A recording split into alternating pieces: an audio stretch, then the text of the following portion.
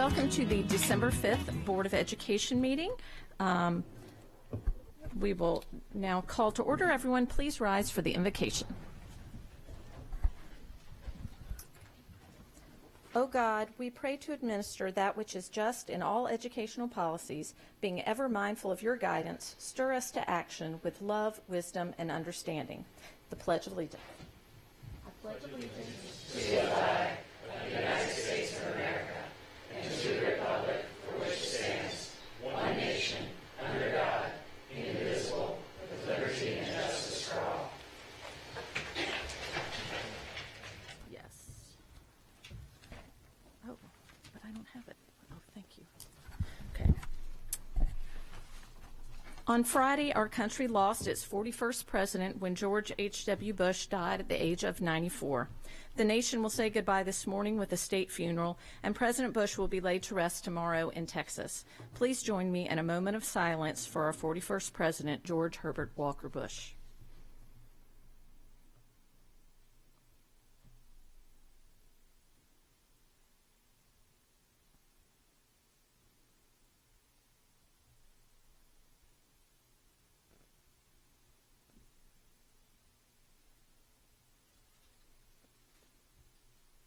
Thank you. Now we are pleased to welcome our new board members this morning, and I'm going to introduce each of them and let them give you greetings as well. First, from District 1 is Ms. Candace Antwine. If Candace, if you want to say anything, yeah, just push your button. So I'm learning up here all the buttons. Good morning. It is an absolute blessing to be sitting as your District 1 representative for the Board of Education of Anne Arundel County. My goal is to work with this super team to do the things that are best for our teachers, for our students, and for the entire Anne Arundel County public school system. Thank you. All right. From District 4, Ms. Melissa Ellis. Good morning.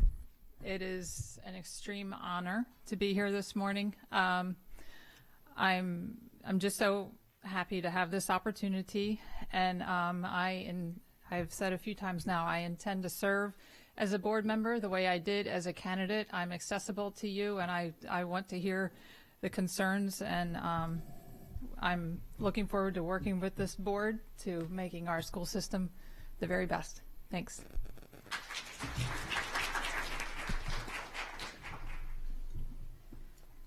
Thank you, Madam President. It is my honor on behalf of District 5 to welcome officially to the podium Dana Schalheim. Hi, good morning. It is an honor and a pleasure to be here. It's an honor to serve not only the residents and the students, teachers of District 5, but on behalf of the entire county. I concur with what Melissa said. I will continue to work as I did as a candidate. My door is always open. I'm always willing to listen, to chat with any of you. The good, the bad, the ugly, I want to hear it all. I care about it all, and I will serve with integrity, transparency, and accountability. Thank you. From District 7, Ms. Michelle Corkadell.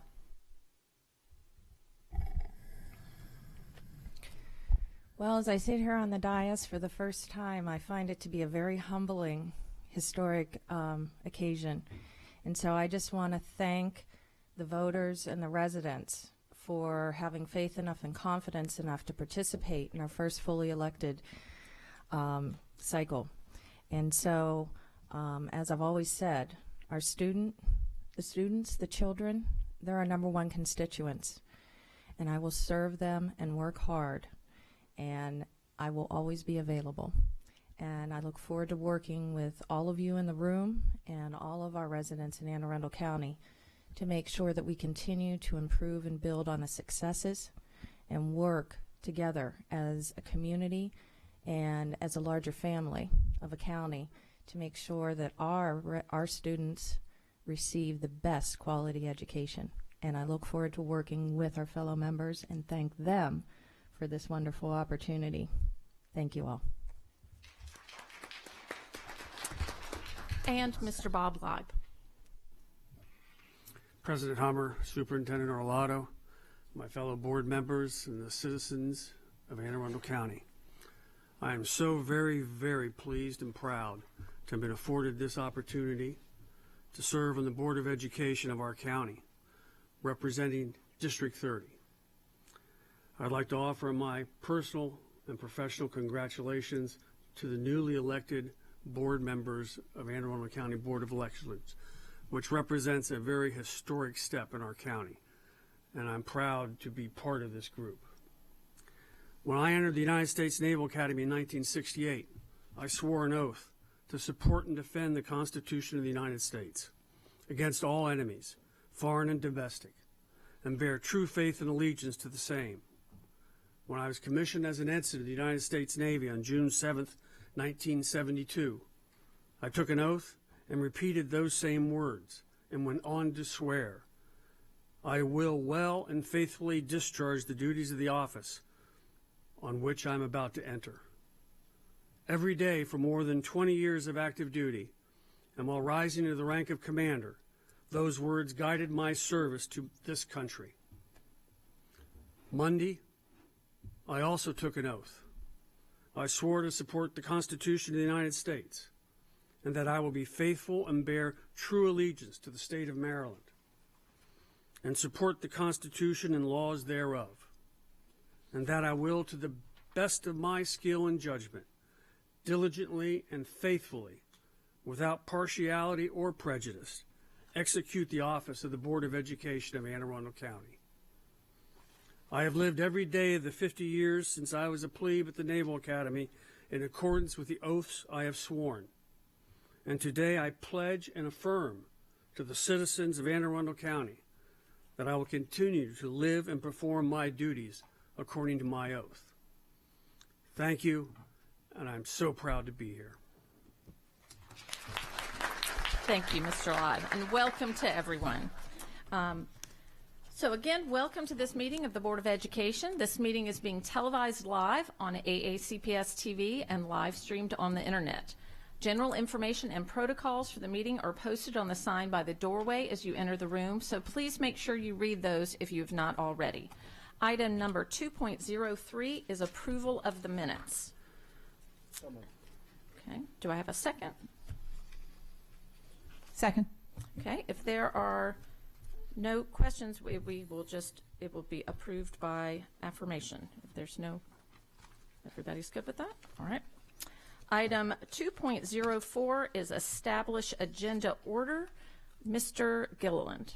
Thank you, Madam President. I understand we have students as part of the presentation for item 6.02, Global Community Citizenship course, on today's agenda. So that they can return to school as quickly as possible, I move that we take that item out of order and hear it after the CAC report this morning.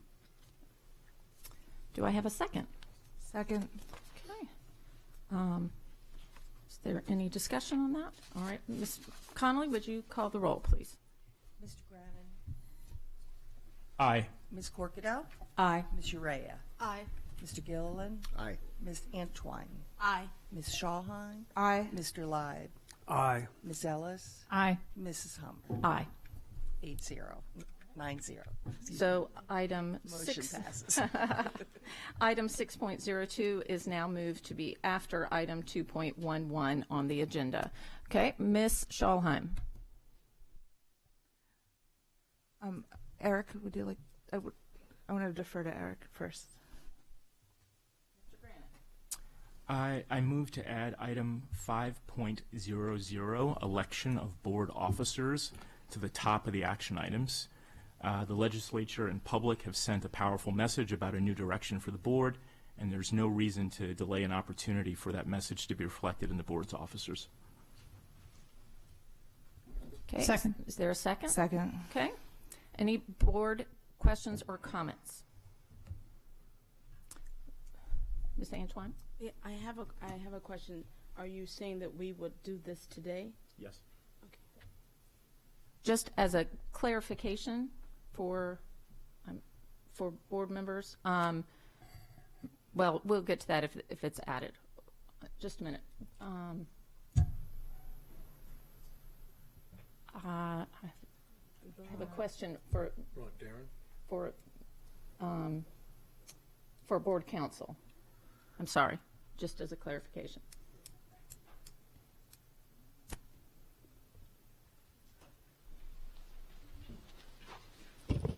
For the record, Darren Burns, Board Counsel.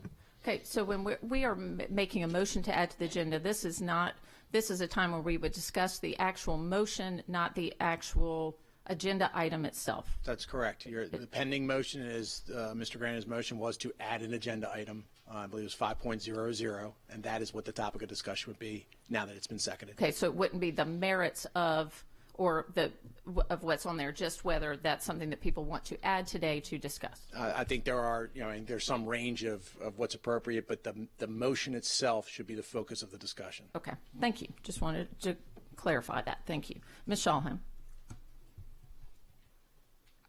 Well, after we vote on that, I have another agenda item. Got it. This is still this motion pending. We're still discussing on this motion. Is there Perfect, any thank other you. board questions or comments on this item?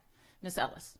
Yeah, I want to, I know I second, but I want to express that I'm in full agreement that now we have a board that 5 of us are new now, and so and 4 of us were selected specifically as a voice of the voters. So I do think it's important that our voters have a voice in who's our leadership for this board. So I agree that we should do this. Ms. Schalheim. I also agree. Thank you. Okay, is there any other board discussion or comment? Okay, Ms.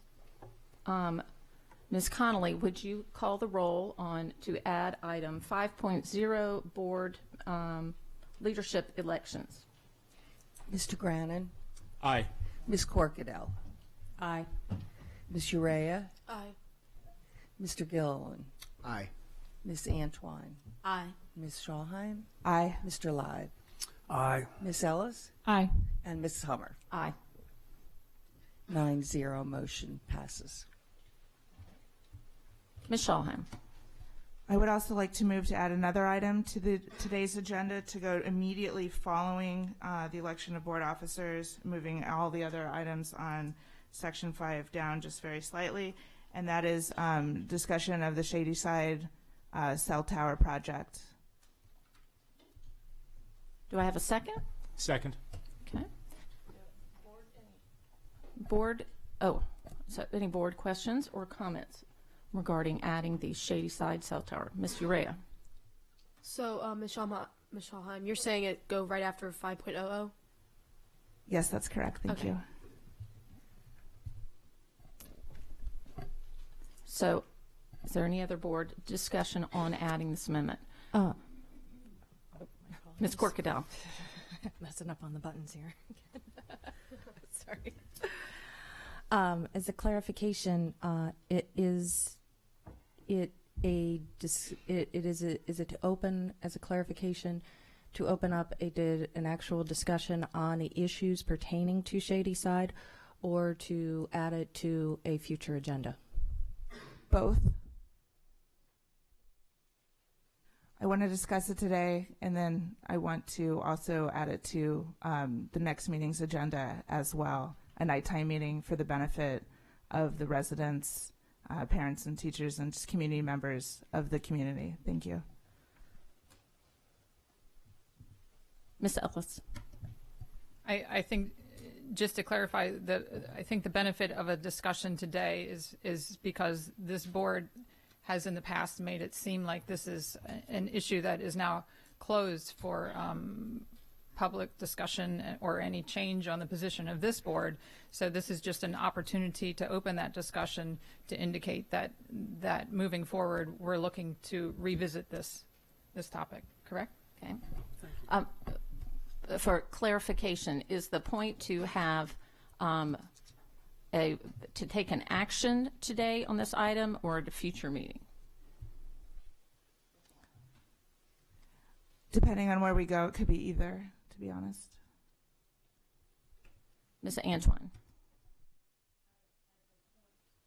As a point of discussion, I think we should take an action on this today because there are additional pressing issues as we move forward to include our upcoming budget, and we want to be able to know how we're moving forward on this specific issue. Ms. Corkadell. I just want to add as a public record that I think it's important, the issue is large in District 7, more so than other parts of the county because it is my district school. And I would encourage us to forego any actual action in this, if that is its intent, so that all the residents, not just a few who may have found notice of it at last minute, to actually be prepared and to make sure that we are well prepared with all of the information. So I will request a clarification on that in the interest of transparency for my district residents. Ms. Urea.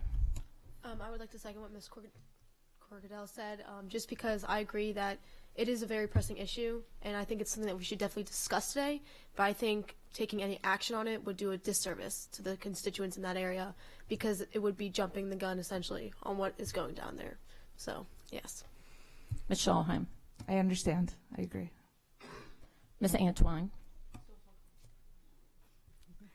So for clarification, what is the motion today? The motion is to discuss the Shady Side cell tower, to ask questions that need asking, and clarifications that points that need to be clarified, and then also to move to add that item as an action item for the December 19th meeting, which is a nighttime meeting, making it accessible for all involved to participate if they choose to.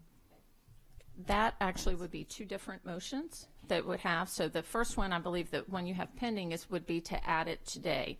I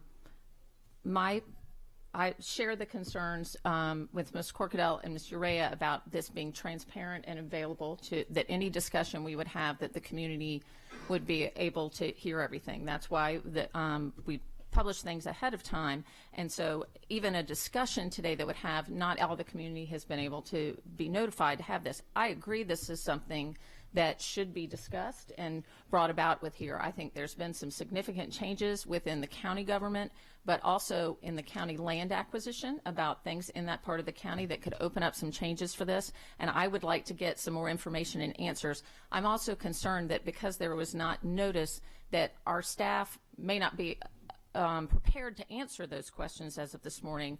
So I would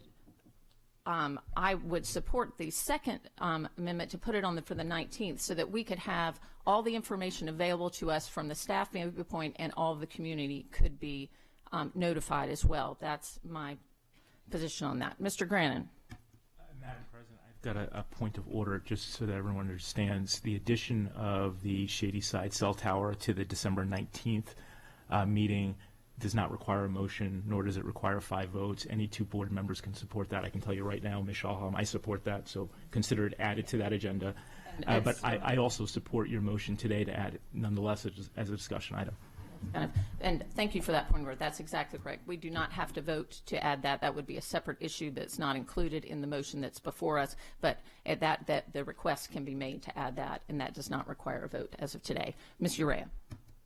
Just for clarification, Madam President, you're saying that you want it to just be added to December 19th and not discussed today, or discussed today and added as well? I actually believe that for the sake of transparency, that it should not be discussed today because this is a very sensitive issue that has come up a number of times before, and I think in all, as I said, transparency and fairness to the community, that the sufficient notice be given to everyone for it, but also for our own sake, that we can get the correct information here. I believe if we call up staff and we're having discussion, they may not have all the information at their fingertips. We will get a better picture if everyone comes prepared with everything in place. We can direct Dr. Alato we can ask him to meet with his staff and have them prepare. We can also submit the questions, what we have, so that they can do the research and make sure all the information is available for us at the next meeting. Mr. Leib. Yes, as I understand the motions, I would support adding the Shadyside subject to the agenda today. And I believe it is in the best order of business for the school system and the citizens for action on the item to be at a future date. If that be the 19th, so be it. But I would support that. Ms. Corkadell. I just want to also just mention and bring to the awareness of the members, part of our conversation stems out of concerns over transparency. And I think the public, knowing what's on our agenda and what is going to be discussed, accepting emergency items as a consistency at the very least, needs to be considered in this conversation, because I want to make sure that we are 110% transparent, as I have committed to my residents, and adding this onto the agenda would not promote the transparency I believe that my spirit and intent of this body would incur. Ms. Ellis. I understand and agree with all of the concerns. Transparency is a very important issue for this board. My only concern is that this is an extremely time-sensitive issue, and there's work still ongoing to moving this project forward. So I just want to be assured that we're going to get the opportunity to address this on December 19th, and that this project will not have moved too far along for that to happen. Ms. Schulheim. In the 5 new members' defense, there was not an opportunity to add items to this agenda prior to this agenda being published. This is our opportunity to add items. If I had had the opportunity to add it before it was published, I would have done so, and I know I would have been second in at that point.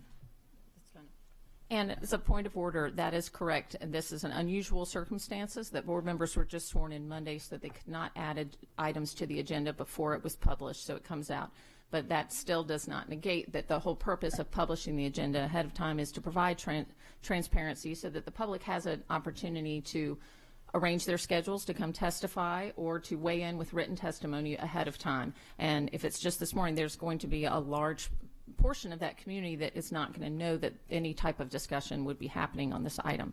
Mr. Gilliland. Thank you, Madam President. In the interest of one of the original motions to move and advance the global community citizenship course upwards so kids can get back into school, I'm hoping we can come to some quick consensus here.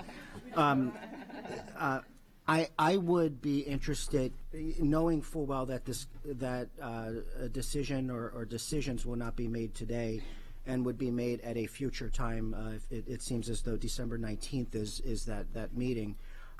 If this discussion gives us an opportunity even to get some questions on the record that staff may not necessarily have the answers to today but could come back on December 19th, for that reason I would support adding this specifically as a discussion item, even though it would be under the action items on the agenda, but specifically as a discussion item. I would support that.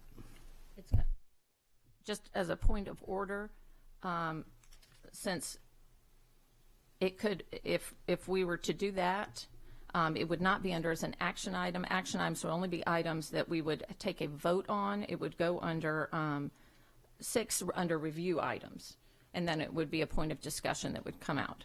Ms. Schulheim, would you be open to that, but to put it under the review items? I would prefer that it be earlier. I'm looking out in the audience, and I see a fair number of residents from Shadyside, and so in the interest of their time as well, I would prefer it to still be under 5 point, well, moving things down.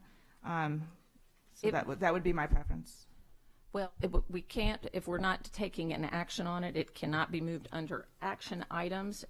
We could have the motion to move it up to review item, a review item early, before that, but it cannot be put under action items if we're not going to take a vote. Mr. Grannon. I guess I just wanted to say that I like all you new board members because you kind of make me look like a conciliator, which is a new role for me. So I guess just want to make clear for the record so everybody knows there's not really any sacrifice of transparency in discussing this issue today, because this meeting is obviously fully recorded Anybody who wants to address the issue at the December 19th meeting can look at the recording of this meeting and have the benefit of any comments today. I think we could probably also thread the needle that the President has referred to and make it item 6.04, but then simply take it out of order and do it earlier, just like we did for Mr. Gilliland's motion. So are you making a friendly amendment to Sure. make it at 6.04, but move it up to after item 4.08? No, I would do it right after the whatever the item is coming after the CAC report. So it'll be the CAC report, then it'll be the student group that Mr. Gilliland referred to, and then it would be item 604, discussion of the Shady Side cell tower. After, okay. So in other words, it would live between 2.11 and public comment. Okay. Just like Actually, it would be between 6.02 and public comment. Correct. So, okay. All right, so the motion is to put it as a review item, as item 6.04, after item 6.02, which is after item 2.10. Okay, Ms. Corkadell. Since I've hit my button, it looks like there was a resolution of an amendment proposed that I would be willing to support as a review item. If we remove it from action item, I think we could still achieve the necessary transparency for the residents. Are there any other questions or comments? All right, Ms. Connolly, call the roll, please. Mr. Grannon? Aye. Ms. Corkadell? Aye. Ms. Urea? Aye. Mr. Gilliland? Ms. Antwine? Aye. Ms. Schallheim? Aye. Mr. Live? Aye. Ms. Ellis? Aye. Mrs. Hummer? Aye. 9-0, motion passes. Ms. Antwine. Thank you, President Hummer. I would like to pose a motion as well to the action items. Since that one did not make the action item list, I would also like to make that action item after 5.00. I have a motion to have public monthly reports from the supervisors or department heads of the following public school areas: anti-bullying, diversity and inclusion, school safety and security, and transportation. I am offering this because I believe it builds on that consistency of transparency, and because we are newly elected officials, I must say those were the top items I believe helped me to get here today. Thank you. Do I have a second? Second. Okay, Ms. Antwine, could you repeat that again so just so I can get it all down? Yes, ma'am. I even wrote it. I have a motion, please, to have public monthly reports from the following supervisors or department heads of our public school system in the following areas: anti-bullying, diversity and inclusion, school safety and security, transportation.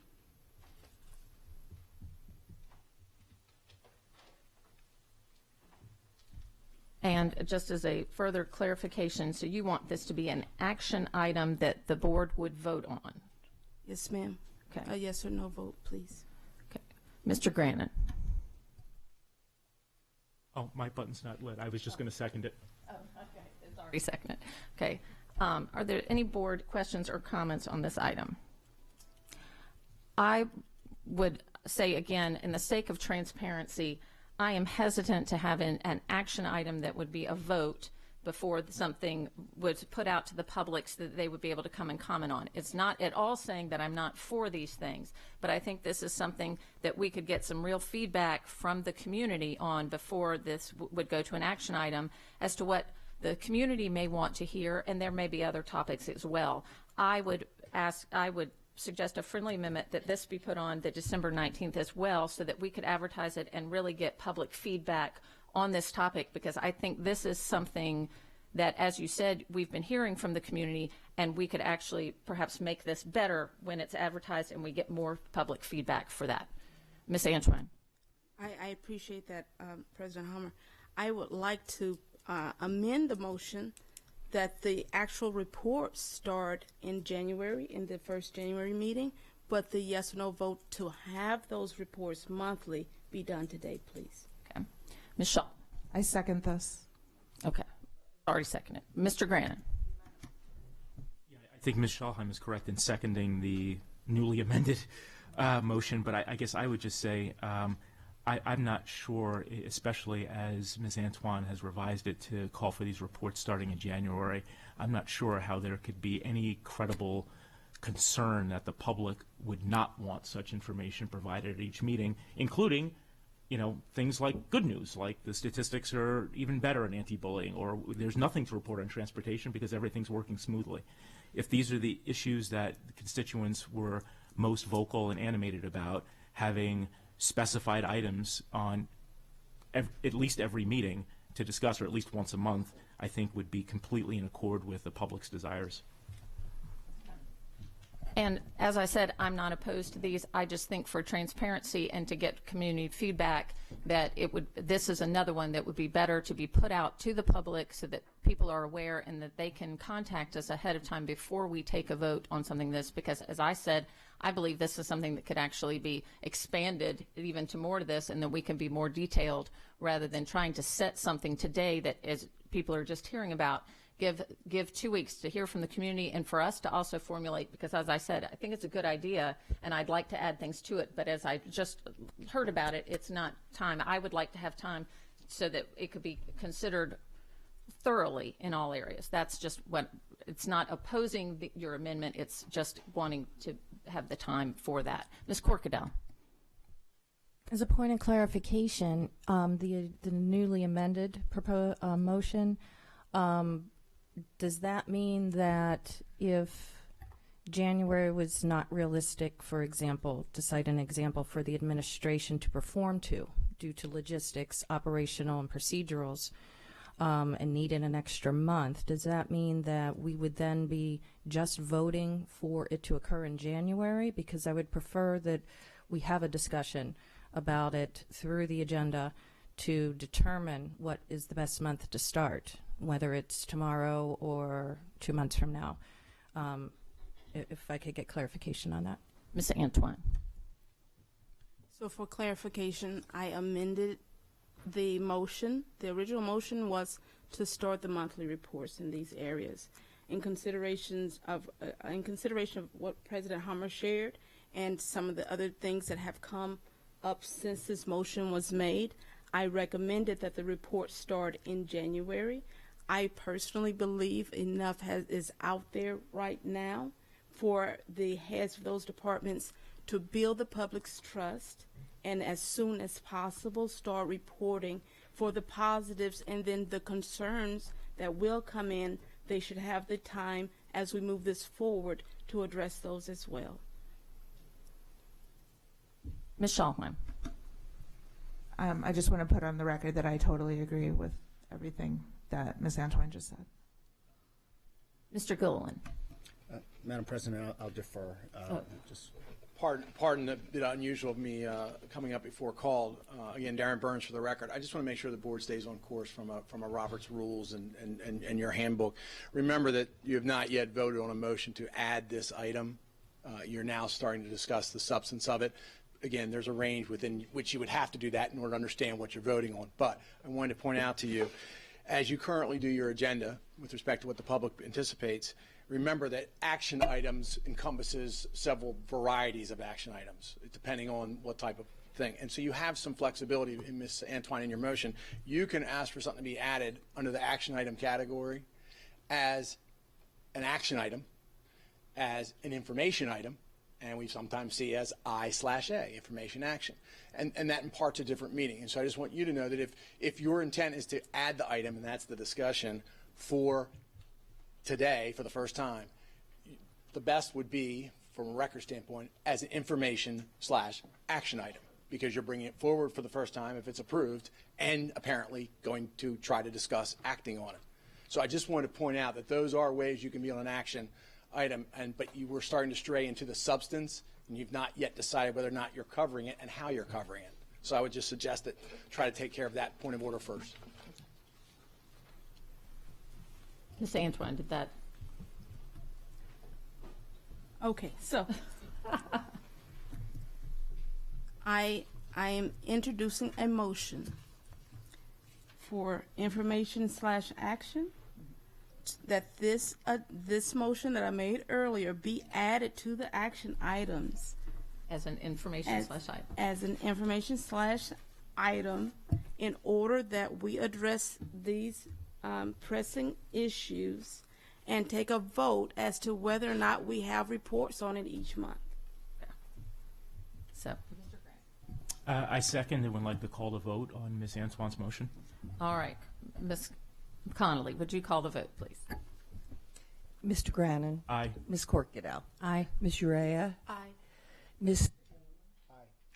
Ms. Antoine. Aye. Ms. Schallheim. Aye. Mr. Live. Aye. Ms. Ellis. Aye. Ms. Hummer. Aye. 9-0, motion passes.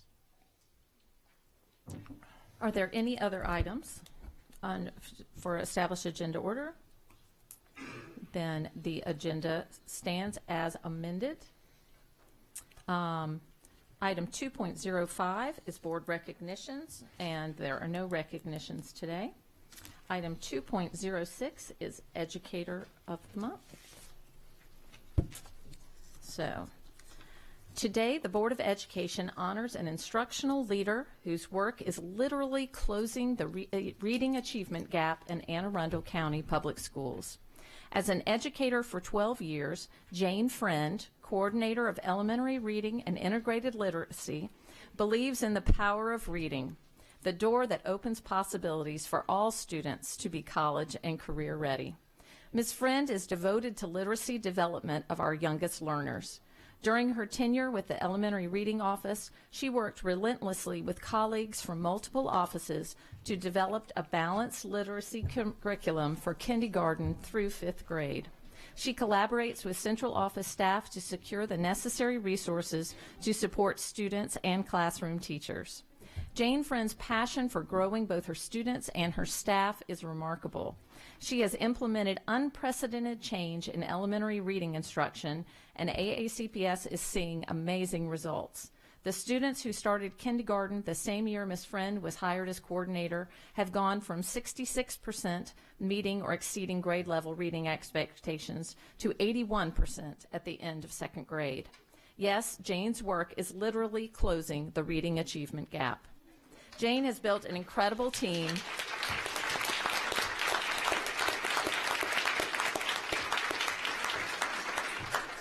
Jane has built an incredible team to lead our elementary focus work with our principals, our reading teachers, and all our 3,000 plus elementary classroom teachers and their support staff members. She has been the mastermind of the implementation of our elementary intentional focus, all students reading at or above grade level by the end of 2nd grade. Her passion for early literacy is driving the work, and her clear mission to accelerate students' reading not only eliminates gaps in 2nd grade, but also reduces the chances of gaps persisting in later years, as reading is a foundational skill for all future courses. Jane Friend is not only one of the finest instructional resources that our county has, she is also the moral compass of the Elementary Reading Office.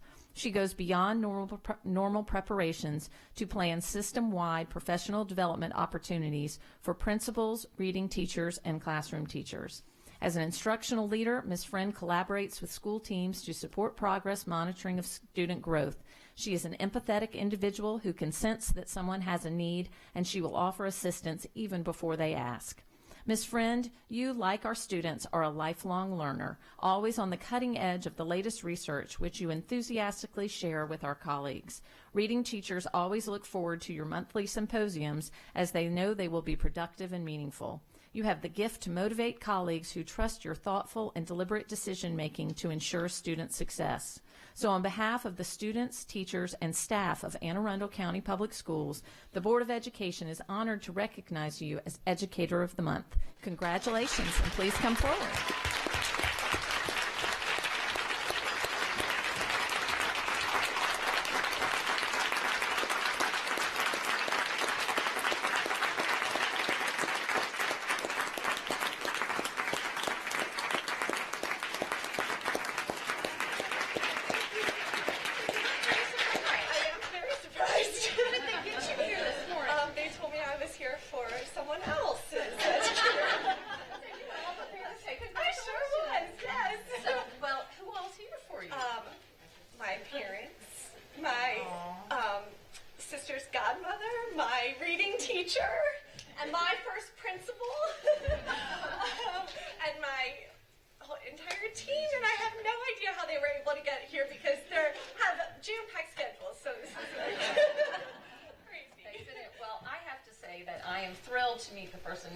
behind our initiative. It's been amazing work that the school system's done the past couple of years to work with our earliest learners and really closing that gap in between. And you've made amazing progress in just a couple of years, and I know it'll just continue. So Thank you. we have a nice certificate for you, and you have a bell so you can get all their attention. Yes.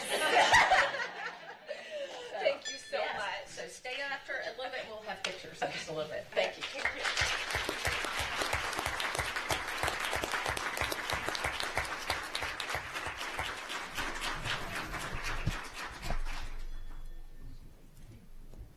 Right. Item 2.07 is Employee of the Month. Mr. Gilliland. Thank you, Madam President. Working with children in a middle school setting can be challenging, even on a good day. By their sheer nature, adolescents can be moody, curious, delightful, sarcastic, pleasant, and crass, all in the span of one class period.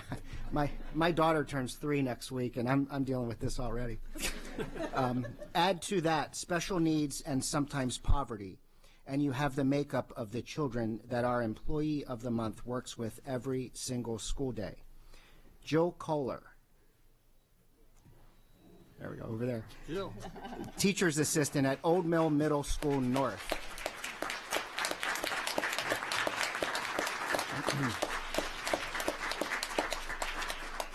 Jill has a can-do attitude. She works to find solutions in some of the most challenging situations.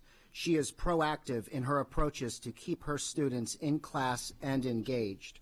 Her ability to adapt to circumstances with sarcasm, humor, empathy, or clarity make her a huge asset to Old Mill Middle North and its students. Jill goes above and beyond her duties on a daily basis and is so much more than a teacher's assistant.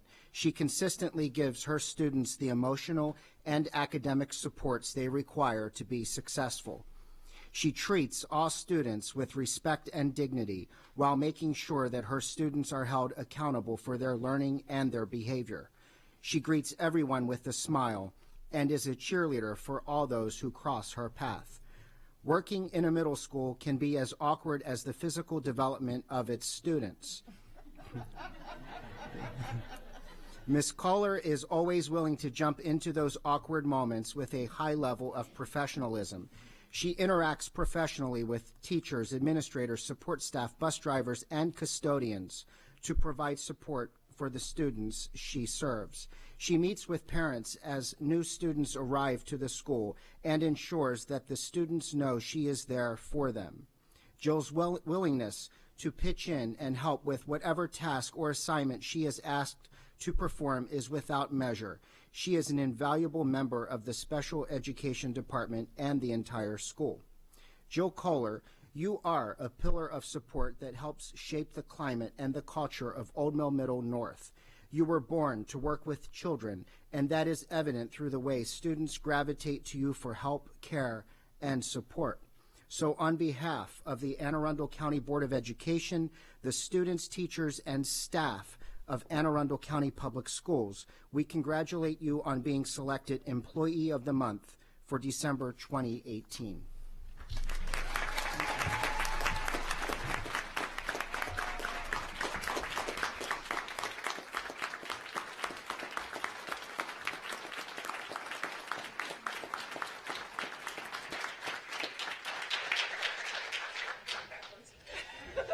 So a very good tool in a middle school is a bell. So we've got that for you, along with a certificate signed by President Hummer. But I do need to ask, how were you tricked into being here today? I was told we were just coming for a meeting. Kind of. Kind of. So you heard all about agendas and how they get Yes, formulated. this is new to me. So. Who else is new? And who's here with you today? That is my husband taking pictures, my daughter who is at Old Mill High School, my sister, my friends, my parents, and my oldest son. Awesome. Well, welcome and congratulations. We'll have a picture at the recess. Thank you. Thank you.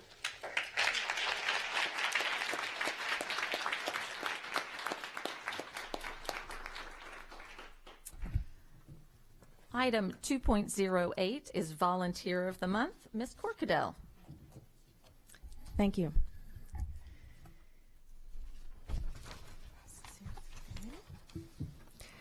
Powerful volunteers can transform a school. Through their tireless efforts, student progress can be made and goals met and even surpassed with greater ease. Today, we are here to celebrate the dedication of one such volunteer. Ms. Shannon Pugh, the Board of Education, is thrilled to honor you as December 2018 Volunteer of the Month. Ms. Pugh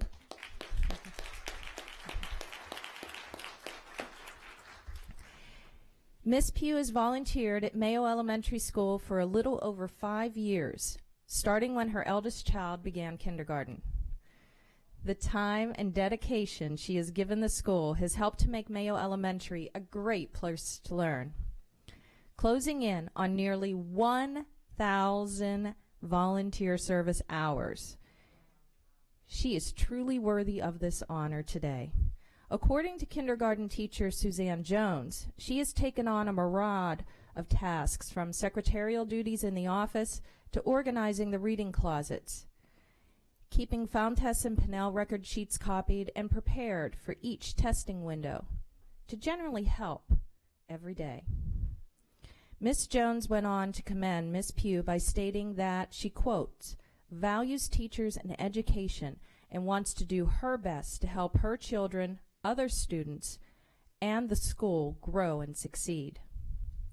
Principal Kathleen Fitzgerald remarked that, quote, she is always willing to help at a moment's notice, no matter what the task, and went on to express how happy she was that Ms. Pugh took on the challenge of helping in the school office when one of the secretaries was out, perhaps on medical leave. School librarian Julie Preeb noted that she had volunteered to help with the Chessie Book Club every year, and that this school year she signed up for every day. She mentioned that she also helps with the Scholastic Book Fair and says, I couldn't have done the fairs without her help. Her dedication is not limited to the classroom. She has also been involved in and held many positions, including president on the school PTO, and has been largely involved in school fundraising efforts. When it comes to volunteering, Ms. Pugh doesn't just give her own time. She also helps to recruit new volunteers. Definitely have a bonus in my book on that. They're always hard to come by. According to our reading teacher, Nancy Hack-Berenger, she effectively encourages, involves, and engages families and community members to volunteer at our school. Ms. Pugh, you are an invaluable resource to both Mayo Elementary, my peninsula of Mayo, and the Anne Arundel County Public Schools community. We're truly grateful for your years of service as a volunteer. Would you please come forward? It is with great appreciation that I would like to present this Volunteer of the Month certificate and belt to you.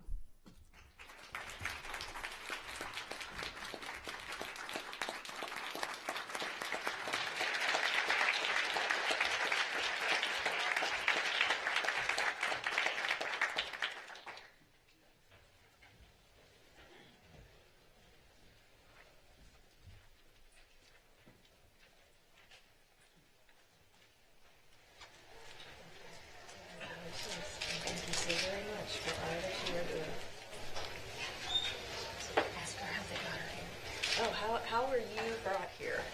Mrs. Berenger is my reading teacher. So she said she needed something. When Mrs. Berenger asks, I don't ask. I just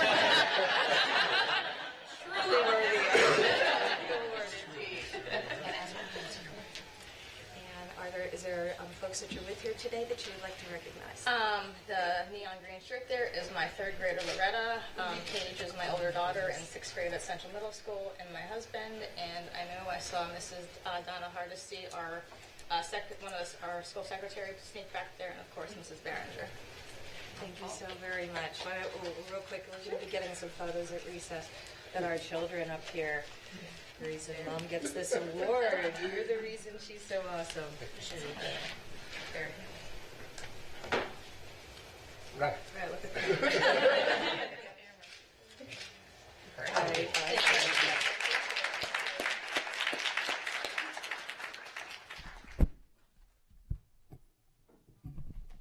Item 2.09 is school and community highlights.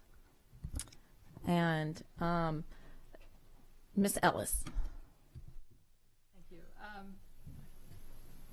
I had the great privilege of attending movie night at Brockridge Elementary. I was able to pop in, and I was just overwhelmed by the amount of participation. I mean, that cafeteria was loaded with kids and families. I believe they were watching The Incredibles 2. I didn't bring my blanket and pillow, so I didn't get to lay down and watch the movie with them. But I was able to meet many of the parents and staff there, and I was just very impressed with the sense of community they have going on in that school there. Ms. Urea. A couple weeks ago, I got invited by Ms. Davenport, the principal at Arundel High School, to not only speak with students that are currently in the community citizenship course and have taken it, but to actually meet the author and have discussions with other teachers there on how it's really affected and just created this positive environment in the school. And I know there's going to be a presentation on it, so I'm not going to spoil it because it's great and wonderful. But I think it was just really awesome that she extended that invitation, and it was just really great meeting the author and having this discussion with him about ways that he learned what he did in his book, and so it was great. Thank you. So I had the honor of going with Patty Nally on her last official visit to a school right before Thanksgiving. She and I and Dr. Arlotto went out to visit the Carrie Whedon Early Education Center, which just opened this year out in South County. And what a gem. It is fabulous. It's a wonderful little school. They already have over 60 pre-K students all day there, and it'll be expanding another class next year. And that was a great need out in South County. And to see it humming along, I mean, it is already a vital part of that community, and it was very exciting.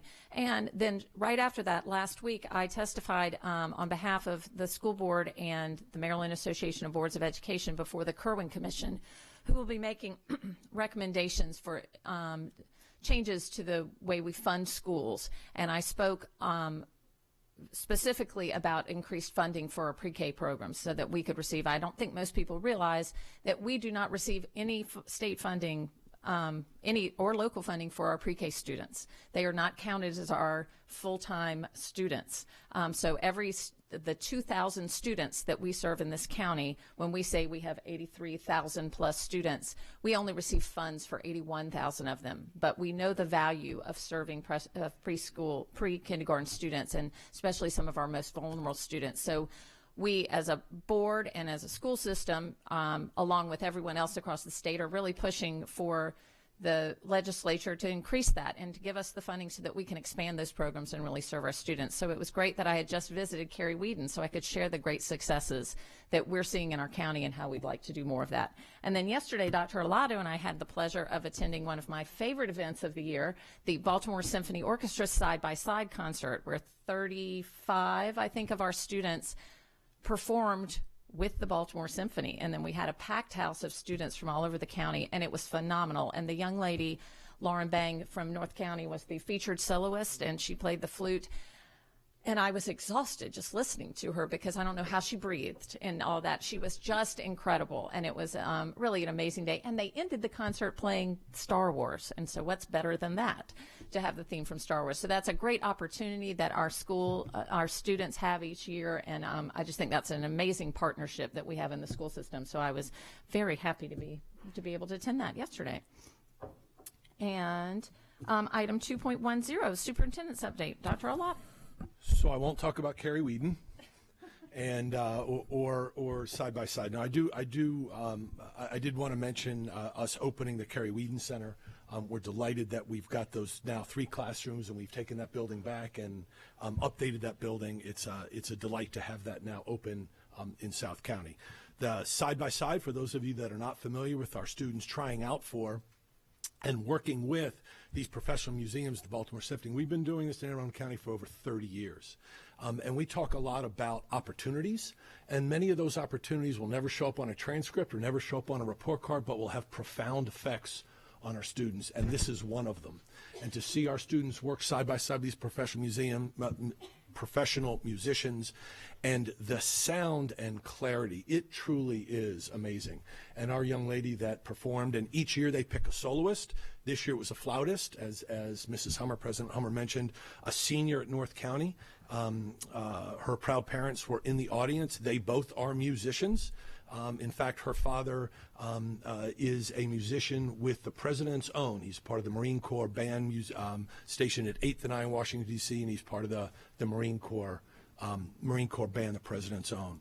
She was phenomenal, and again, like you, I'm not sure how she was breathing. Lastly, I just want to remind everybody, it's very exciting that we have 4 half days built into our school calendar. One of those days is coming up this Thursday, where we get to focus on opportunities for our staff, opportunities in professional development so that we can get better at working with our diverse student body.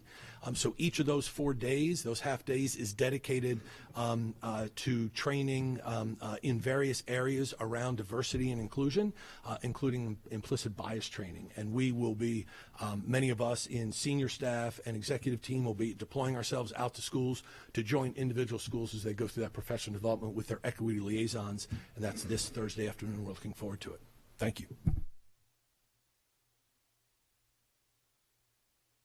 Item 2.11 is the CAC report.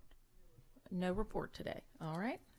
And then now we will move to item 6.02, which is review item, the Global Community Citizenship Course. And we do have a presentation.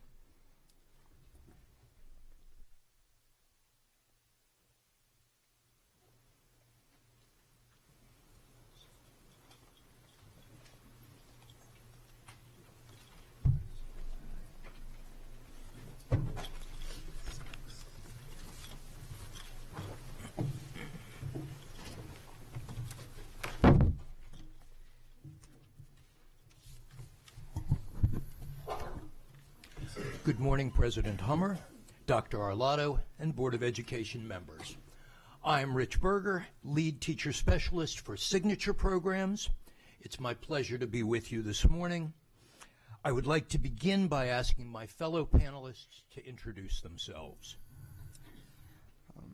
My name is John Cardwell. I'm from sophomore at Arundel High School. My name is Eliana Anderson, and I'm also a sophomore from high school. Good morning. My name is Katara West. I'm a math teacher and intervention specialist at Arundel High School. You may recall that 2 years ago, in response to an incident of racial bias and the impact of that incident on the community, Arundel High School initiated the design of a global community citizenship course. This course, written through the school's signature theme, supported student self-exploration of events, traditions, cultures, and circumstances that shape views, behaviors, and individual goals. A citizenship movement began with this course's approval for Arundel in 2017. We have seen We have seen significant positive results as the Global Community Citizenship course has allowed students and staff alike to express their voices and to feel valued. It has also enhanced relationships between and among students and staff, as well as promoted values of acceptance and inclusion. Good morning once again. As Mr. Bergen mentioned, in January of 2017, Arundel High School experienced an incident that nearly removed me from a place that I have grown to love for over 13 years. Several students of Arundel acted in a way that was demeaning to many and hurtful to others. And while I was extremely disappointed in the students' decision, I could tell that our leadership, whose direction and guidance that I have valued for years, was struggling to come up with solutions. At times, I felt unmoved by efforts to smooth things over or to get past the situation. But I knew, and thankfully our leadership knew, that we had to do more. We started off with community conversations, then a community forum on how to begin discussions with young people about race, then to community circles with faculty and students. And with each activity, each event, I gained some confidence that we were heading in the direction of effective healing. And even in this rebuilding phase, my soul needed more. More to make me feel that Arundel was a space where everyone was valued, seen, and heard. I felt distraught, numb and invisible, and empathize with those students and colleagues who felt the same. I can even remember looking in my closet in the morning and making the conscious decision not to wear the color green or anything with the Arundel logo on it. Now, to some, that might seem trivial, but for 10 months, I had to deal with not being able to represent myself in a way where people every day through apparel represent their Wildcat pride. I just couldn't bring myself to represent a space that I wasn't proud of at the time. In the weeks and months that passed, my principal, Gina Davenport, and our signature program facilitator, Sherry Billheimer, and I have had countless conversations on not just the current climate of the school, but the overall desired culture of Arundel. How do we want students to treat one another? How do we want students to relate and communicate towards one another? And how do we want them to work together in times of differing opinions? How do we foster a level of appreciation in order to embrace the differences of those around them? And how can students be empowered by their own strengths while being vulnerable enough to share their areas where they may feel faint? How do we do that? And the community citizenship course emerged. 5 marking periods and over 750 students later, we think we may have found the answer. Community citizenship is a course that was born out of despair, but built on passion and now lives in hope. However, it's not merely just an instructional course. It's evolved into a movement that intends to change mindsets, broaden horizons, and build a community of learners, both youth and adult, that fosters curiosity and constructive dialogue by understanding and appreciating differences while valuing the things that we have in common. Community citizenship allows students to experience a journey of development through 4 primary modules that ultimately lead to civility and respect. That journey begins with connecting relationships. Here, students and teachers engage in a variety of team-building exercises that are embedded throughout the curriculum. They develop safe and respectful spaces through the establishment of class norms and expectations of behavior. Students also engage in community circles as they learn to listen for understanding and recognize their basic commonalities in thoughts and experiences.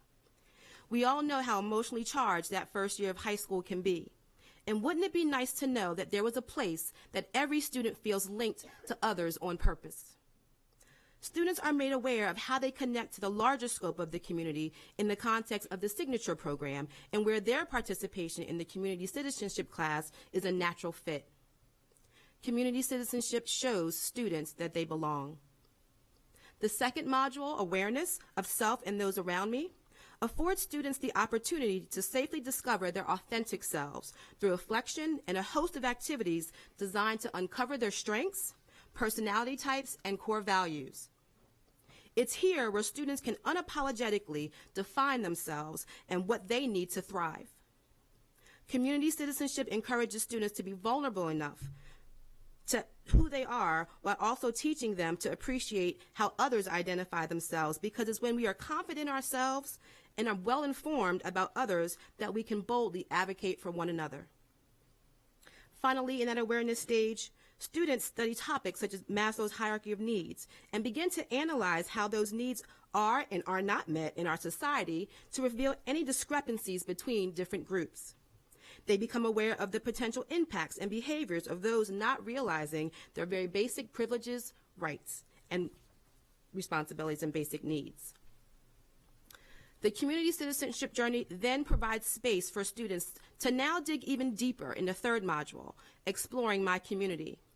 They begin by discovering the characteristics of a community, the roles, expectations, and behaviors that a group of individuals with like and unlike perspectives need to work together to sustain that community. It's here where students begin to explore the evolution of both personal and the global communities that they are a part of. We explore the historical journeys of marginalized groups within communities and assess how previous actions can impact current behavior and thought. It's usually at this point where students begin to ask the question, how could that happen? Or why did that happen? Some of those answers to the questions are revealed in our investigation of implicit biases and stereotypes of others different from ourselves. Simulations, current event analysis, and hearty discussions provide the backdrop for students in community citizenship to examine the cultural experiences within communities through real-world problem-based learning challenges that support individual student roles in demonstrating civic virtues. After teachers have built safe spaces for students to increase their awareness levels and explore past and current community behaviors, the final leg of the journey involves students growing in their environment by becoming advocates for civility and respect towards all. Community citizenship provides the techniques for students to practice empathy over sympathy.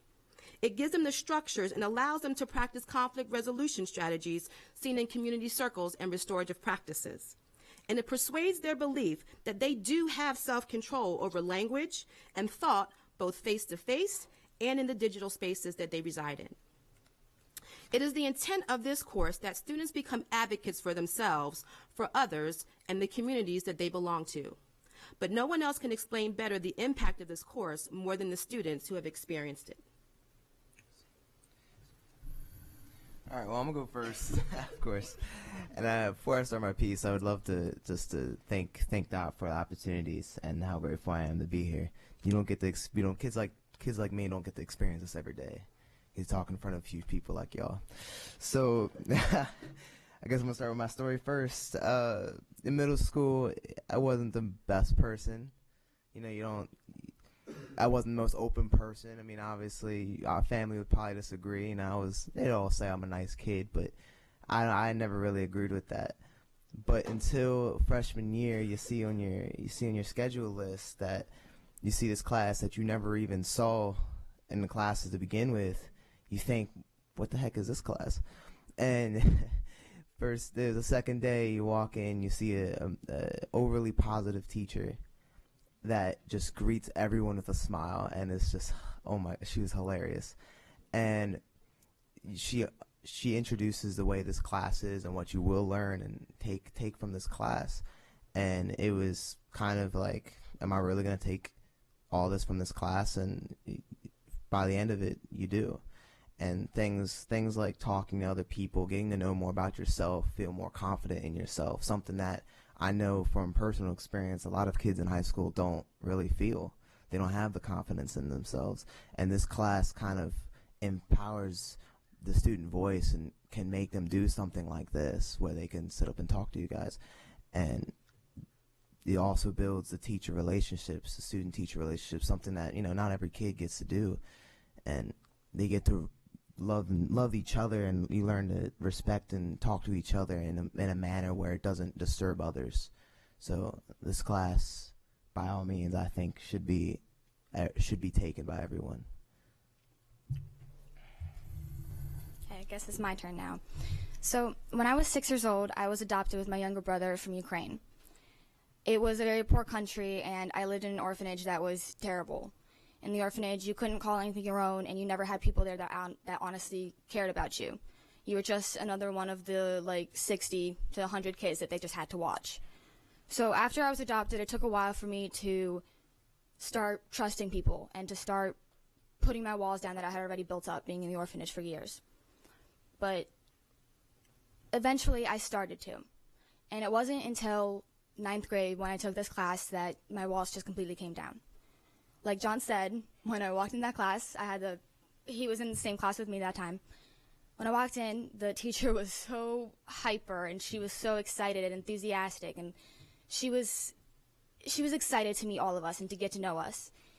And I went up to John because I knew him from middle school, and I met Miss Reynolds, and I told John, I was like, this is going to be fun. She was crazy. But the environment that this community citizenship program creates for you, it's an environment where you can be who you are, no matter what you are. And it's an environment where you can have tough, difficult discussions, and you know that whatever is said in that room, it stays in that room. It stays all between you guys. My dad is a police officer, and the first year that I took the community citizenship program, it was about the time that the whole police brutality thing was happening.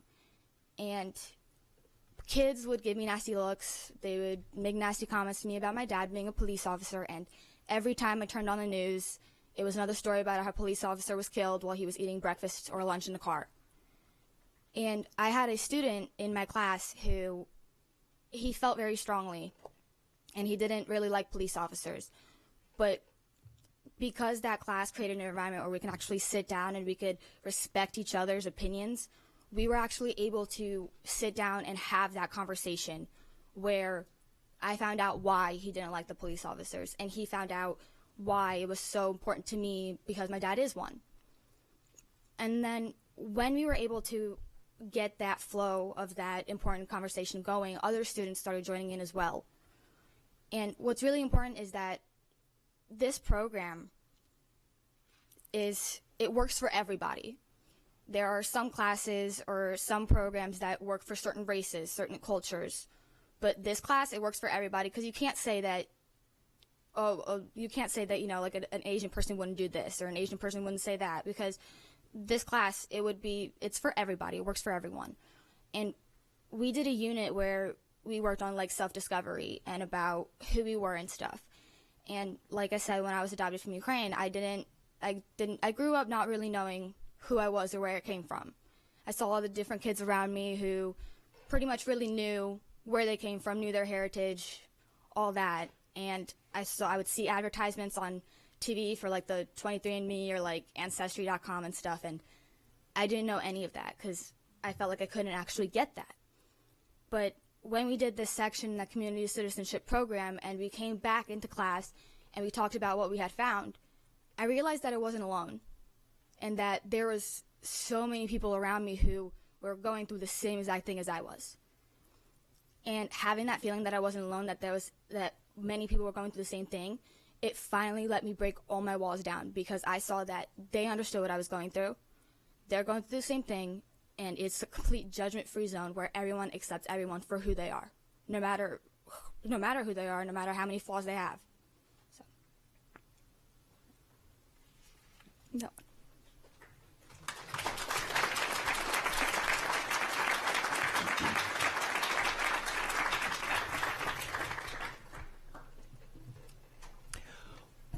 When this course was before the board in 2017, there was discussion of the intent to make it available to all 12 high schools.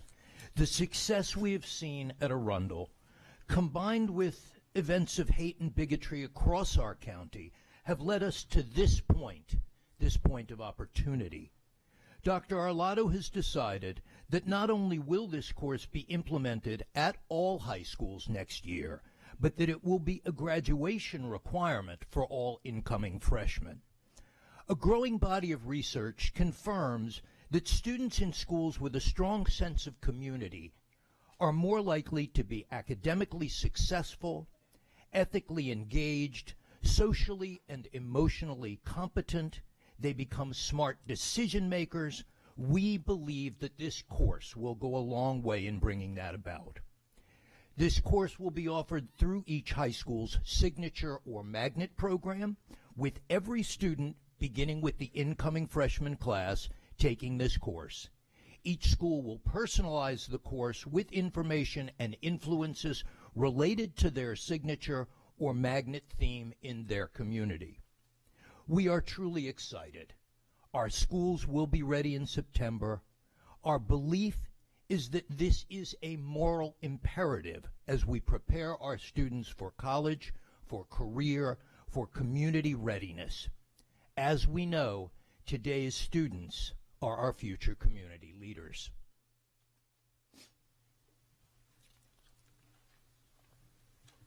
And while there's a richness and authenticity about this course and how it's taught, what I equally value is how community citizenship is confirmation that what we wanted at Arundel is desired through the district as well. On February 7th, 2018, this body approved a new strategic initiative, a plan where all means all, a plan where students are prepared for college, career, and community, a plan where we are sound stewards of the human and fiscal resources within our buildings, and now a plan that is exactly what community citizenship is all about. It's a near perfect alignment. By design, our strategic plan's indicators of success are progressive in a growth mindset philosophy that expects annual growth versus numerical goal measurement. The same framework applies to community citizenship. While there is contextual and theoretical-based information embedded throughout the curriculum that can be easily tested, the success of the course is evaluated by the growth of the student understanding and utilization of the skills they've been taught. Are students able to communicate more confidently about who they are and their beliefs? Are students able to embrace differences of opinion? Are students engaging in more dialogue that asks questions and seeks clarity rather than making assumptions and operating under false pretenses? How many more times did the student that never says anything in class open up themselves to share about a particular thought or emotion? How many new relationships are built? This is the progress, similar to the strategic plan, that we use to know our students are learning. Our district's indicators of success are also directly consistent with the content of community citizenship. The plan's first success indicator focuses on relationship building. It is by no accident, ladies and gentlemen, that the community citizenship course begins with connecting relationships. The ability to effectively relate to and as human beings is the cornerstone of this course. It is the heart. It is the pulse that allows every discussion, every idea, and every form of expression to take place unjudged. I can't share my story without a positive relationship with those in my spaces. I can't let you know about my assumptions and perceptions about you if I haven't built a sound foundation to have those difficult conversations. Or how can I civilly disagree with you if I haven't learned what you value or built a trusting environment to understand different points of view? A significant amount of time is spent developing student-to-student and student-to-teacher relationships, creating norms and specifying expectations. It builds a classroom culture where student voice matters and is essential to the dynamics of the course. Students who take community citizenship get to know one another and their teachers on purpose in ways that they may not be given the opportunity to do so in other courses. There's no question that this is a tall order for students just leaving middle school, but it's a step that we must take to begin moving forward. The second indicator of academic achievement is also consistent with the rationale for why we believe every ninth grader should take this course. Last year, Arundel High School boasted the highest ninth grade promotion rate in the county at 98.7%, largely in part of the community citizenship course. Our intentional focus on the ninth grade promotion rate led us to analyze their academic performance across a variety of courses and found that there were scheduling opportunities to take a class where there may be more freedom of expression and thought to help boost confidence and improve the overall social, emotional well-being that's crucial during the ninth grade transitional year. And the final indicator of success under our new strategic plan that focuses on blended areas where relationship building and academic achievement intersect is part of why this course was created, to increase instructional opportunities to explore multiple cultural and ethnic perspectives. Community citizenship is our future. Community citizenship is also a process. Teachers, administrators, students, and any other school community stakeholder must realize that changing this culture doesn't happen instantaneously. It evolves over time with collaboration, with input, and experiences of those it seeks to serve. Community citizenship is our hope, and we hope that it's yours too. At this time, I want to thank you, and we're happy to take any questions from the board.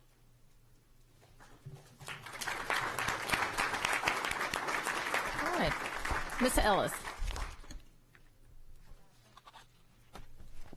Thank you for that wonderful presentation.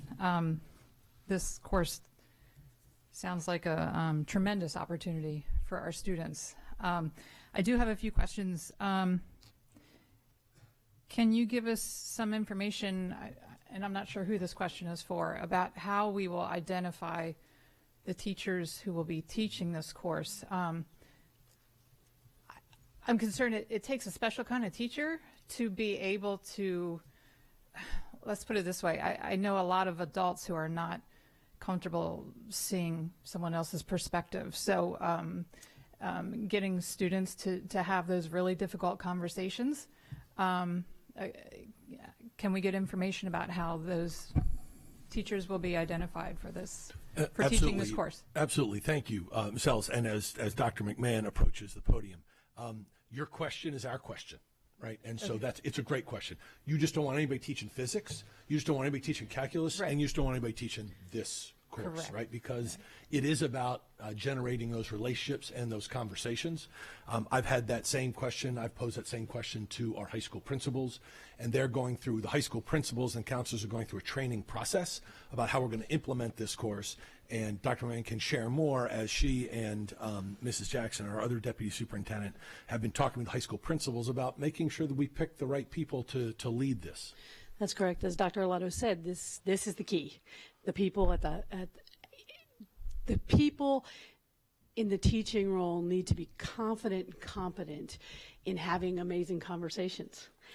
And so not only are the principals and counselors talking about who those right people are, they're opening it up to faculty. And we're going to be offering professional development all through the spring months. And then when final decisions are made, there'll be additional professional development directed at those teachers who are selected, as well as kind of an immersion camp for those teachers who want to participate in the summertime, so that they even have an opportunity to have students before them having those conversations, so that we build their confidence and their competence. So they are amazing, as these students said their teacher was. Right. My concern would be, I mean, this program developed basically on the front line as a result of some very concerning events. So to implement this countywide, I just hope it has the same richness and yes, effect. And in fact, we're learning from Arundel and Principal Davenport, Miss West, and the other teachers. We're listening to the challenges they had, and we're going to grow the program in a very healthy way based on what we know and based on what we've learned. And then I have another question as from a psychological standpoint. I'm concerned about how we're going to assess student progress, because there's obviously different personality types, and I think we do need to respect students who are not comfortable opening up. They could still benefit from participating in the course, and just seeing other people open up in that way, they will benefit from that. But how are we going to assess them? Are students going to feel pushed beyond their comfort levels? So that's a very good question. And so we do offer opportunities for students who aren't quite there yet. Students always start the day with a reflective journal. So there's journaling. We use lots of Avid strategies that are more self-reflective, so that they can participate in the discussion in their own way. So our teachers are highly trained in differentiated instruction, and so they have various ways that they can engage the learner who is not quite there yet to open up. Is this going to be a graded course or a pass? It is a graded course. There are assessment pieces. A lot of our assessments have been more project-based assessments. I guess this year we have embedded more of the contextual piece of it, so that we can test on what are what's the theories or the hierarchy of needs and those kind of things. So there is a contextual base to that. But a lot of our assessments have been project-based. And just forms of expression and things of that sort. Okay. I would just only express my concern that a student not be graded on the lack of comfort with sharing. And the content of what they share isn't what gets graded, right, in the sense of their feelings. Right. It's really the skills, the ability to actively listen to their peers and repeat what they hear, and the ability to converse. I mean, we've lost that art to some degree, that conversation art among people. And so that's another skill as these young people are getting to be 14, 15, 16 years old, their ability to interact socially and appropriately with one another. Thank you so much. Just real quick, just a point for the board up here. If you have a phone that's up by the microphone, it kind of causes a hum. So if anybody here on the board that has a phone up top, if you could slip it underneath, because I think there's hum going on for some folks out in the audience. So that's just a little piece out there. Miss Antwine. Thank you. Wow. I appreciate so much. And me being very soft-hearted towards Meade High School, I have to tell you, I'm a bit jealous that Arundel took this kind of initiative first. But it is great. I appreciate, first of all, that you took the attitude, rather than being apathetic and disconnected, you became actionably connected. I commend you for that. Thank you. The students, it took a lot to, first of all, as you shared, you were concerned about what in the world are we getting into. Oh, yeah. And I have to tell you, that was okay, because that ignited a lot of conversation, built a lot of relationships, it sounds like, and based on your testimony today, it was something that I believe will take you long into your future. So my question to the students is, do you apply this outside of your high school, and how? I definitely do. Being able to build those relationships with the students that were in the classroom because of such the welcoming and comfortable environment that the community citizenship program created, it helped me build closer relationships with my mom and dad and my brother and everyone else in my family.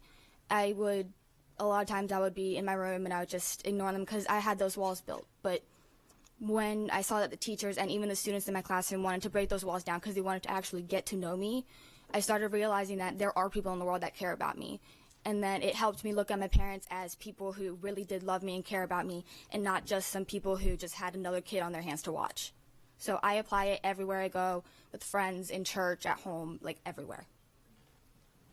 Anything, what I apply almost everything I've learned from this class of the way, because I used to watch a lot of videos that just explain a lot of outside problems, what's going on with the world and stuff. And taking this class, you get that why part of it. Why is this happening? Why are these people doing these things? And then you get that why, you can conversate with other people in the class, and you get to understand their perspective, and they get to understand like my perspective on it, right? And that can just bring up so many, that fixes so many problems with the world. Like right now, for example, colleges have separated groups, and they talk with themselves on each side of the spectrum instead of talking to the other side of the spectrum. It doesn't bring up the conversation. Instead, it deletes it, takes it away. And with something like this class, it revives that conversation. Instead of texting, we speak. We use tone instead of emojis. We get to that conversation piece instead of texting. Thank you for that. I also want to point out to those watching you guys, these are sophomores. And they have this level of maturity, and it was always there, but it was brought out because of a program that you initiated. So thank you. Thank all of you. Ms. Corkadell. I will be brief. I just want to tell you how encouraging your stories, your willingness to share at a personal level in a public forum is not easy for most adults, yet alone a sophomore, so I totally concur with my fellow members. But I also think that you've transcended beyond advocacy into ambassador. And we need ambassadors out there that are willing to understand how to have the hard conversations. And I'm so encouraged that we have one of, not that it needs to be riding there exclusively, but this will be another tool to hopefully create and build a foundation of prevention that'll carry on. Because we know when we establish a good foundation, that good foundation carries on for multiple generations, as the crumbling ones do, regrettably. So thank you so very much, and particularly yourself for creating, I think, a model that we'll be able to use for many years to come. Thank you. Ms. Scholheim. I'll be brief as well. I just wanted to say thank you. This course sounds tremendous. What a wonderful opportunity. It continues to blow my mind how articulate our youth are these days. I was not, and public speaking was far down the list. And I just commend you all for taking the time out of your busy schedules to come. And I enjoyed hearing about the course. I enjoyed hearing your stories. And this course sounds long overdue, and I'm just grateful that it's here now. And so thank you for being part of the pilot, as it were. Ms. Urea. So I just want to concur with everything that's being said by my fellow board members. But my question is, how has this, like, you guys explained how it's changed your mentality and like your confidence and inner reflection of your character, but how has this changed your like aim to relate to different people? if you know what I'm asking. So, like, okay, so every high school has their stereotypes.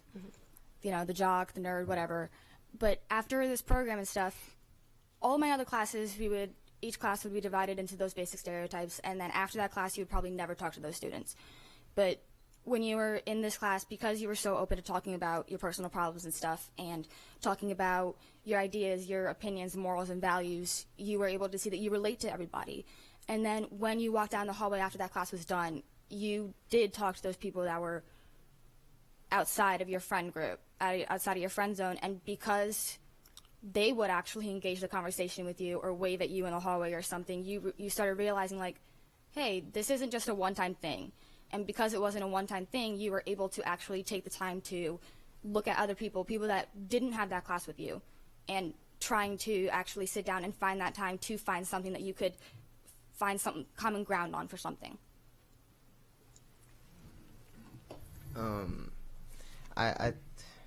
What was your last? You said aim to relate. What is yes, because like I feel personally, and in this community right now, there's a lot of problems with people and students, especially trying to relate to students only similar to themselves. Oh, yeah. So how do you think this class has really, has really opened up your mind to relating to other people? So something that we did almost towards the beginning of the class, and if this is a little off topic, my bad, but no worries. It was a huge activity we did that let us identify ourselves and know more about ourselves, and this is what empowered us. Well, we all talked about, hey, what makes us us? And no one in the class, in the beginning, the warm-up question, no one could answer that question, honestly. No one could answer, who am I, right? Towards the end of that day, end of that lesson, everybody could answer. And with that, we got to know each other better. And what makes him, what makes her, we get to learn more, and then that's how you build friendships. We feel more connected. It's all about building those connections with each other, and that's how friendships and positivity connects. Thank you. Mr. Lott. I'd just like to join my colleagues in offering my congratulations. What you've developed and what you are accomplishing is truly significant. And in the Navy, we used to have a term for that when you thought someone's done a great job. This is something people probably get used to hearing from me over the time, but bravo Zulu on a job well done. Ms. Ellis. One more thought.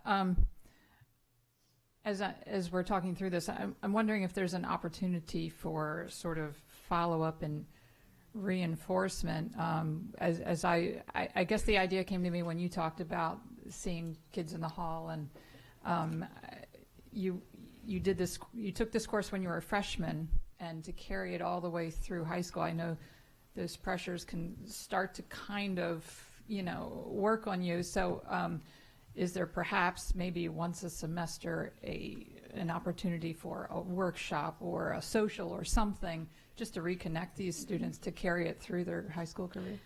Well, it's a good question you're asking. There's a few answers that I know Arundel's already started, which is using the tools and the skills within advisory lessons, in teacher advisory lessons and times with students, but also throughout the signature program in Arundel, open to all school and all the other schools as well, open to all the students. And then elements of this course, as more and more teachers begin to teach it and we offer the professional development, then the skill set and the knowledge that Ms. West shared today about the teachers that are teaching in Arundel and the students we're so happy about, that will permeate other classrooms throughout the school building.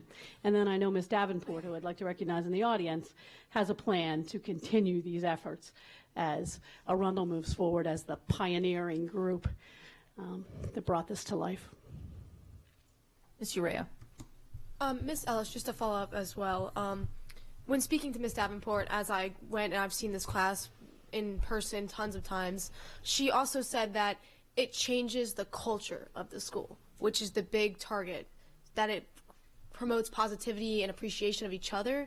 And so those pressures will continue to dwindle a little bit as students realize that their character and their values are of integrity and everything in that school is supported as well. So If I can add to that, what it also does is it empowers the students and also the faculty in the building to kind of put forth their own passions. And so students will come up with ideas for programs or for assemblies or for field trips that they might want to do to help continue this work. So I have a couple of the logistical questions around this. So this will be coming to the policy committee next week to be considered to be included as a graduation requirement. There are already a number of graduation requirements that are required by the state that we cannot interfere with. For some of our students, especially in our magnet programs, their schedules are already pretty tight. Has that been looked at to make sure that this is not going to impact their pathway programs moving forward as another required class? Yes, that's a great question, and yes, we've looked at the signature programs, the programs of choice, students in AVID, students with special needs. We've looked at all various groups, and we've worked it out such that all ninth graders, no matter who they are, will have an opportunity through their courses, some of which will become this course, and some of the other tenets of a course that might have been there in prior years will be woven in through this course, because we believe in the tenets of this so much. This is going to be the driver. So do we have any other courses that are required for graduation by AACPS that are not required by the state? Do we have additional ones that we require? Yes, and what will happen here, this won't be an additional graduation requirement. We have 8 credits on the books that are electives for students. This will become one course, 0.5 credits of those 8. So I guess legitimately what you'll have is the 8 will go down to 7.5 elective credits and 0.5 credits of mandated credit for the freshman year. Okay, so now what if we have a student who transfers in as a sophomore? Will they be able to take this class as a sophomore? Yes. So the notion is, we know we have students, based on the stories that the students tell today, we know we have students at Arundel and all the other schools who will be upperclassmen who may want to take this course. So freshmen will have it for sure, and then based on room in the schedule of a school or room in a classroom, it will be open to others. So it will not be a required graduation requirement if they are not one of our students in 9th grade? Right, they have to enter with this class. Okay. Coming in. All right. You said it could be woven in with some other classes, such as some AVID type classes, or I'm thinking of, and I don't know the name of it, you will know though, I'm sure, there's IB that has a kind of global discussion class. So the students in the IB magnets, STEM magnets, and performing and visual arts magnets, it will all be handled uniquely. We've looked at each one of those magnets programs uniquely, and we'll be crafting a class that will be driven by all the tenets of this class and will be different for all 3 magnets in the sense of thematically different. So the arts are a good one to look at. Much of the freshman year foundation PVA arts class has many of these tenets, but it's all through the lens of the arts. And so that class will be, when it's finished, will look very different than the STEM class contextually, but not at the core. The core will be this course. I want to echo what everyone said. I think this is fabulous. I think the part I love about this the most, and we've seen this from the culture that has been built at Arundel, is that this came from Arundel itself. When these horrible incidents this happened at Arundel, the hurt of the staff and the students was palpable, because they did not believe that that was their school, and it was disheartening. And to see the response of the students at that time and how they came back out and said, this is not us, and then the staff even more so took the even deeper look at what elements were we missing in this community that we found. And so when we have negative incidents like this throughout the county, we do need to do an immediate response right away. But there's also a deeper systemic of how to do, and this is the perfect example. Arundel responded the kids did, I don't know if people seen it, did this fabulous video right away, and the kids came out very openly, and that was needed, and that was part of the healing, but then also getting into this deeper, and what y'all have come up with is something that will benefit all the students of the county that came here, and now we can spread throughout and build that, and it's one other step that we're taking to deal with the lack of being able to have a conversation in our community, the lack of understanding of each other, and that now this is creating a system-wide program to do this. So I commend you, because this is just, we have to have a variety of tools in the toolbox for everything, and this is going to be a very powerful one throughout the system. So thank you very much. So are there any other board questions or comments? So is there any public comment? Come on up.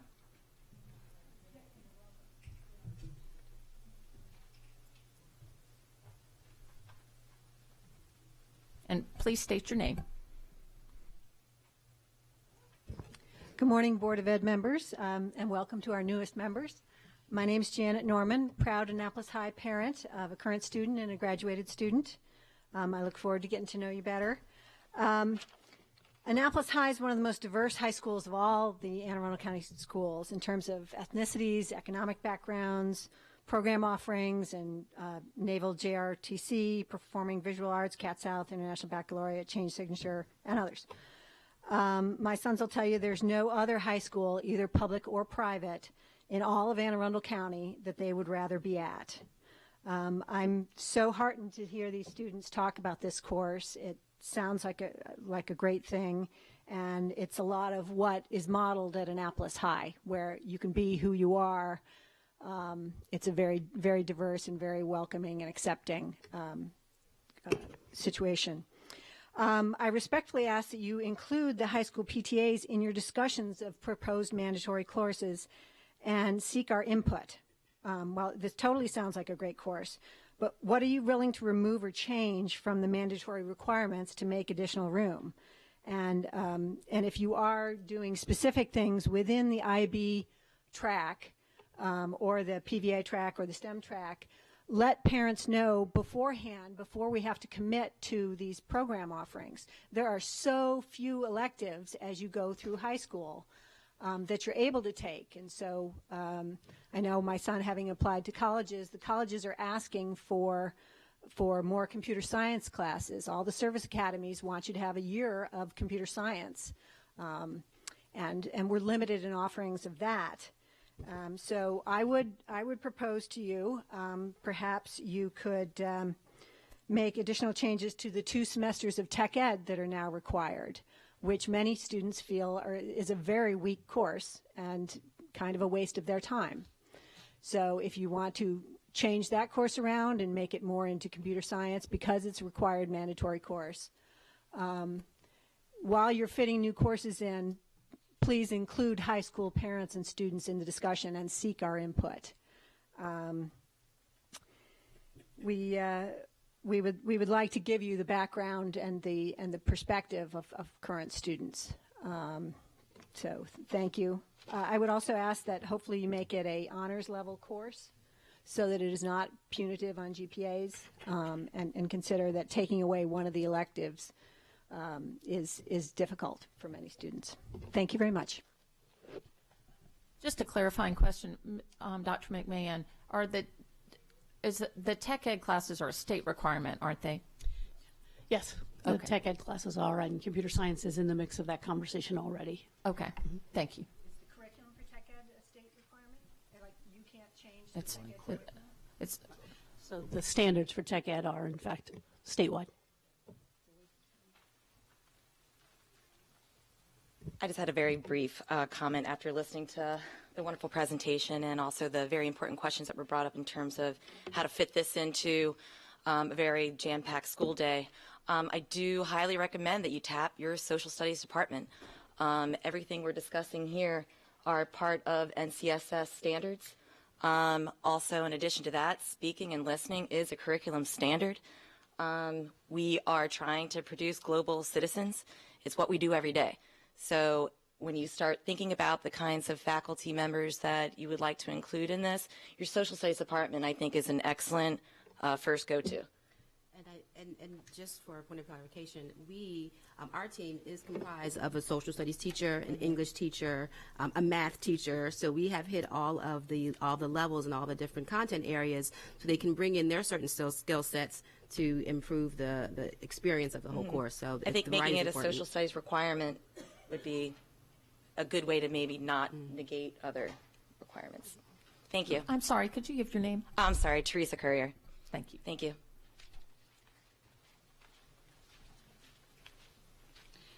Julia Howes, and I am a ICST partner with Southern High School and work with the Signature Program quite a bit through our business partnerships as well as curriculum building, real-world experience for our students. And I encourage you to also reach out to ICST members, business partners, and see some of the programs that we've already started. So we are 3/4 of the way through a program with Anne Arundel Community College, as well as continuing next stages for part 2 and phase 3, and this would tremendously impact all of the work that we have done. Not that I think this is an awesome program, and I definitely think that it is needed and it should be in all of our schools, but I just hope that you consider ICST partners and business partners when creating this type of requirement so that we can integrate it into our already existing programs. Thank you. Thank you. And another point of clarification, Dr. McMahon, it sounds like that y'all are looking this is going to be somewhat individualized for each school and signature program based on what their focus already is and things that are already being incorporated. That's correct. The integrated community stakeholder team to which this woman refers to, we're very excited by the fact that at different schools, those people are stepping up along with the school people to contextualize this course over the next 5 months for their individual school. Ms. Antoine.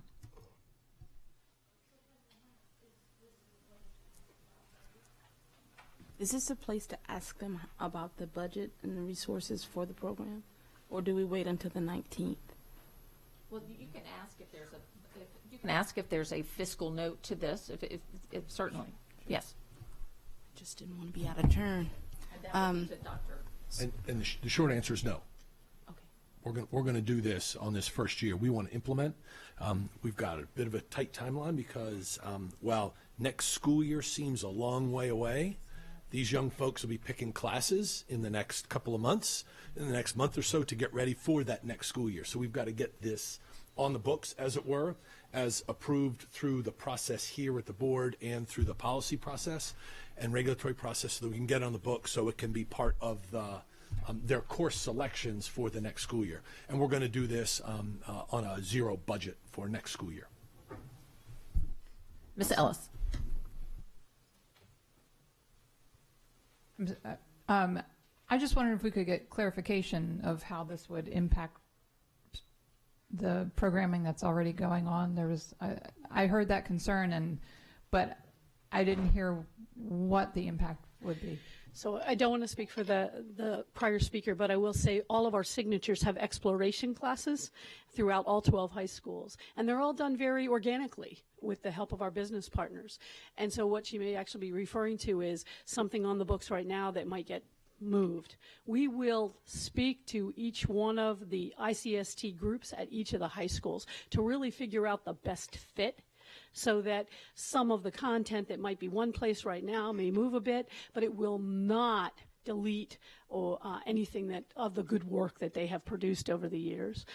Each school so individually has created this that we have to go back individually and figure out how best to bring this to life within. Arundel did it within Signature, and some other schools have started the process now of thinking about it, and we'll be doing it with them over the next few months under Assistant Superintendent Talar's leadership. Okay, thank you. Ms. Schallheim. Can you just kindly define what ICST is for those who are new? Yes.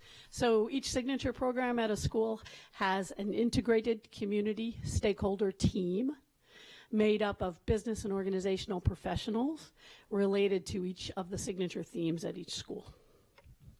Thank you. I think that does it. Thank you all so much, and we'll look forward to discussing this next week in the Policy Committee.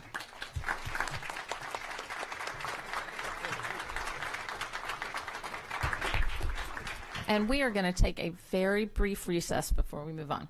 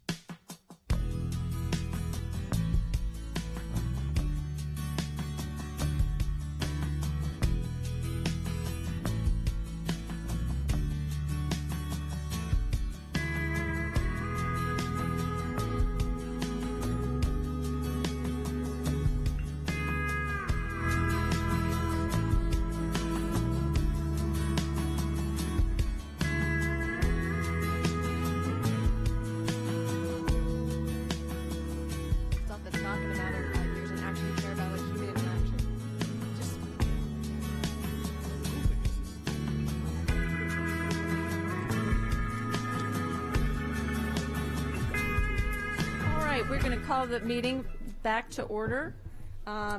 Next item is item 6.04, and that is the Shady Side Cell Tower Review item.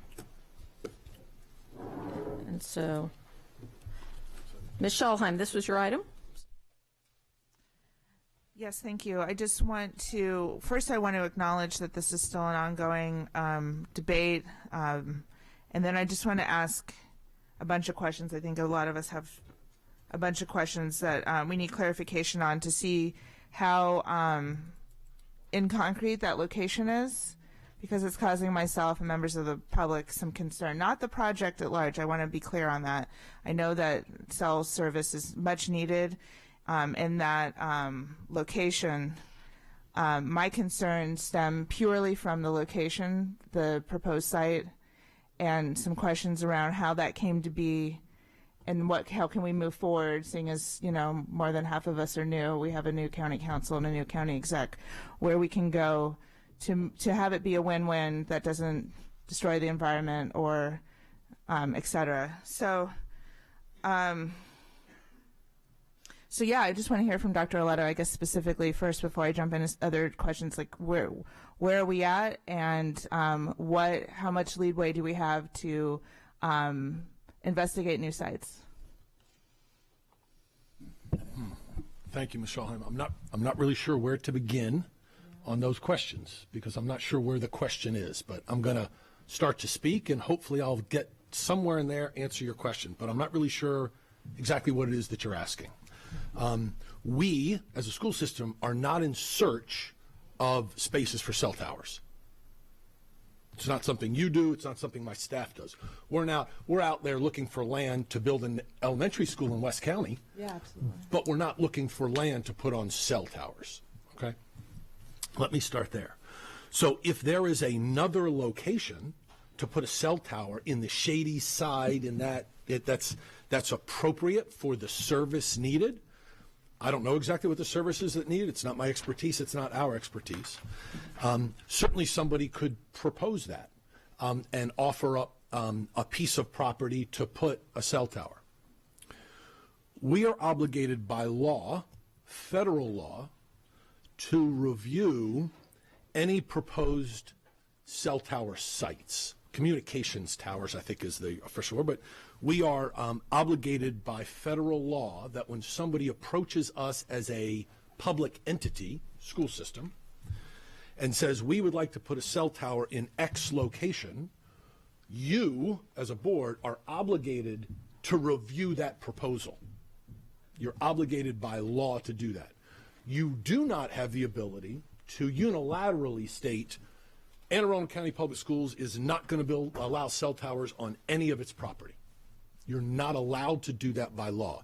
The federal law has that space and takes over that space in decision-making for school systems, for states, public entities, that says you must look at it, because the federal government, when the FCC moved forward that law, they were trying to, and I'm far from an expert, but get to read up a lot on this information, trying to build, since 9/11, trying to build the communications infrastructure around the country. And this was one way the federal government was trying to do that, was tell entities if there are, and again, forgive me for not using, I'm sure, the right language here, either as an attorney or as a cellular expert, that there are dead spaces, right? And so the federal government is keen on the idea of increasing communication and increasing commerce in terms of cellular service. That's how the law kind of reads as I read it and I interpret it.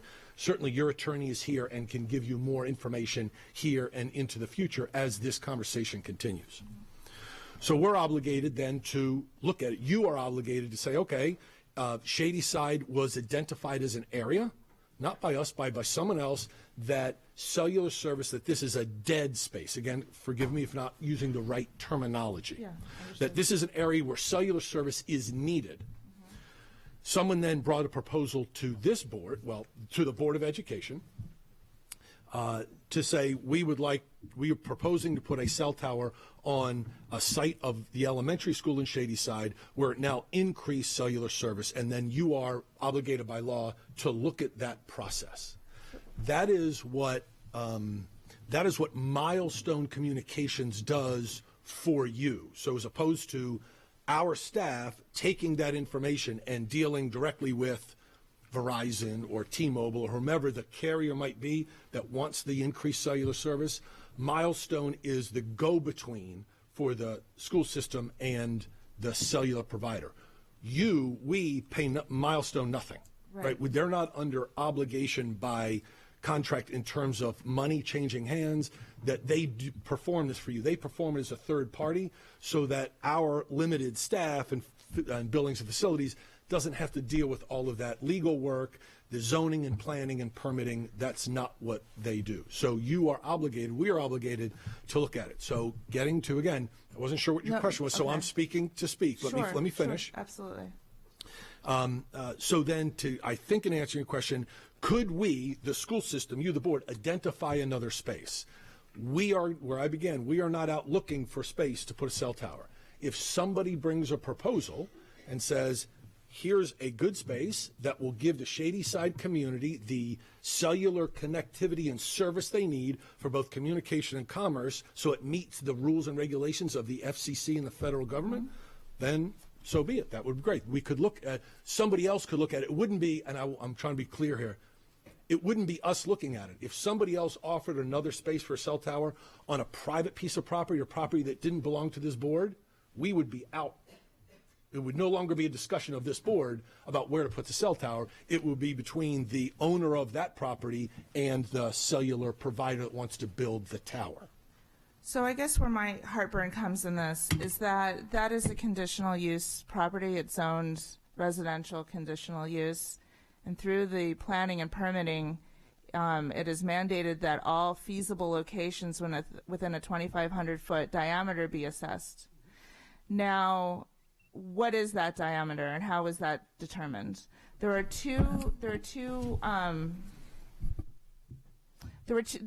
was presented to the board was, by Milestone, was a proposal to put a cell tower on Shadyside Elementary School grounds on an unconsolidated forested lot, and a circle was drawn around that measuring the diameter.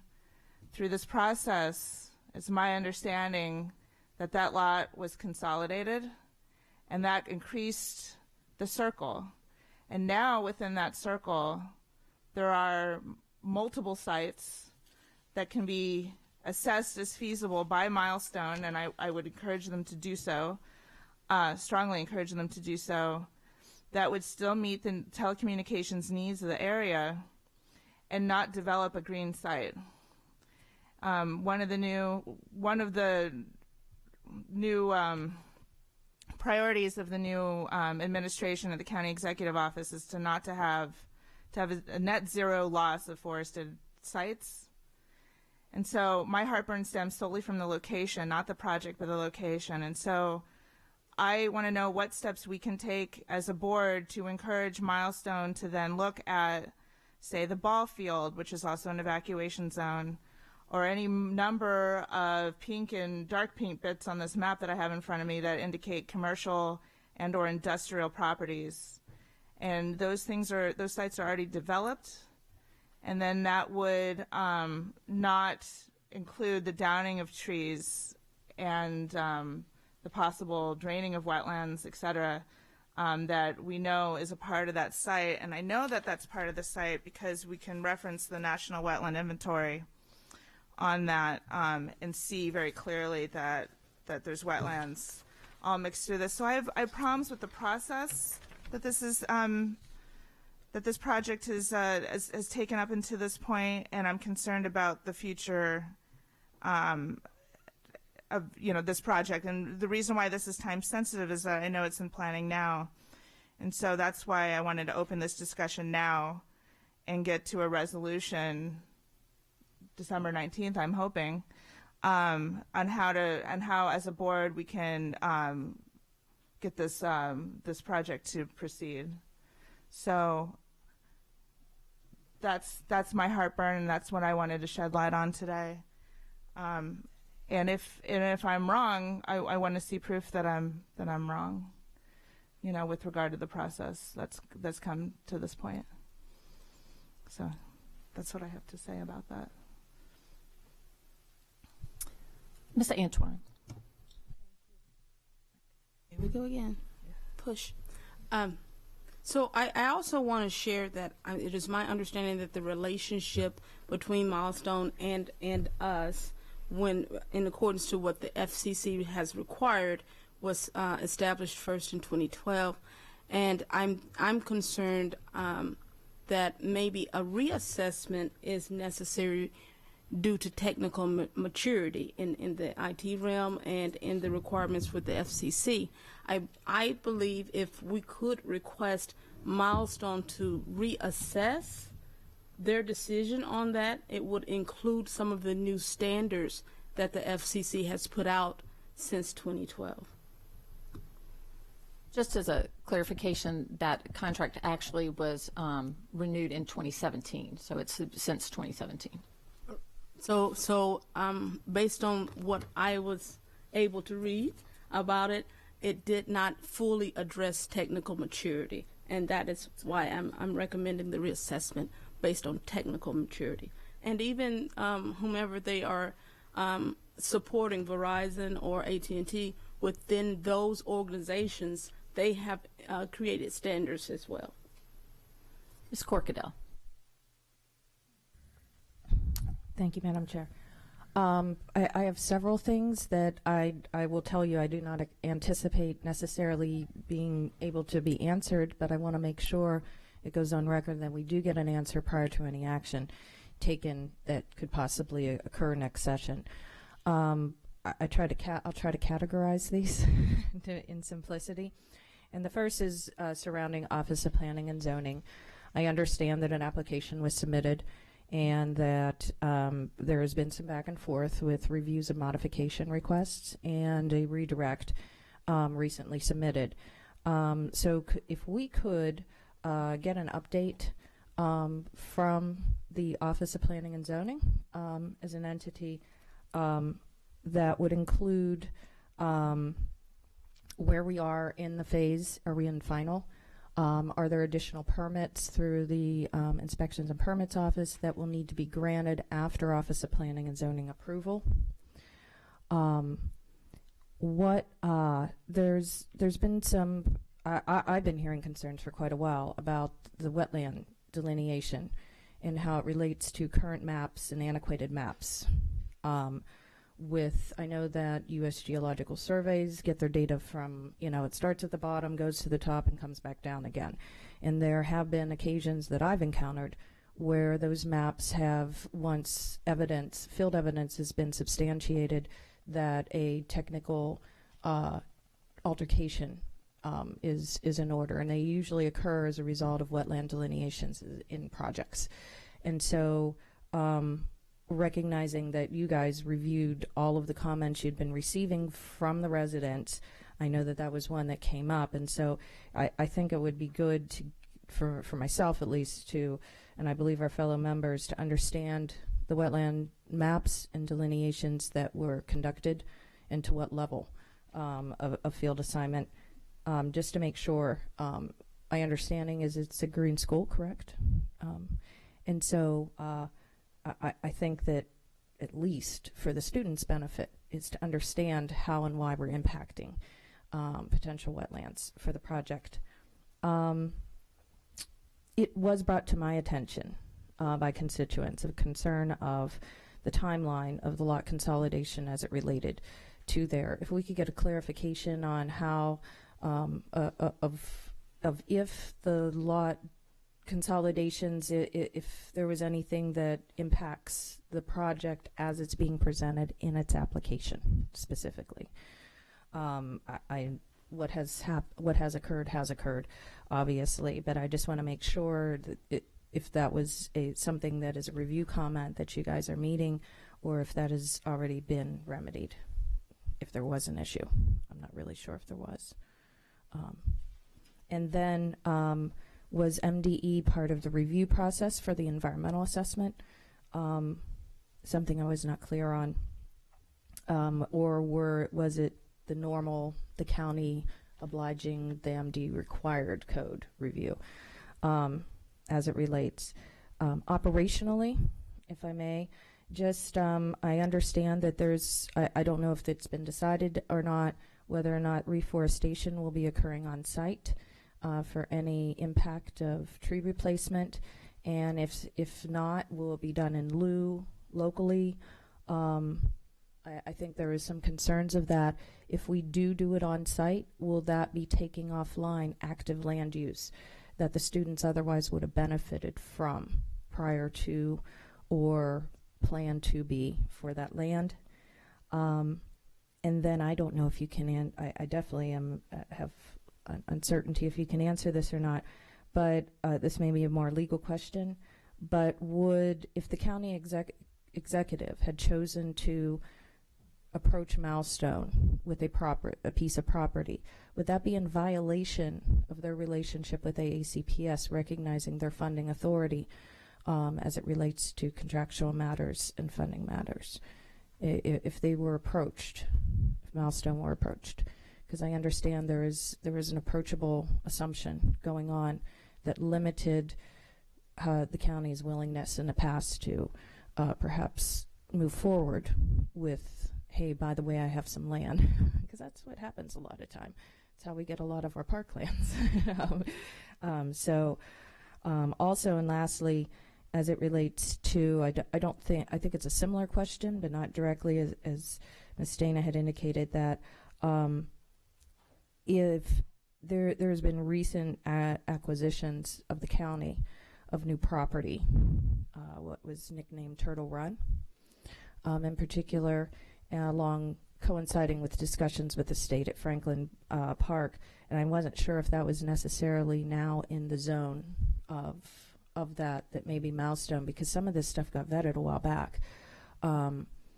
We obviously cannot do anything more than compel, but that kind of coincides with the county executive question of, do they have that ability without getting involved in our affairs?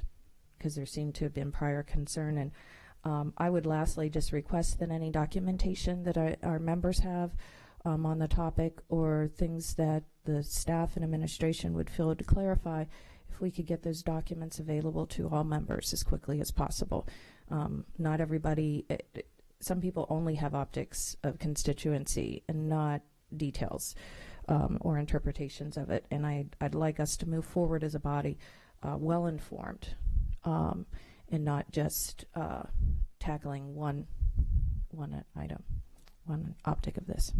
And I thank you very much in advance for your willingness to consider what has been a very challenging and very complex topic. Ms. Ellis.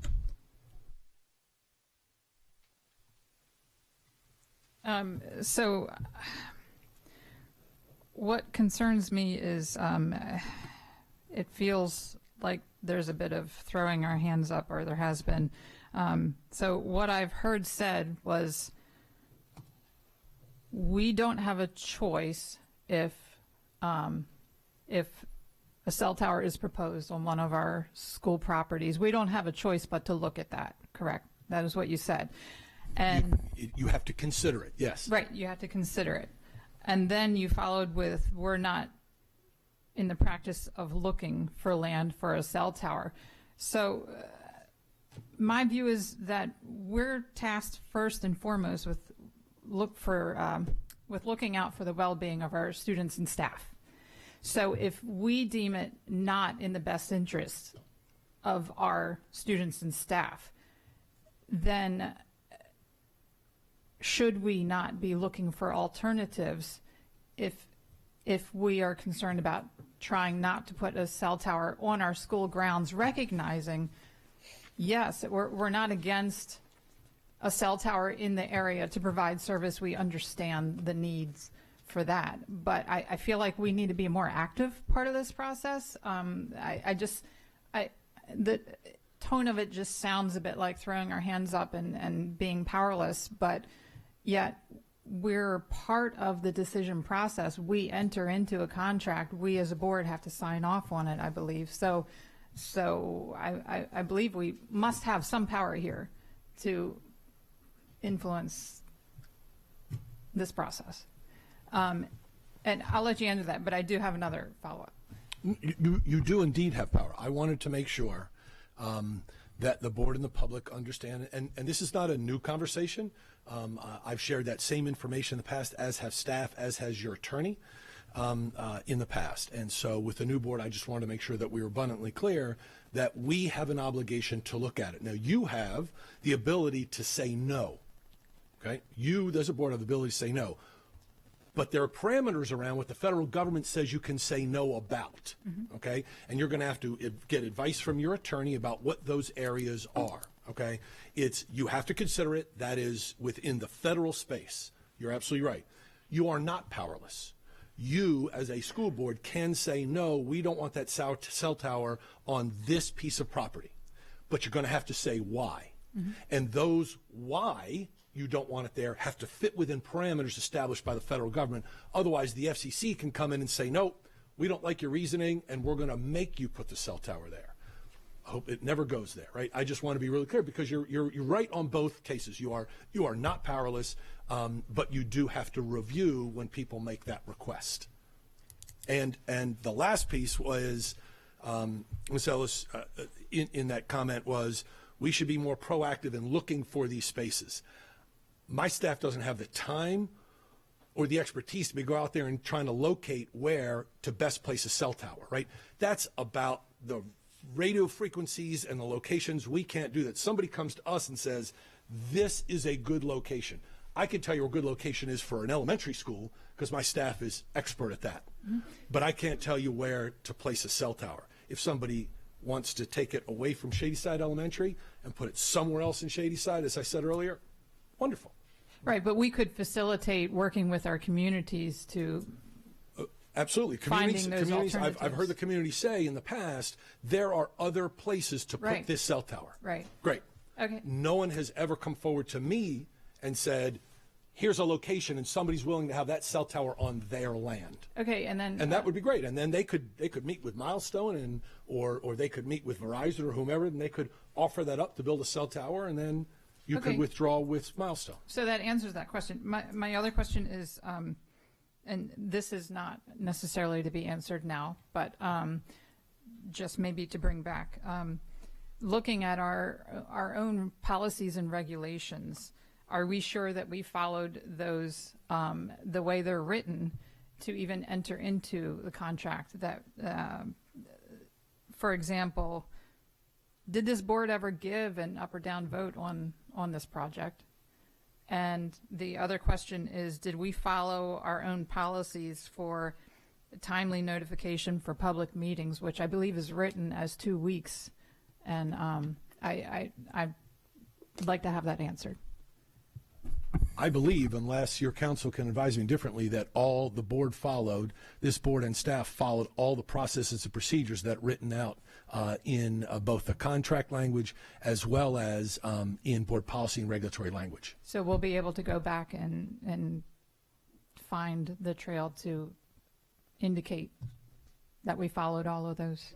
If you've got a particular area that you believe it was not followed, we can go back and check. Okay. So if you've got those areas that you believe were not followed, then we certainly can go back and check to see if, but as far as I know, because board counsel signs off on that as well, that to make sure that we are following all the right processes and procedures, that those were all followed. But if you've got a particular area, let us know and we can follow up on that. Okay.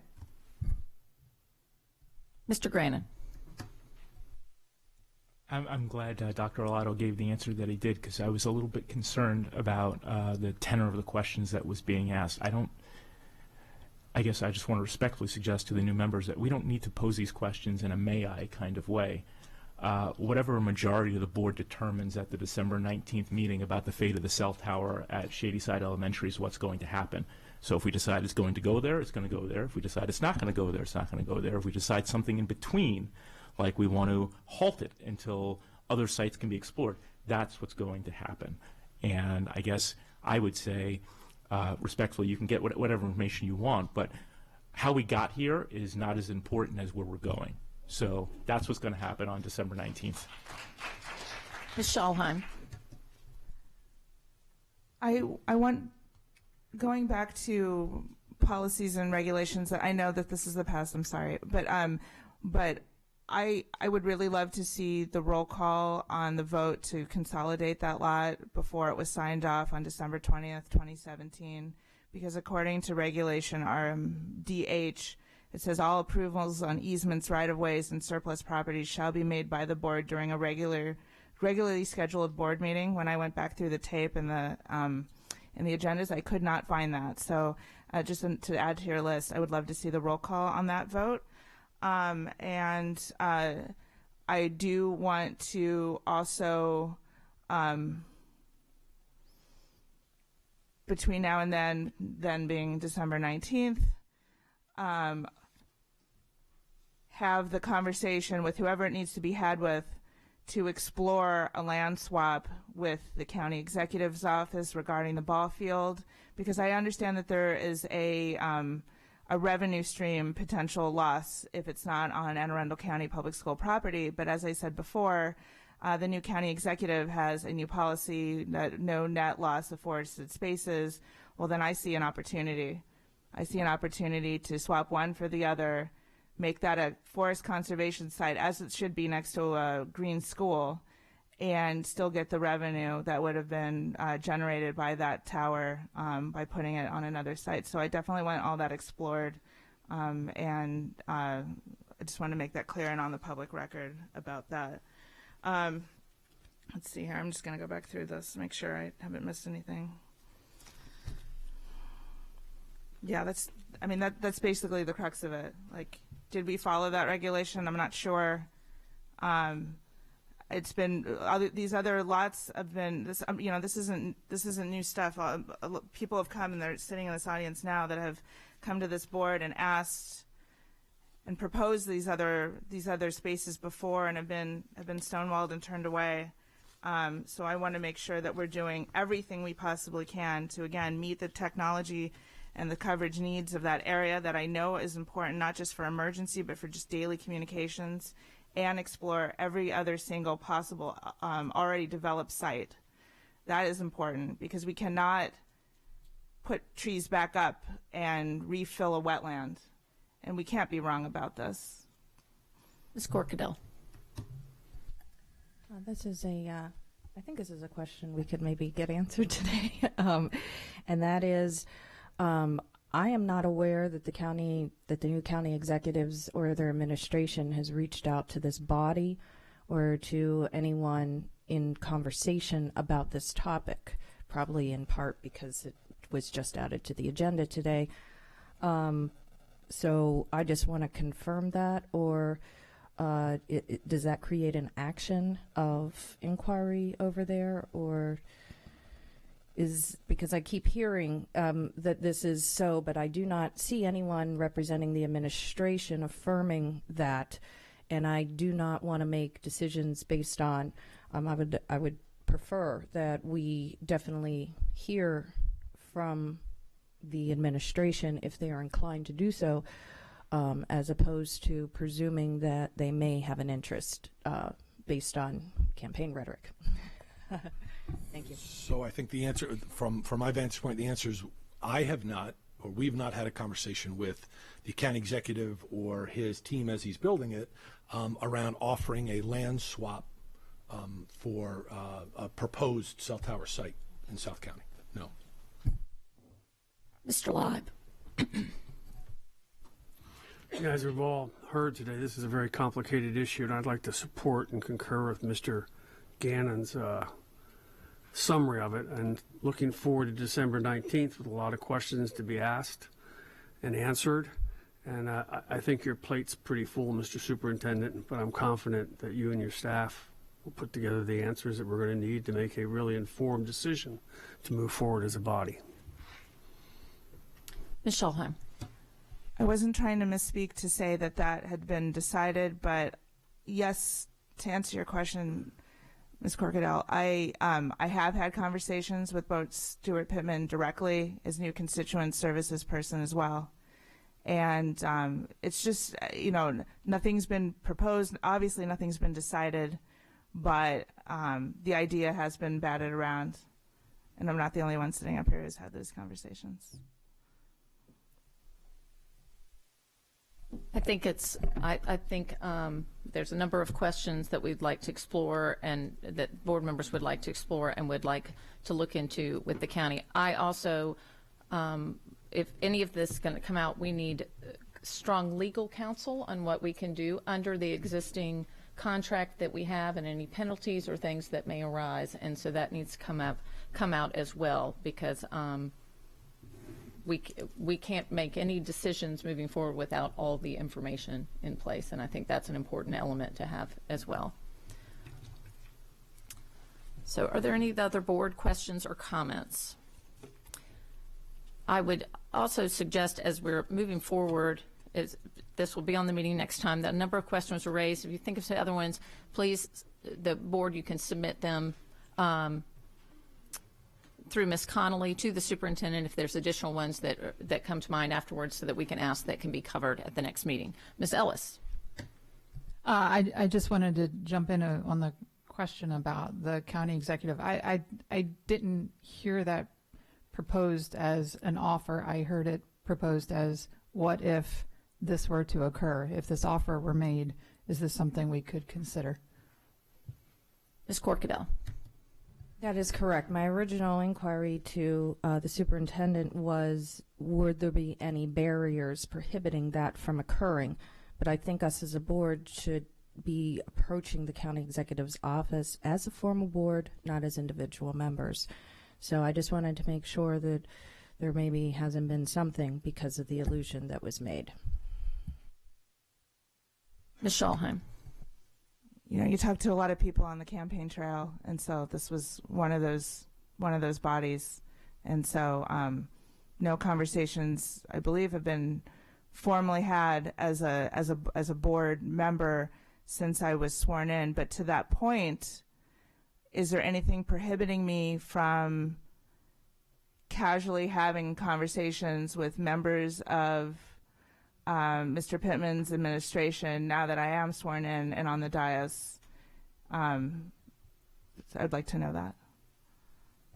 Board members can certainly have conversations with people. You have to be clear when you're out that if you are speaking for yourself and not as the board. So you cannot represent yourself to elected officials that you're speaking for the board if it is not an issue that the board has voted on and taken a stand.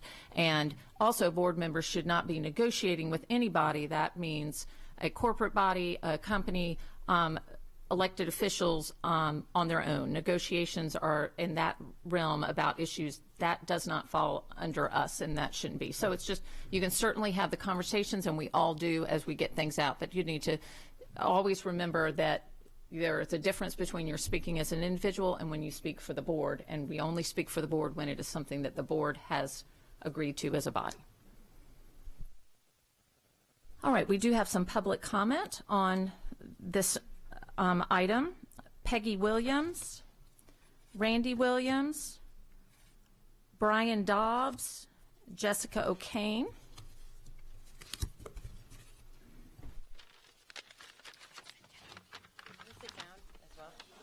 I feel like I project. Yes. Is it okay if we go out of turn from how you greet? I would say good morning, but now it's afternoon. So, good morning, Superintendent Arlotto and members of the board. My name is Jessica O'Kane, and I live in Odenton, Maryland, and I'm a parent to 2 children in Anne Arundel schools. I think I would love a clarification from your board's attorney, Darren Burns, and you don't have to answer this right now, but in the future, when you all say you're obligated by federal law to look at these sites, I honestly don't think that it's because of the 1996 Telecommunications Act. I think it goes back to your initial master lease agreement that you signed with Milestone, first in June of 2012, and then you did it again in 2017, which offers up to any Anne Arundel public school. You've signed a master lease agreement that they can place up to 3 cell phone towers at any elementary, middle, or high school.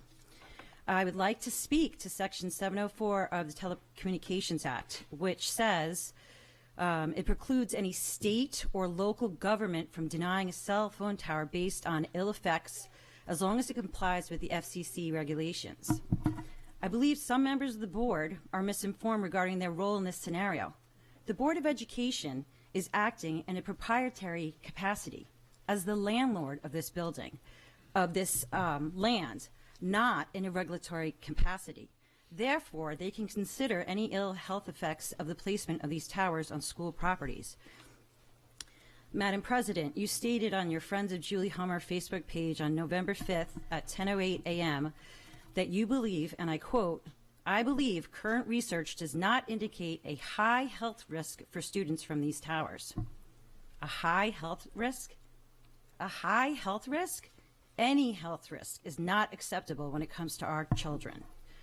In addition, President Hummer, you stated on that same Facebook entry that the Board of Education has denied cell tower applications that have not complied with Regulation 704. I would like to know, as a member of the public, as a stakeholder, which applications you all have denied because they didn't comply with Section 704. Pardon. Let's see.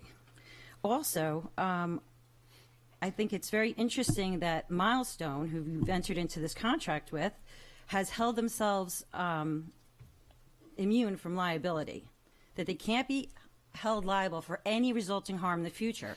Does that mean that down the line, individuals on the school board that have been or will be in favor are going to be liable if there are ill health effects?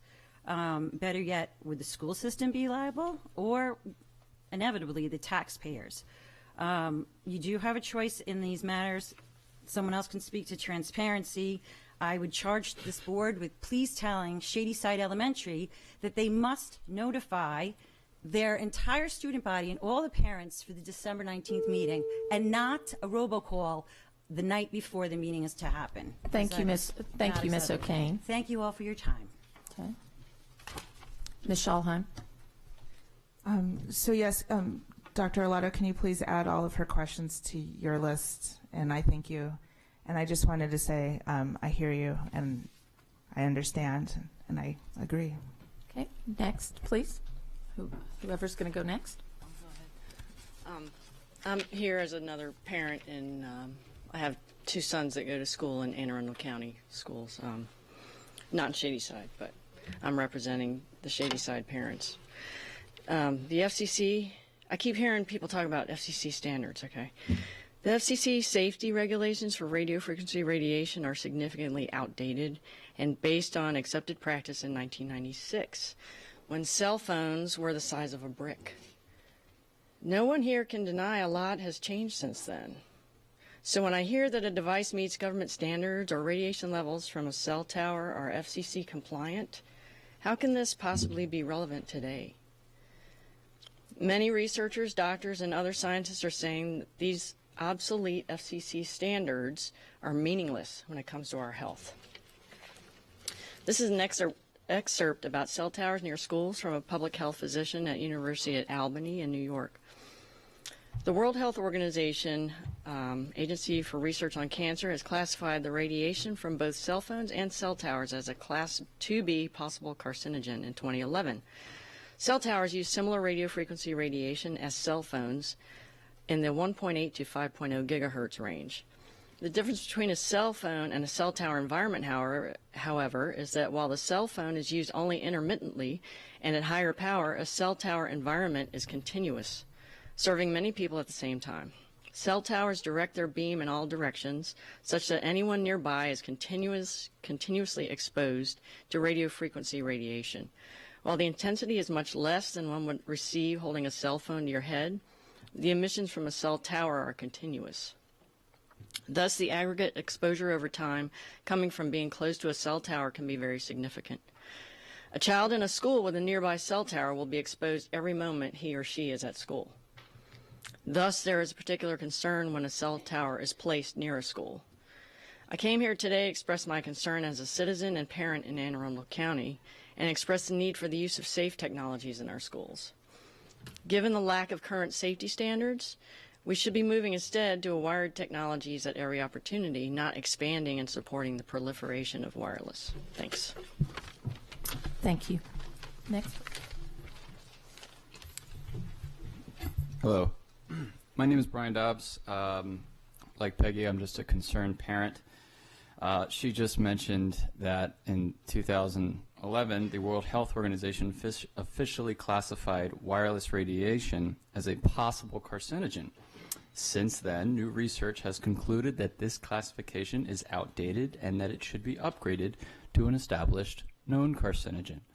This is very troubling. I'm not making this up.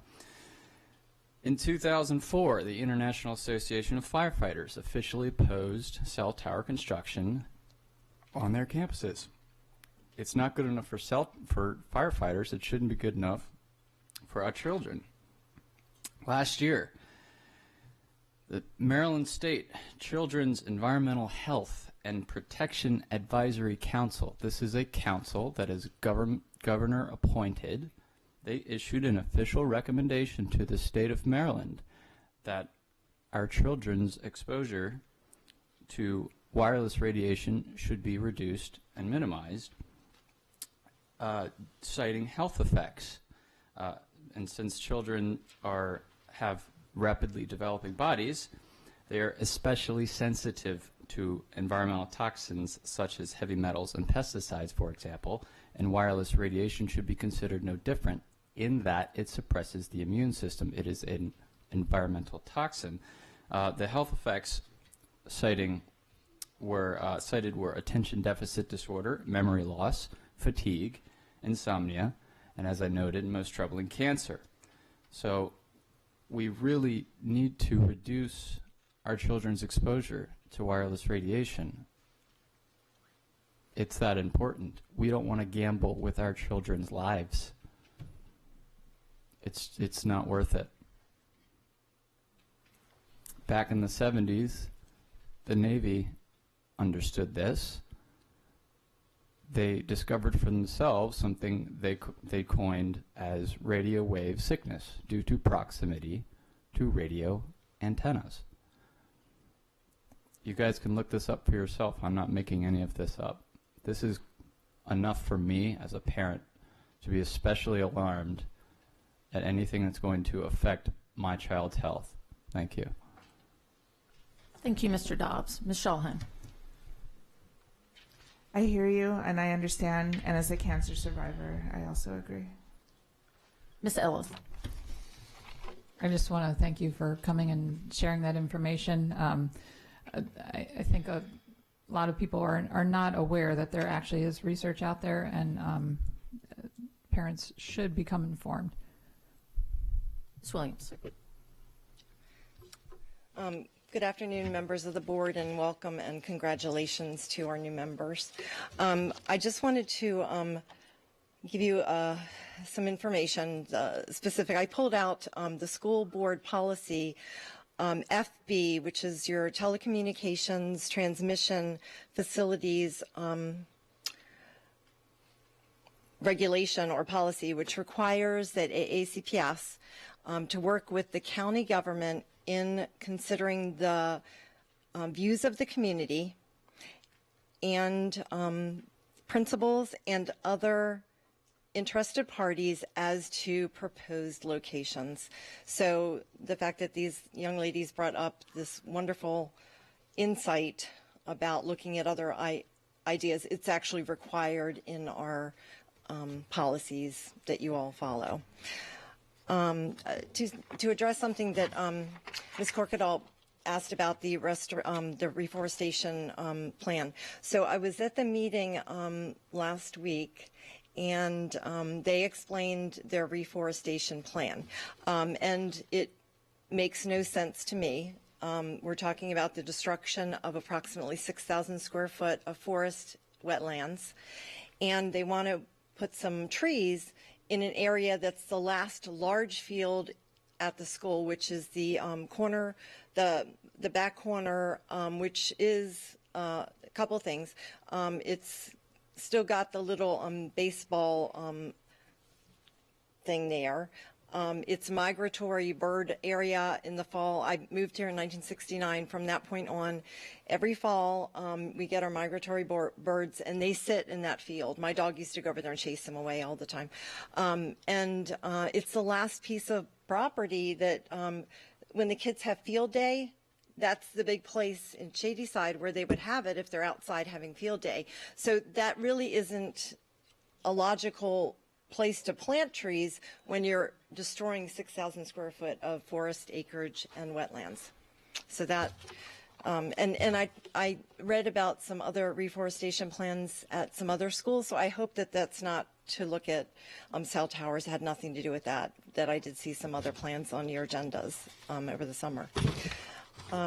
As far as transparency and making sure that our children are notified right away, Milestone neglected to notify 2 families that live directly across from the school, and one of them has a 5th grader and twin daughters that are 1 year old. They would be approximately 300 feet from the proposed cell tower. They were not told about the community meeting last week.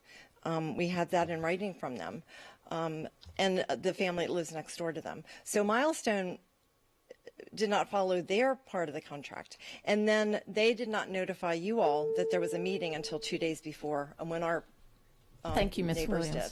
did. Thank you, Ms. Williams. Ms. Ellis.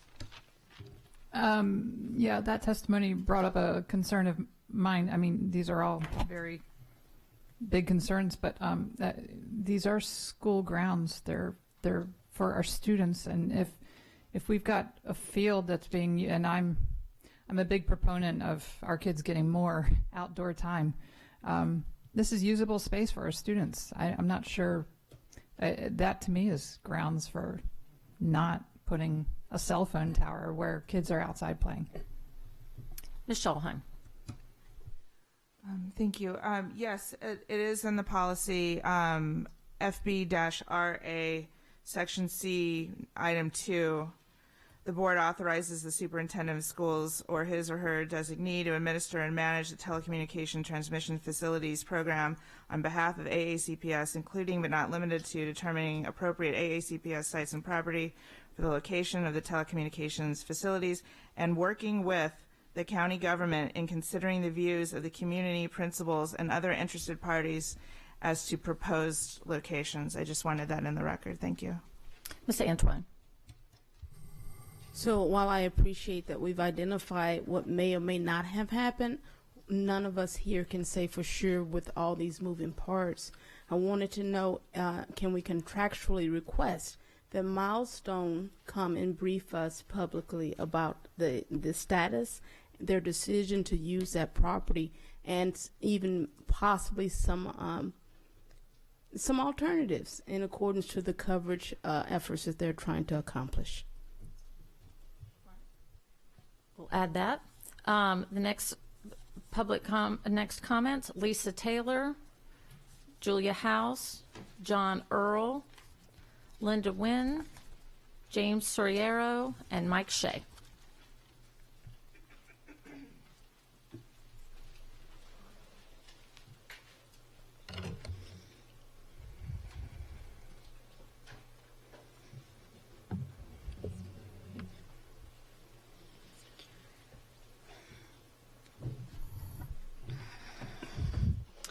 Good afternoon. Julia House, Shadyside resident and current Shadyside parent. I'm probably the only one, if I'm not mistaken by looking at the room, that is currently a parent of a Shadyside student. So I think that speaks volumes because the people that you are hearing to, not all of them live in our community, not all of them have students at Anne Arundel, and they certainly don't have students at our school. I have been a part of this process since March of 2017 and have watched multiple community meetings, have been here before you, have been out in the community, have been talking to families, have been talking to parents, have been talking to citizens. And I welcome you all here with the new elected school board. But with all due respect, I also think that you need to understand that this is a long process, and there are a lot of us that are nearing towards the end of the process and are excited to finally have this passed and have it move forward, and the citizens of Shadyside and the surrounding areas finally have the cell coverage that they need. So for you guys to come in at 20 months in and halt the process is disheartening to all of us. I do understand that there is a loud group and very organized group, I will say, and they have expressed very loud, very non-tactical ways. We teach our children not to bully, and they are a prime example of what I do not want my child to do later in life. They are recommending land that isn't theirs. They are bringing suggestions to you that isn't their responsibility. It's not their right to offer up other people's land. They have brought private ownership land. They have brought county property. They have brought various different things that they don't have the power or the right to be able to do. Taking away a park and recs, we already have a lack of park and rec land in our county. My child plays multiple sports throughout the year, and if you tell me that you're going to put in a cell tower where she's playing soccer or she's playing baseball, where's she going to play those games at now? That cell tower takes up a big section of it. You're going to remove a field just to put in the cell tower at a Parks and Recs. In addition to that, my child plays field day at our school. My child has gym at our school. She does not use that corner of the field. They do not go out there. It's wet. There's a lot of bugs and mosquitoes. I can tell you as a volunteer of 5 years, we have never used that portion of the field. So some of the things that they're bringing up to you, I just hope that you look into it and that you ask the parents and the people that are actually in the school, volunteering, participating, and that have children in the school system and that live in the area. Thank you. Thank you, Ms. House. Mr. Anthony. So I wanted to clarify. I first appreciate you coming out as a parent. You were the first parent in a long run of people sharing information on both sides of this that came to us. So thank you for that. I want to make it clear we're not requesting anything be halted. The actions, the coverage, and things that you all deserve and need out there, we want that to continue. We are requesting an alternative because of the things that have been brought up. I also wanted to say thank you for coming out, and I've seen you at a few meetings, and I appreciate your passion on this issue as well. But with all due respect, I've been involved in this process for the last year, ever since probably like the second day after I filed to run. So I have been brought up to speed. I do understand the issues. I do not want to take away cell service at all. I'm online all day long. You need it just for general communications, to get phone calls from the school, emergencies. I get it. I don't want there not to be a cell tower, so I want that clear and in the record. I just don't want it on that land. And to your point, if it's wet down there and there's bugs and stuff, well, it's because it's a wetlands. And so to me, that's an inappropriate use of that space.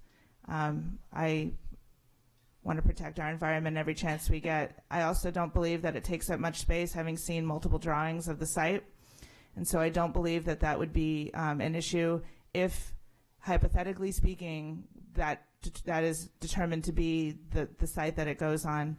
It's also an opt-in site, so you're not forced to be there 180 days, 1,080 hours.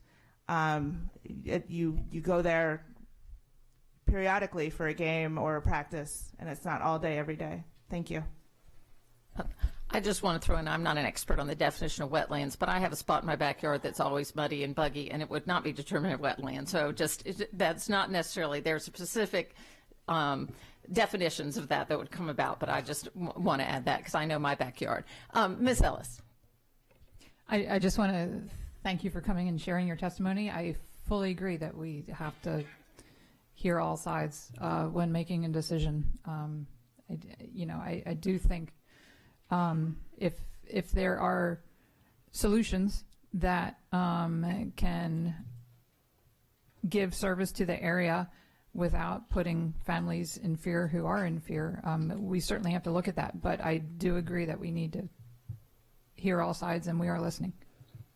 Ms. Corkadell. I would just like to reiterate, under the new optics of this particular agenda item, because I had mentioned it under a prior one, that I want to make sure that every stakeholder that is involved in this project, directly and indirectly, have an opportunity so that we can make a conscientious decision. And I can assure you that your elected representative of our district will make sure that that occurs to the extent and authority I have. Thank you. Go ahead. Good afternoon. My name is Linda Nguyen. I live in Shadyside. I have a child attending Shadyside Elementary School. I have another child who I hope will go there next year. I'm an active volunteer. I just spent a day up in Pasadena doing scavenger hunts with the kids, and I'm really enjoying my experience so far with the school and with the teachers and staff. I'm speaking today to urge you to vote Milestone out of Shadyside Elementary School and out of Anne Arundel County Public Schools. I'll focus my comments today on the company you are doing business with, Milestone Communications, and especially for the newer board members who may not be aware of what has been experienced by our community. Just last week, the company Milestone hosted a community meeting as a requirement of county planning and zoning and did not bother to inform the school. I ask you, what sort of business partner forgets or purposefully excludes the school it is proposing to place a cell tower on? Shouldn't the school be notified of this? Shouldn't the parents have adequate notice about project updates? What kind of company does the bare minimum to get by so that just their interests are met? It's the sort of company that asked for 3 permit modifications earlier this year in February, including a request to skip a community meeting. All those modifications were rightly denied by the county in March. This same company you are doing business with also openly contradicts this body and the superintendent. One example of this is when asked why lots were consolidated at Shadyside Elementary School in December 2017, Superintendent Arlotto says for overdue tax purposes. However, at a community meeting held by Milestone in April of this year, Len Forkas, the head of Milestone, stated the lot consolidation in December happened to allow the cell tower to be sited. So who is telling the truth? It appears that this board is allowing this company to do as it pleases without regard to the children of our school and the school community. When you look at all the facts, Milestone is the one profiting from its arrangements, not the school system, and most definitely not the students. I urge you to examine your agreement with Milestone Communications to see who is really benefiting and that you vote to ban a cell tower from being built at Shadyside Elementary School. Thank you.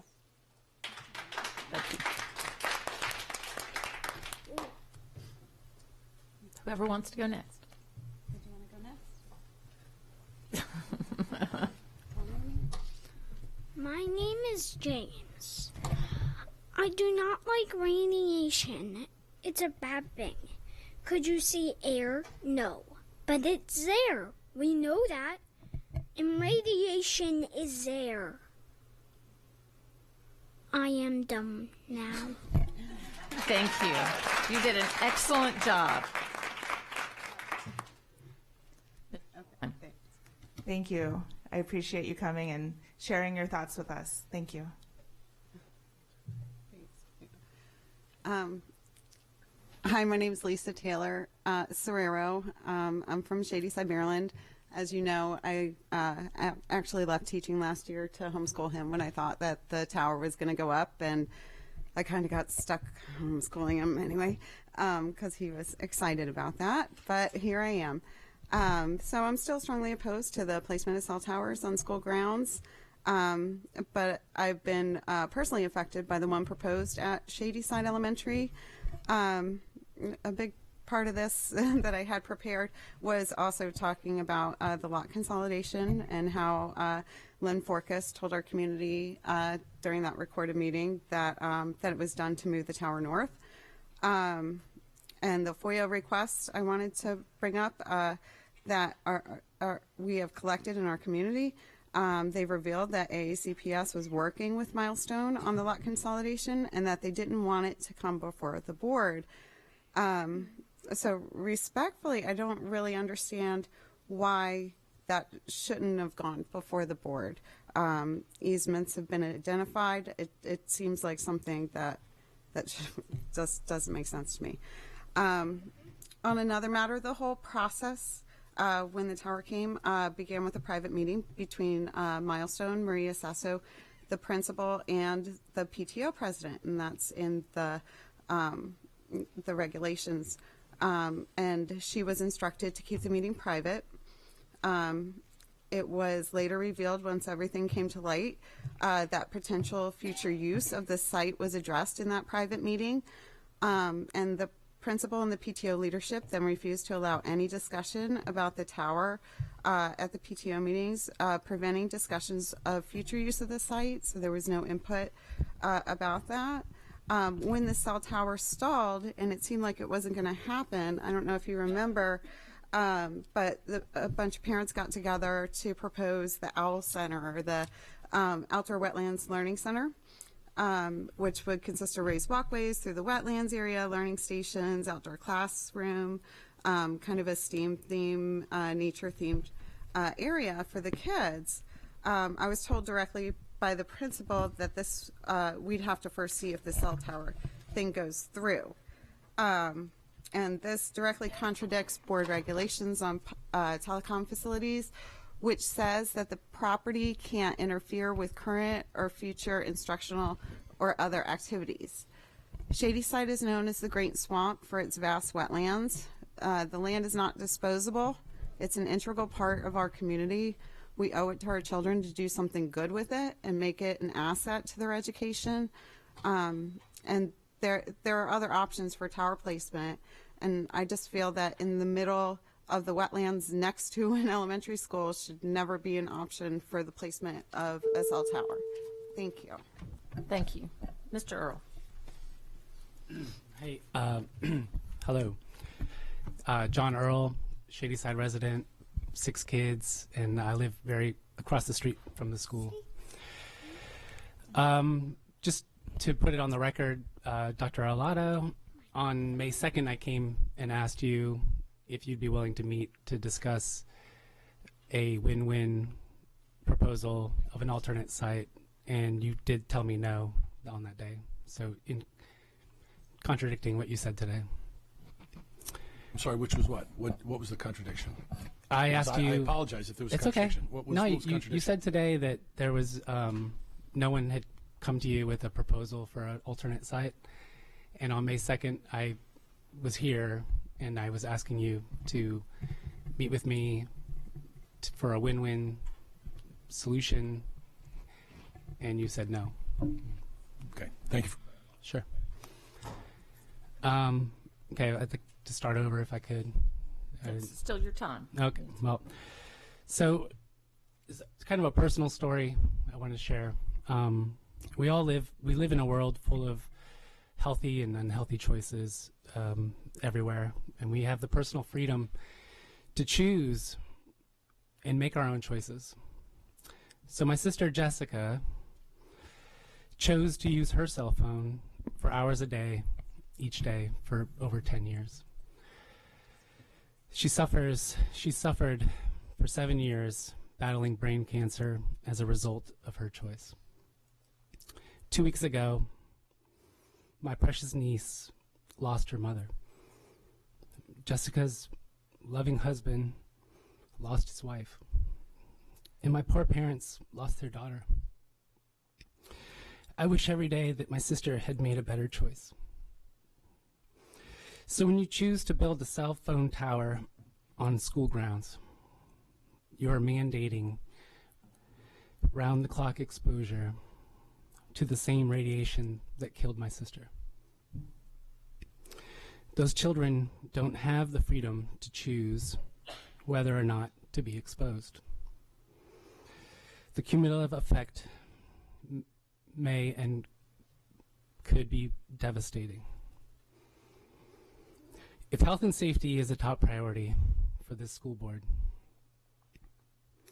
I just don't understand how you can choose to build cell towers on school grounds.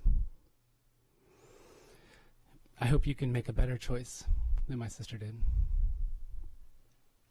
Thank you. Mr. Earl, I want to say how very sorry I'm to hear about your sister. I know that's something your family's been struggling with for a long time, and I'm very sorry to hear about her loss. Of course. Thank you. Ms. Shaw. I also wanted to say that I'm very sorry for your loss.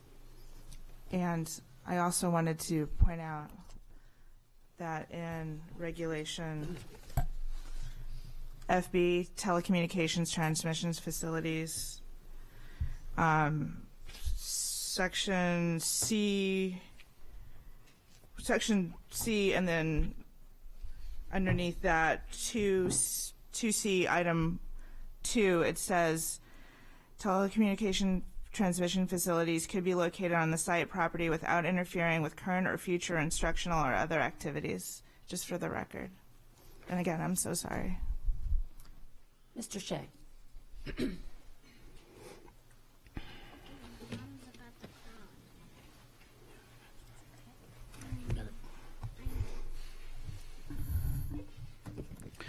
Mike Shea, Shady Side, Red Top Farm in Shady Side. 3 generations of my family, including my 4 young grandchildren, live and work on historic Red Top Farm in Shady Side. It's less than 1 mile from Shady Side Elementary School, where one goes to school and the rest will be following him.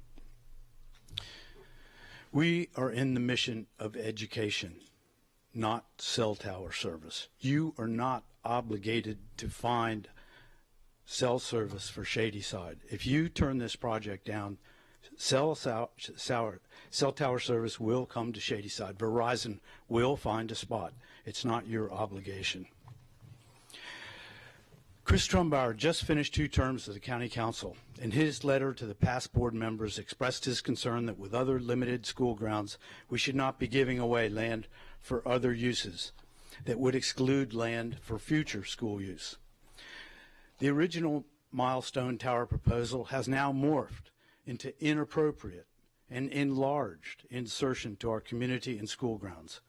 It's been mentioned to you that you have consolidated legal lot lines without required board approval for this project to move forward. But most importantly, because of this proposed project requires clearing and removing of mature trees for the entire footprint of the project, 2.5 acres of new trees would have to be planted with an easement that no other use will be permitted on this school grounds. So you're giving away another 2.5 acres plus the footprint of the school tower.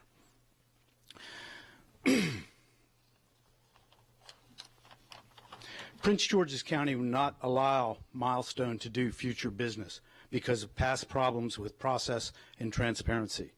South Arundel Citizens for Responsible Development have had lawyers write 2 unanswered letters to planning and zoning. That is what the Shady Side citizens are experiencing, the same experience Prince George's County has had.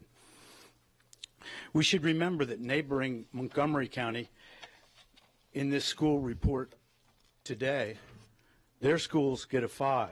Shady Side Elementary is in the lowest 8% of all elementary schools in the state. We should get back to the mission of teaching our kids and use energy and resources there instead of taking the time to help Milestone, help Verizon find a cell tower site in the Shady Side Peninsula. That's a job that they're professionals at. We're professionals in education. Let's do what we're supposed to do. Thank you very much. Thank you, Mr. Shea. Excuse me. Is there any other public comment on this issue?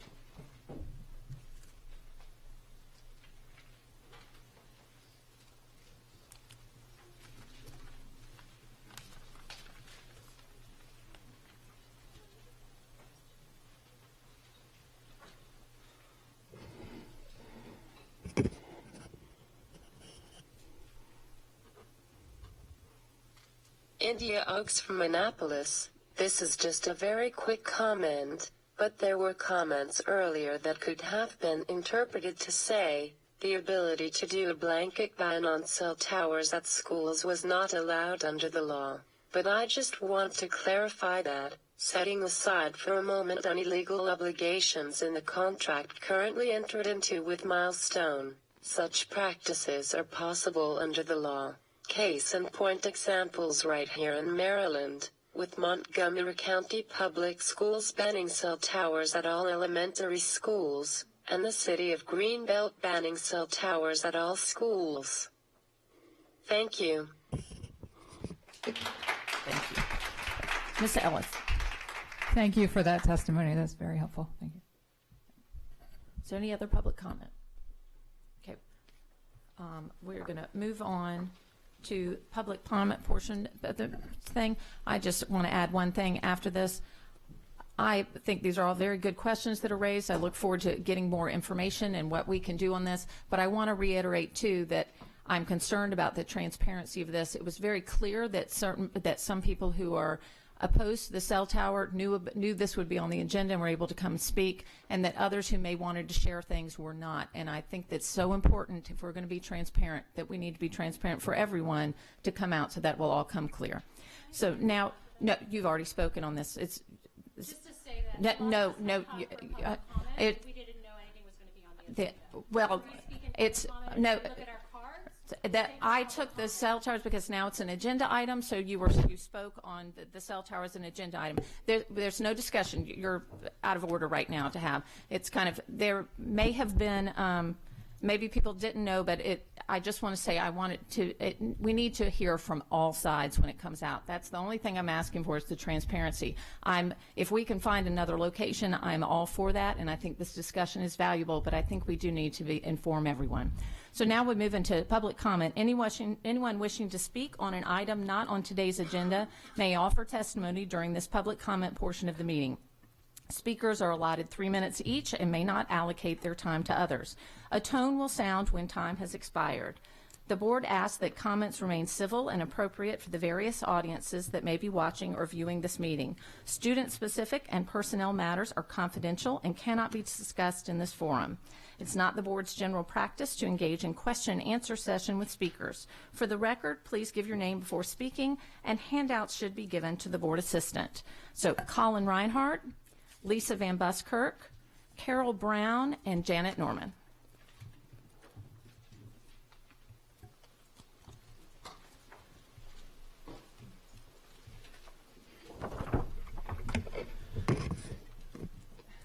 Good afternoon, Madam President, Mr. Vice President, members of the board, Dr. Arlotto. For the record, I'm Colin Reinhardt, regular guy from Linthicum. I come before you today to give a hearty welcome to our newest members of the Anne Arundel County Board of Education. This board is regarded by your peers among the most collegial and effective boards in the state of Maryland. With a hallmark of an open and positive relationship with the superintendent and board leadership, this board takes pride in resolving differences privately, avoiding surprises, and providing a unified voice once a decision is made. It is the hope of this former board member that Anne Arundel will continue to be recognized as an example of professionalism and effectiveness. With the elections behind you, I ask that attention be turned to the job at hand, making well-informed decisions that benefit all students across this diverse and remarkable county. Although you were elected by geographic district, the voters sent you from your district to represent all students. It is in that spirit that I bring to you a small gift to remind you of that charge. Jacqueline Woodson's book, The Day You Begin. The opening words read, "There will be times when you walk into a room and no one there is quite like you." These words ring true for each of you and each of our students. Share your story and listen to theirs. Welcome to the board, and help make this school system, and the county executive's word, the best place. Thank you, Mr. Reinhardt. And he'll give you the books for your reading for the way home. Miss Ellis. Thank you for that. Actually, when you came up to the podium, I was going to ask you where my book was, because I came to the last meeting and I remember you saying that. Thank you so much. Yeah, you're welcome. I want to add a comment because somehow I didn't get the opportunity but to respond. There was testimony given here just a few minutes ago, and I have seen many of those citizens here testifying at countless meetings. So we need to be fair and, make sure everyone's aware of that. Twine. I just wanted to thank you for that reminder. I want to share with the public that each of us have made a personal commitment to the other, that we are all about all means all, and we are here to emphasize the needs of our specific districts in order to accomplish all means all. Thank you. And I was going to say something about my book too, so thank you. Ms. Van Busker. Good afternoon, Board of Education, Dr. Olato, and welcome especially to the 5 new members. I'm Lisa Van Buskirk of Start School Later Anne Arundel County, and I'm here to discuss school bus transportation. Thank you, Ms. Antwine, for including it on the later agenda item, asking for monthly reports on updates to transportation and all the other topics. For some of you, this will be repetitive from my September testimony, but new for some of you, the rest of you. In August, when the school bus routes were posted on AACPS's website, arrival times of the schools were included. That information was removed within days, and when I asked Mr. Douglas, the transportation director, if that would be reposted, I was assured that it would, but right now it was too confusing for parents. The bus routes were removed from the website in October and never again included the arrival time. So, suspecting that they would never get back on the website, on September 18th, I submitted a Maryland Public Information request for the arrival times for the 12 high schools and Phoenix Academy. I received some information on October 29th, which exceeded the 30-day limitation for PIA requests, and all the information I requested was there. So I had to involve the Maryland PIA Ombudsman to get AACPS to acknowledge the additional clarification information I had originally requested. My team identified 45 discrepancies within the 460-plus routes I was given. Those discrepancies included bus arrival time, bus numbers that were never posted on the website, but were should have been. So they had arrival times, but no first pickup time. There were buses that were on the website that had first pickup times, but no arrival time at the school. And there were some that their arrival time at the school was the same time as the first pickup from the website. I'm still waiting for that clarification that I was promised on November 13th regarding those 45 routes, plus a couple of other questions. Meanwhile, in October, I attended a start time conference in Connecticut, and there were transportation specialists from various panels. I asked them what is the ideal arrival window for buses, and their answer was between 10 to 20 minutes, with any earlier being a false tier such that buses could drop off their kids early and make it to their next route extra early. When I look at the arrival times and pickups for Phoenix Academy, which was provided on November 13th after PIA involvement, the Ombudsman's involvement, I'm struck that the longest bus ride of 71 minutes not only picks up the earliest at 5:45 a.m., it also arrives the earliest at Phoenix Academy 27 minutes before the bell rings. That seems excessively early for students who are the most at-risk students because they're at Phoenix Academy. I also asked the transportation specialist how much the bus arrival app would cost. They estimated about $30 per bus. So when I do the quick math of 600 buses, 10 months a year, I get about $180,000, $200,000.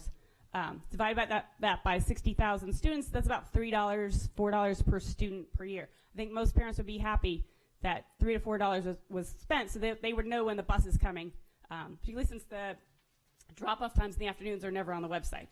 So in September, when I had mentioned the bus app, Mr. Butcher had asked Dr. Arlato to provide information back on the smartphone apps, and if he hasn't yet provided that information to you, I would ask that you ask him again for that information.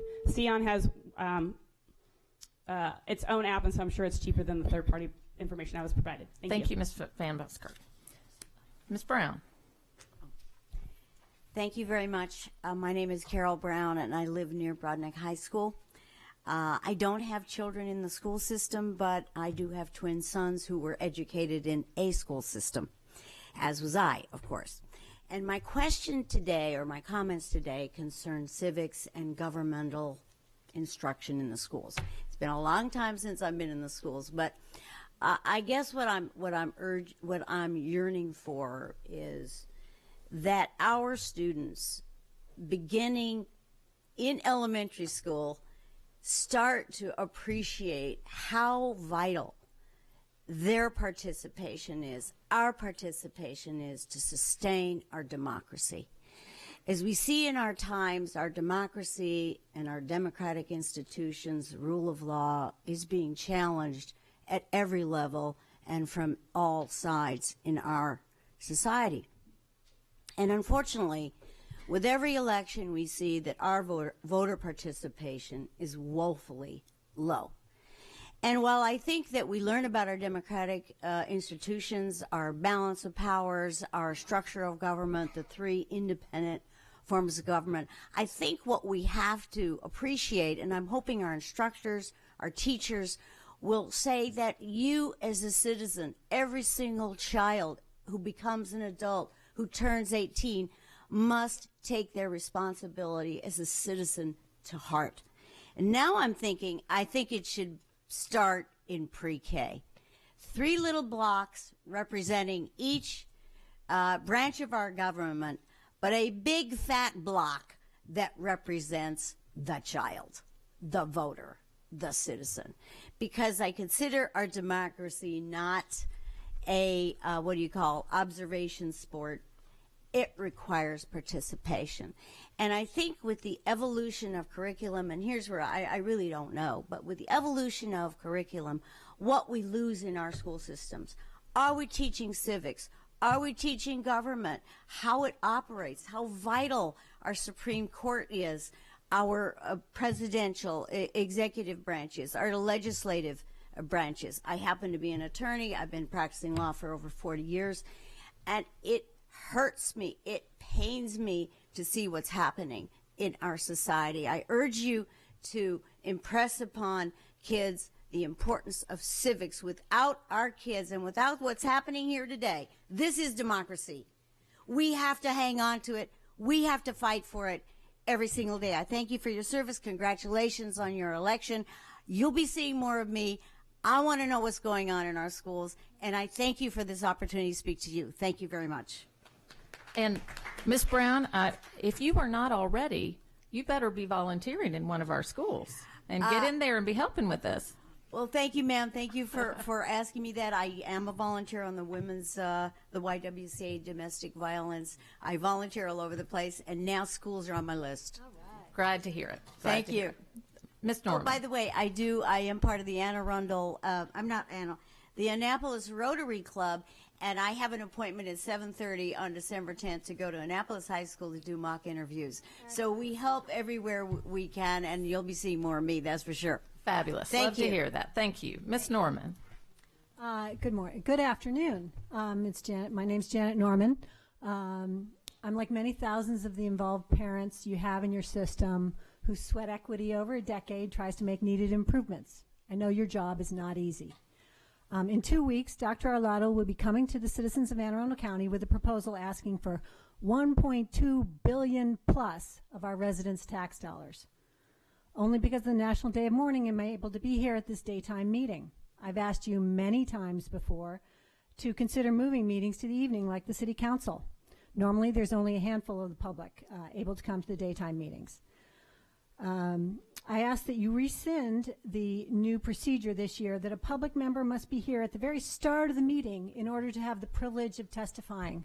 That was 3.5 hours ago, and I was here by rearranging everything else in our busy lives to come for the privilege of testifying to you. You need this information from your citizens.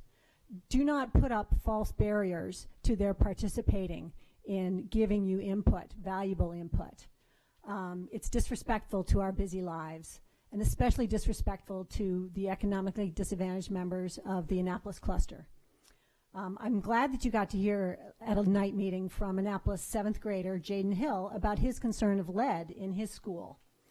Now Annapolis Middle lead tests are back, and we find out that we had a consumable fixture, a kitchen pot filling station with 1,420 parts per billion of lead when a threshold has been set at 20 parts per billion. 1,420. Please focus on the health and safety needs of our students that are extremely overdue for taking care of. I'm also speaking for myself today, but I do want to let you know that the Annapolis Ed Commission, which I'm an appointed member by the mayor and city council, voted on Monday to ask Dr. Arlotto and the board to fully include the community ambassadors positions in the upcoming budget. These positions are essential in helping reduce our unacceptable levels of chronic absenteeism at our high schools, especially Annapolis High, and achievement gaps. I urge you to carefully read the Maryland report card summaries very thoroughly. They are eye-opening and outline the improvements needed. Annapolis High has a 37.8% chronic absenteeism. Glen Burnie, 36% chronic absenteeism. Old Mill, 28%. South River, 19.5%. Broadneck, 17.9%. Severna Park, 9.2. It's times in Annapolis when, like, our Robinwood girl who was not in school on a Thursday was accidentally shot with a gun and died. We need our kids to be in school. We need these community ambassador positions. We need all your help in turning things around that the data sheets on the high schools are telling you. We have an achievement gap where at Annapolis High, 17% of the African American students are proficient in math, and 73% of the white students are. So Thank you, please Ms. take Norman. advantage of these reports. Thank you, Ms. Norman. Ms. Antoine. I do want to thank you for your stats that you shared today. Those are very important stats. I also want to address the fact, especially on truancy, that there are some dependencies that cause those stats to be the way that they are, and we want to, within our system, ensure that we are giving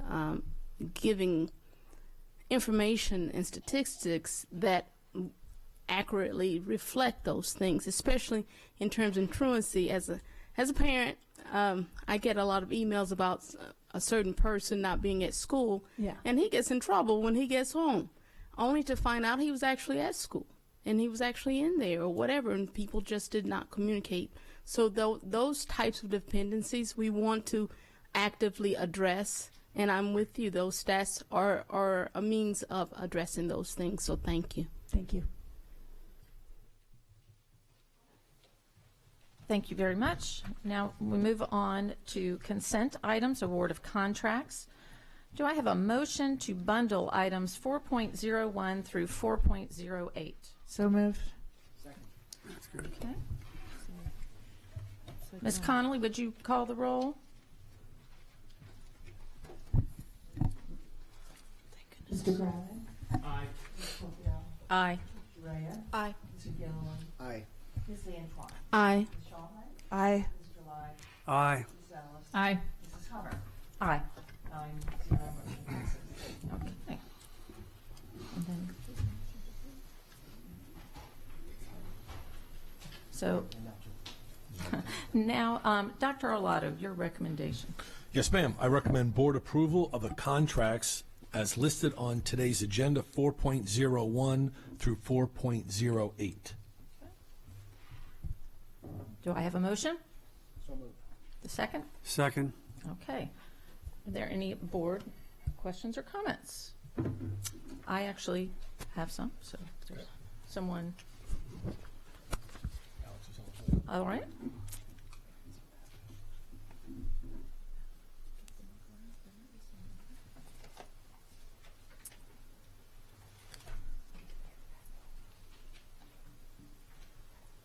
Mr. Sheknovich, I have a question on item 4.02, which is the security vestibules at Broadneck, Chesapeake, Meade, Southern, and South River High School. When will, I see substantial completion by December of 2019. When do we foresee that construction will begin on these vestibules? So for the record, Alex Shekno is Chief Operating Officer. We would anticipate to be able to enter into the contract for design. The unknown factor essentially is the regulatory review process. This is on the long side. Our preference, and obviously our goal, would be to have them in place before the start of school. But we don't want to create such a short time frame that we promise that to the vendors, and then because of situations outside of our control, i.e. regulatory review, that duration is extended, and then we owe somebody additional time or additional funds. So we typically err on the side of caution in terms of completion dates on endeavors like this. But again, the intent is not for the projects to take this long. So when these are completed, will we have created the double vestibules in all of our high schools, or there's still some that are in the works? Sure. So this will be to complete all of the high schools. We obviously have some completed. We have some presently in the process. This is the last batch of them for the 12 comprehensive high schools. Okay. And this came from the extra security funds that we received from the county executive through the state grants and things that we received in the spring. All of this vestibule construction is part of that. Is that correct? Correct. The accelerated time frame on this and other security enhancements were enabled by the supplemental funding that we received from the County Executive's Office. Okay. Then I have a question on item 4.04. It's an emergency shelter at Northeast High School. What type of emergency shelter? So we have a partnership with the County Office of Emergency Management that our schools are used as emergency shelters should there be relocation requirements. It could be anything from large utility scale emergencies or flooding conditions, et cetera. We've had natural disasters here in the county. So we partner with them. Our schools are the largest, essentially, venues in which the county can work to shelter on a temporary basis its residents. But in order to do that, the facility has to be robust enough to essentially support that. So in this endeavor here, the county has a very large generator, a portable generator that they have. They actually have 2 of them. All of our schools, even Northeast, has emergency generating capacity, but it's got enough capacity to essentially support our emergency operations, not one designed to house an influx of citizenry 24 hours a day on cots, feeding stations, et cetera. So this would be to upgrade our existing emergency generation capacity, that school, upgrade it so that it can accept the larger emergency generator unit, one of the 2 that the county has, so they can plug their generator in. So there's our generation capacity plus this greater generation capacity, and therefore more of the school's footprint can appropriately be used as an emergency shelter. So that's the purpose of this project. Okay. All right. Are there any other board questions or comments on items 4.01 through 4.08? Ms. Corkadell. Thank you. Just as a follow-up question from the prior discussion, Ms. Hummer and yourself, how many do we have? I'm aware of, we have Annapolis High School as an available shelter, and there's some other facilities that can hold, from the a couple of fire halls that can provide temporary. Is this the only one that Director Aftung has decided to work with you guys on, or are there future plans for bringing additional shelter opportunities online? Sure. So currently, the schools in our portfolio that are essentially elevated to the level that would meet the needs of the emergency management are Annapolis High School and Severna Park High School. Crofton High School is currently under construction. When it is completed, it will be at that emergency sheltering level of service. This will bring Northeast High School up to that level of service, and we're seeking approval to begin the design process, the construction, so hopefully this school. And then the other school that we are partnering with them on, but at the very early stages, is Southern High School. The southern portions of the county, the portions that you and I reside in, has some different, unique natural conditions, environmental conditions, and so the Emergency Management Office here in the county has reached out to us to see if we can, what would it take to bring Southern High School up to that standards. We've met with the county a couple times and had some initial discussions. In fact, we've got a meeting coming up with them in the next 2 weeks to further those discussions as well. I would just request if we could get an update on that, that would be great, as appropriate. Sure. All right. Are there any other board questions or comments? Is there any public comment? Oh, Mr. Grannon. Oh, sorry. Okay. Is there any public comment? All right. Okay, then, Ms. Connolly, would you call the roll? Mr. Grannon? Aye. Ms. Corkadell? Aye. Ms. Urea? Aye. Mr. Gilliland? Aye. Ms. Antwine? Aye. Ms. Schallheim? Aye. Mr. Live? Aye. Ms. Ellis? Aye. Mrs. Hummer? Aye. 9-0, motion passes. Thank you, Mr. Shagnovich. Okay, next is item 5.01. This is an item that was added to the agenda, board election of officers. So, Mr. Grannon. As I noted earlier, the legislature and public have sent a powerful message about a new direction for the board. There's no reason to delay an opportunity for that message to be reflected in the board's officers. I nominate Terry Gilliland for president of the board to serve until the next regularly scheduled election. Having Mr. Gilliland serve as president would strike the right balance of responding to the public's call for change and having an experienced person preside over our meetings until an elected member of the board can take over as president. And Ms. Hummer can continue to provide her insights and experience as a regular voting member of the board. Second.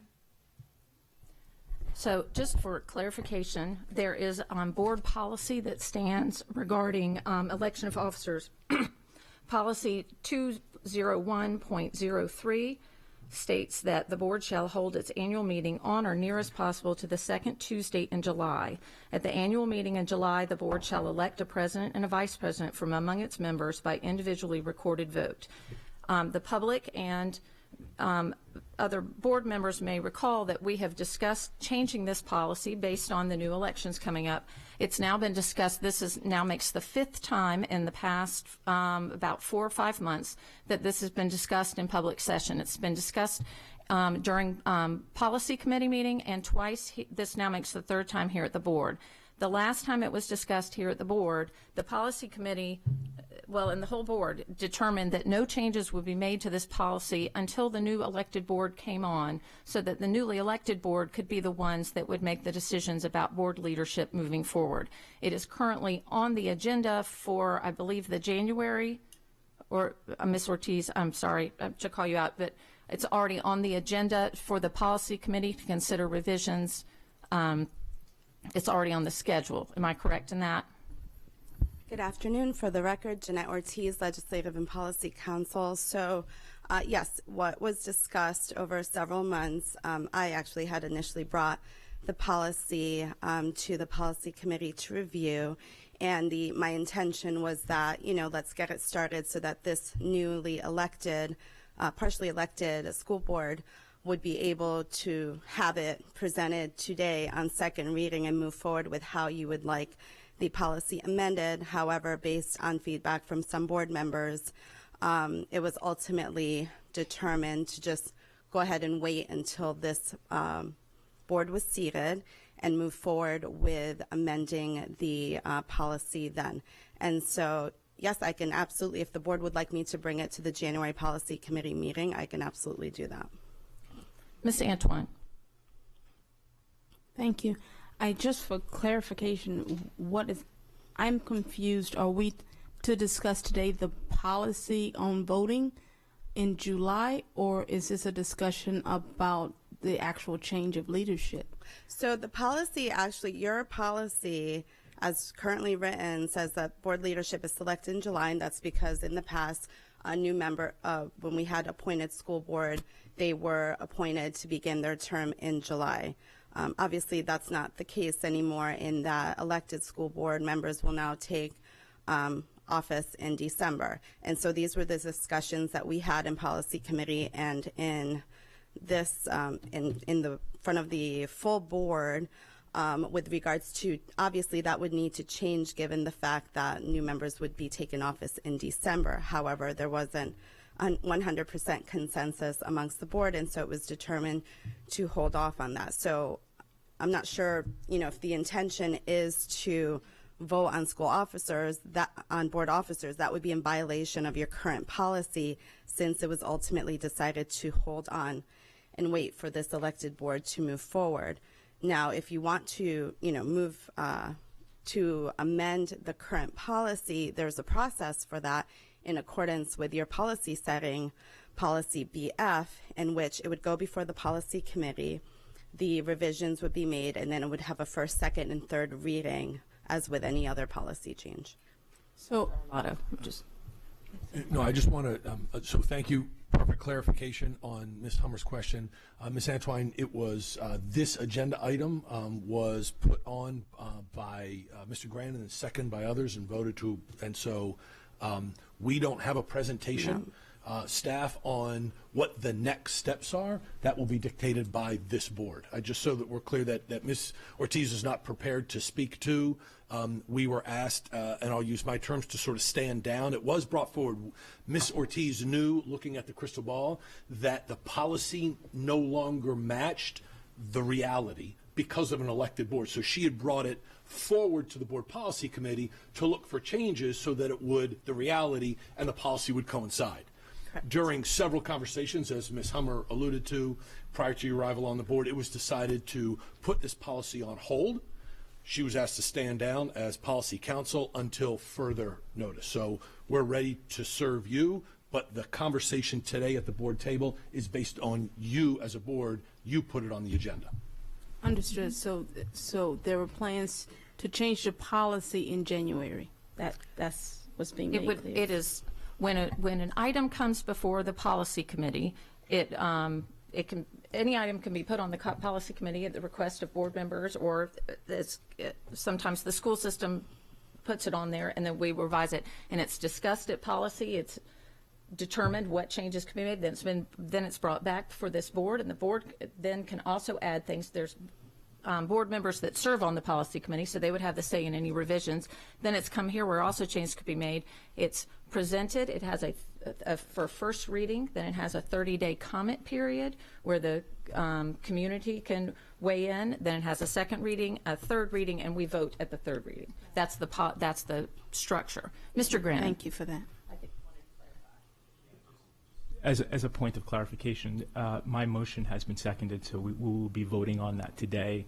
And just as a matter of reality, to whatever extent there's any inconsistency between, or a purported inconsistency between such a vote today, and my vote, again, has been seconded to nominate Mr. Gilliland to serve as president of the board.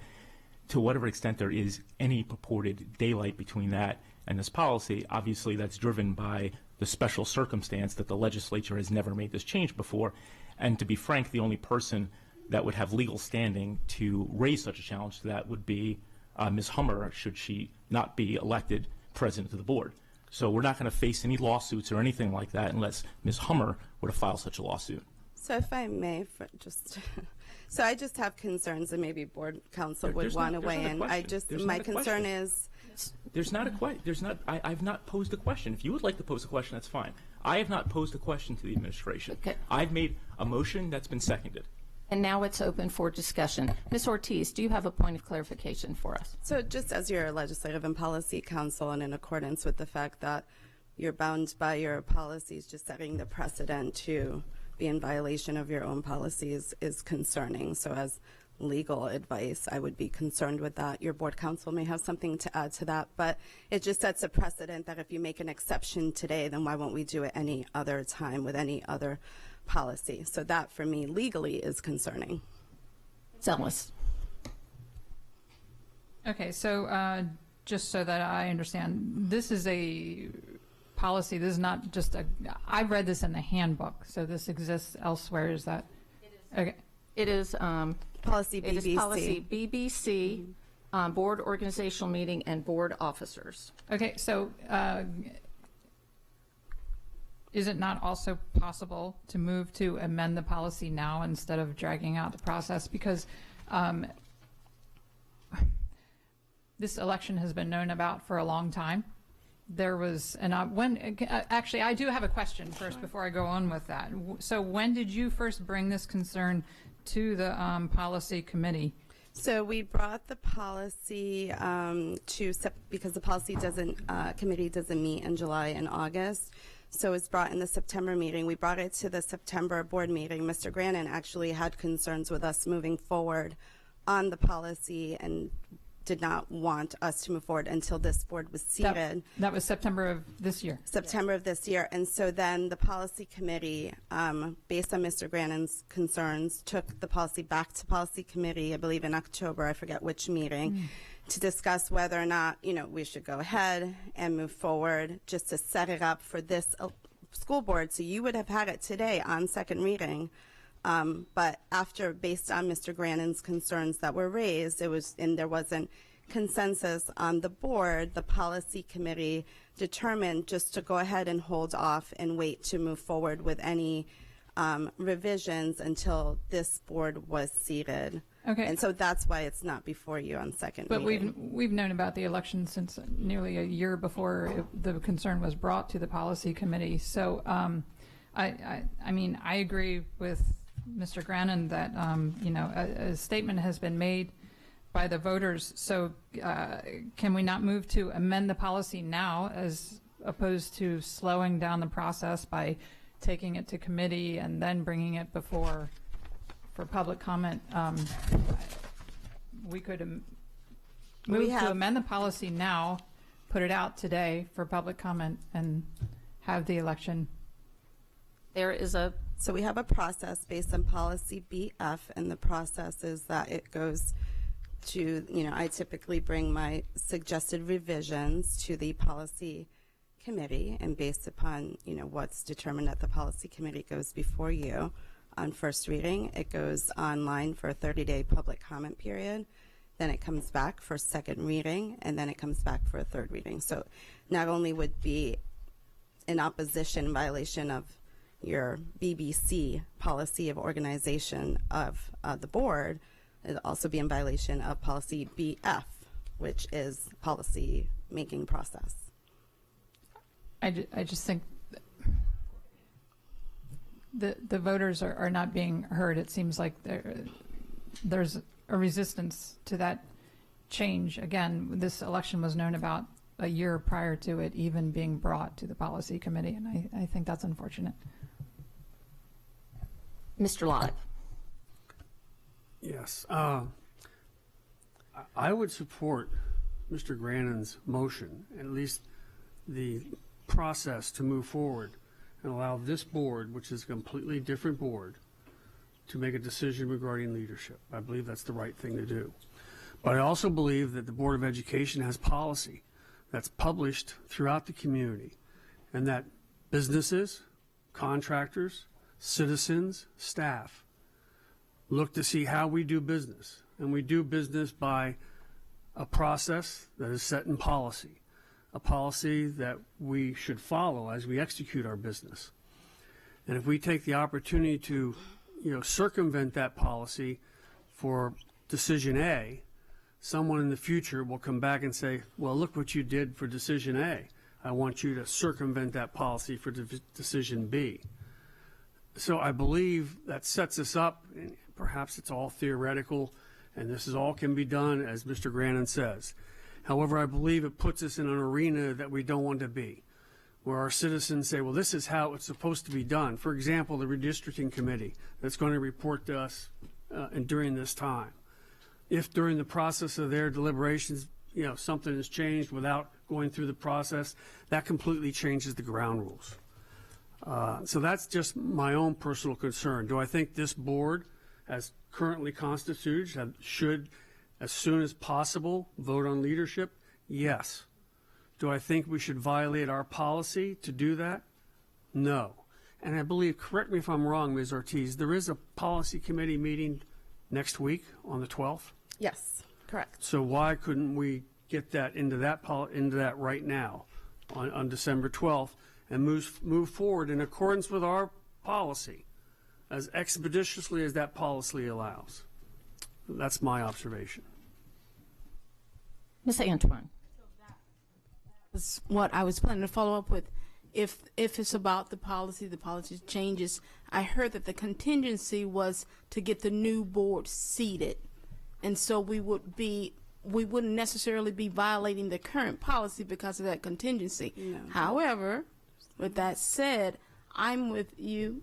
I believe it is better that we sit down with you on the 12th to better understand how to move forward before we make that kind of decision, with the contingency that by the 19th we bring this back up. Yeah, so just to clarify, the policy doesn't have a contingency in it. The policy is the policy, but the discussion amongst the board was just to hold off until this new board took office to determine how you wanted to move forward. So I'm getting that today.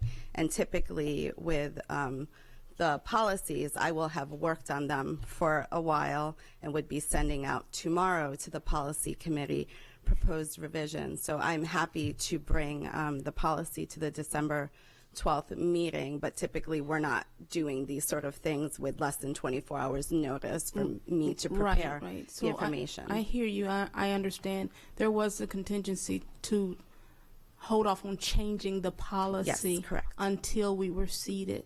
We also, though, just motioned and seconded. So now we're violating something either way. So my recommendation is to support sitting with you to better understand how to move forward, but to be fair to those who put us here, we need to do this up front and early. Mr. Rea. I concur with everything Mr. Leib said. I think as a newly elected board or partial elected, we need to be very careful in what we do at the beginning, because we do not want to start off by violating a very important policy that has been established, because that not only sets a very bad precedent for the future, but it puts off a bad message that our newly elected board does not concur with any policy, as Mr. Leib said. And I think it's important that it is brought up to the policy committee next week. So that's just my opinion. Thank you. Ms. Corkadell. I just want to clarify to my other board members who just spoke, are we proposing an amendment to Mr. Grannon's motion, or are we suggesting an entirely new motion that would need to be discussed after this one? I'm sorry. I think there's still maybe a little more discussion before that can be answered. Right. I think they would be two separate motions. That's part of the discussion. Ms. Schallheim. I agree that this needs to come before the policy committee immediately, and that we really need to understand.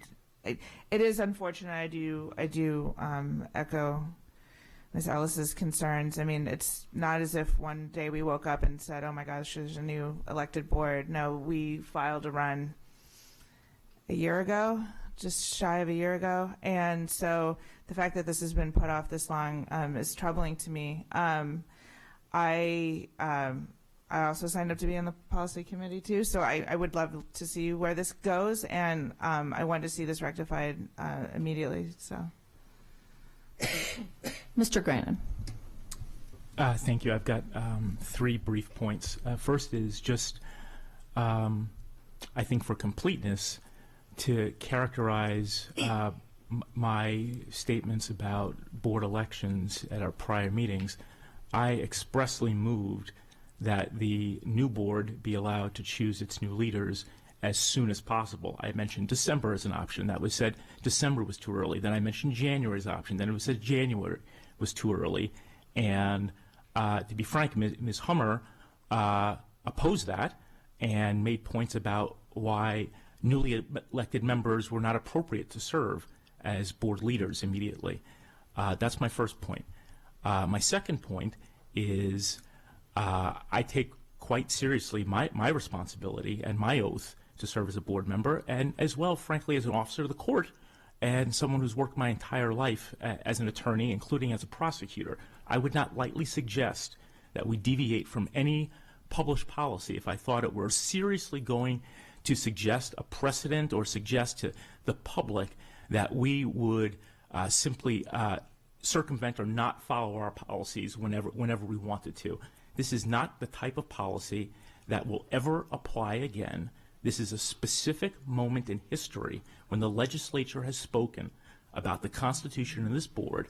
There was lots of wrangling done to push this to the side, and we're going to have an up or down roll call vote on my motion to do this. And if the newly elected members, to me, I think that's striking to me, the newly elected members vote no on their opportunity to change the leadership of this board, I don't know what you're saying to your constituents when you do that.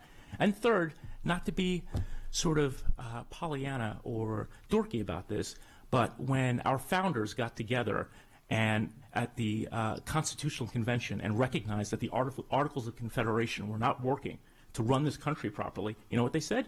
There go the articles. And today we have the Constitution, thanks to their bravery and thanks to their ingenuity in doing that. There was not one document that gave them the ability to throw out the Articles of Confederation. Instead, it was ratified later by the states, and that took 2 years to do that. If we take this vote now, the vote's happening, but if this vote passes now and the leadership of this board changes, the only person on the planet who will have legal standing to challenge that is Ms. Hummer if she does not win the election for president. I will say, in addition to that, we can easily change this policy going forward. And by the way, note what I said about my nomination of Mr. Gilliland. I'm not talking about in perpetuity. I said, I nominate Terry Gilliland for president of the board to serve until the next regularly scheduled election. We can then go to the policy committee and do a first, second, third, 15th reading if you all want, and decide when that next election should be. Should it be in January? Should it be in December? Should it be in July, as it has been previously? Before we ask any more, I would ask Mr. Burns to come up and give us some counsel on this area. Good afternoon, Darren Burns, Board Counsel. I'm glad you asked me up, President Hummer, because I was concerned in that something may have been overlooked. I was present for the conversation that ended up resulting in the tabling of the discussion of officers change, and I believe there was a pretty good consensus that it would simply be started after the new board was set. So I think everybody's recollection at that point was correct. The problem with moving to do something contrary to your current published policy does not stop at the convenience factor and the fact that you have a newly elected contingent on the board. There's actually state law that requires you to adopt and apply consistently policies, bylaws, procedures. It's state law 4-108 of the education article. That breathes the life into the process that Ms. Ortiz gets to spend so much time in shepherding the committee through its steps. Over time, you have developed a much more intricate policy and regulation, but that's a separate issue, policy setting policy that the public expects. They are allowed to come to meetings. They are allowed to see policy being made in all its glory. They are here for the multiple readings. They are here for the multiple amendments. That is in your policy. But beyond that, you have in that same policy today, as it was before this board was seated today, as it was 3 months ago, and will be in January or December. You have a provision in the policy setting policy, and I always hate to say it, but that's what it's called, policy setting policy. BF, okay, that says if you want to suspend your procedures for making policy, it requires a unanimous vote of the board. And so before you take a vote because it feels expedient, and Mr. Live made some good points. I mean, from an attorney's perspective, I appreciate them. I only care about whether the board makes a misstep today by simply not being aware, perhaps because of some folks being new, that there is a policy provision that allows you to suspend your policy setting policy. It's by unanimous vote. Absent that, Ms. Ortiz has already outlined for you, and you know that as soon as you can get on a policy committee meeting, you could address this topic. But I just want to make sure you're aware of that. Ms. Ellis. Okay, so if I'm hearing correctly, we have 3 potential motions to put forth here. One is to hold the election. 2, one would be to suspend our policy making. That policy motion has setting not. policy. As a point of order, that's a potential thing, but as Mr. Grannon has pointed out, the current pending motion that has been seconded and being discussed is to actually do that which I was advising you could violate your policy. Okay, so in other words, it doesn't require a separate motion to do that. If we hold this vote, it has to be unanimous. Correct. And we are.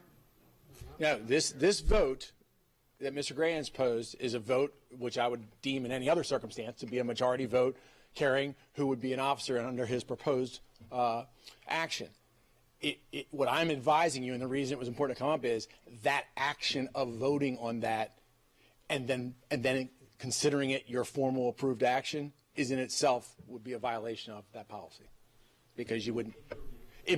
This is of course I'm only giving an opinion. I'm not you are the ones who have offered to serve. I'm serving you. I'm offering you my legal opinion that you have a policy that requires an affirmative action if you want to go outside your policy setting procedure, because 4-108 requires you to follow a uniform set of policies. Ms. Antoine. Thank you for that clarification. I have a question for Mr. Grannon.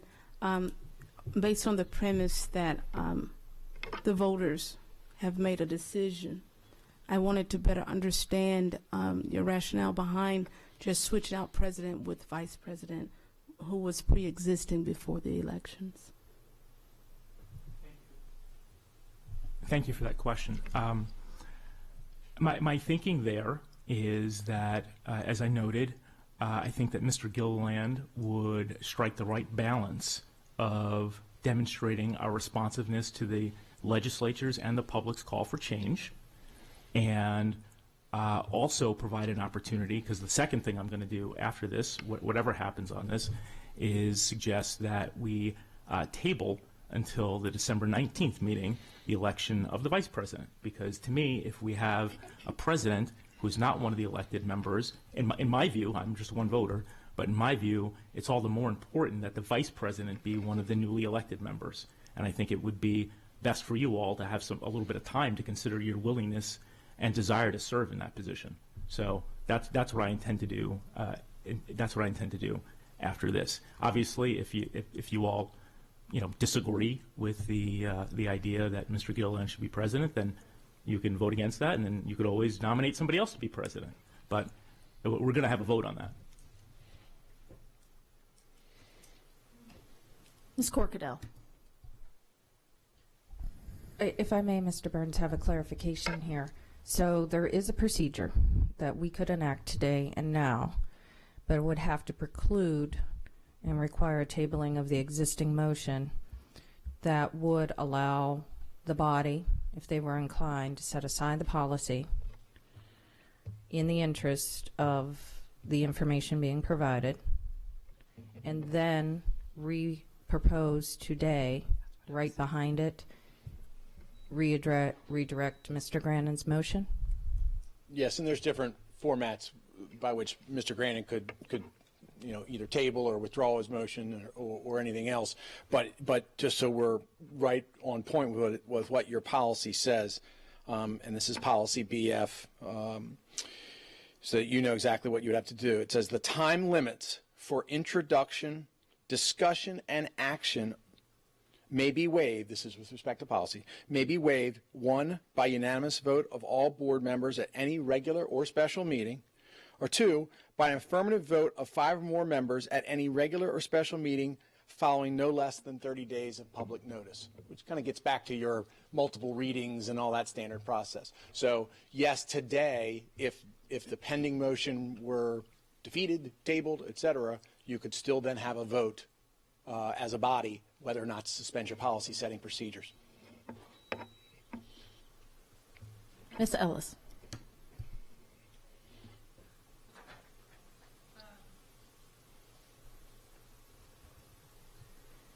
So even if we have a vote today, we should have another motion to add. Do we need a motion to add this to the policy committee for? No, okay. No, I wasn't it does clear on not. that. Okay. No, this can be, this is referred right now. It's already been asked. It's it's added already to it's already on the list. It's added for next week. So that would already be right on the table, right? Because even if we chose to have an election today, we still have to address when the actual elections going forward will occur, right? Because you would still have that policy on the books. Correct. That's right. Right. Mr. Grannon. I call for a vote on the motion that's been seconded. Well, I still haven't made my comments on this. I just want to say again, I believe that Mr. Grannon is mischaracterizing the discussions that we had regarding this policy. It did come up. There was extensive. People can go back and watch the medias about this. And when it was decided, we had initially proposed that we would have first reading, and that here today at this first meeting, there would be second reading of the policy.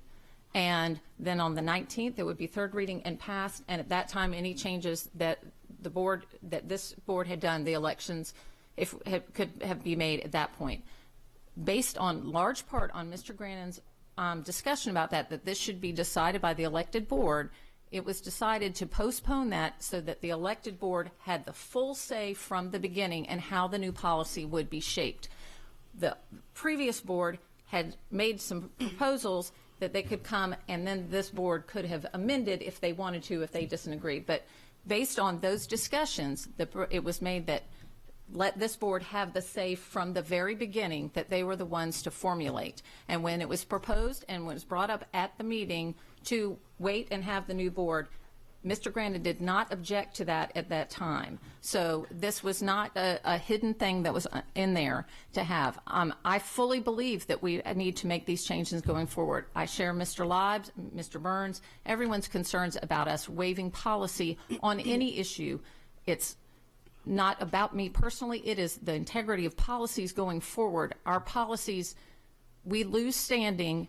Even if you think that this policy has nothing to do with any of our others, we lose standing on all of our policies moving forward if we are not following them there. When we have the mechanism in place to move this along quickly, as this policy says, and if we can waive the timelines of the three readings by an affirmative vote of 5 or more members at any regular special meeting following no less than 30 days of public notice. So this policy could come before, I believe this is correct, could come to the policy meeting next week on the 12th. The policy committee can make changes, and we could put it out for 30 days comments, and we could waive the second and third reading, correct, and have a vote then. Am I reading that correctly, Ms. Ortiz? Right. So, yes. So it could be a shortened process to have that in there based on the current policies that we have. But the whole basis of this and why this was delayed, and yes, I know we had known for a long time, but the whole basis why it was delayed was because there was a strong feeling that the newly elected board members should be the ones making the decisions. We didn't want to make a say. So, for instance, would you have the old board say elections will be held in December, that the new board may want to say January, or vice versa, or to have that we wanted whatever the transition would be to the new members for the new board to have in there. And as I said, that was discussed very openly here, and Mr. Grannon did not object to us postponing this policy until the new board came in, so that they would be the ones from start to finish that made the decisions on this policy. So, but it could go to policy next week, be done, put out for put on the 19th agenda, 30 days, and we could waive second and third reading, and it could be voted on at that time. Mr. Grannon.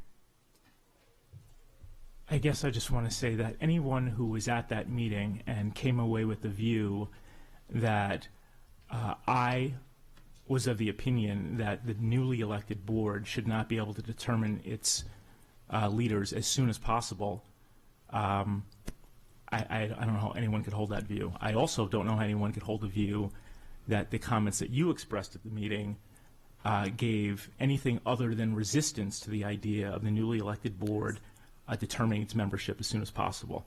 So we're going to vote on this motion today. And I do want to say, after the result of the motion, so for example, my motion is to nominate Mr. Gilliland to serve as president. If that motion were to pass by 5 votes and pass, we could easily then, all 8 of us right here, vote unanimously to suspend the very policy according to our own procedures, and there would be no problem. You would be the only one who would have cause to vote against that. The other thing that we could do is you could moot all of this right now and just voluntarily step down as president and let the new board elect the president. So I do not think it is at all genuine to say that what you are saying is somehow to help facilitate the will of the people. If you were to voluntarily step down right now, this board could elect the new president and move this entire discussion. I will just say, because I believe this has now gotten a little personal, I'm not certain what the motivation is behind to remove me. My purpose has always been to keep this board functioning as well as possible. There's no hidden agenda for me. I was the one who brought the policy forward and wanted to move it forward. Your perception may be that I was resistant. I was the one who brought the policy forward to get this changed so that this board could vote on it have its second reading right now to vote on it. And you can go back and look on the agenda. You You did not speak against that when we said we're going to table it because there was so much discussion. I did share, and I will share this going forward, that I think whoever comes in to this position, me or anyone else, it is to the benefit of this board for the leadership, for someone that knows how things run. The main role that I serve is to keep things running. It doesn't have to be me, but I think that's a benefit to this board and any board moving forward. And so I said that looking at what's best for the board, not for myself. No one else on this board has served as president of this body, and I will tell you, it is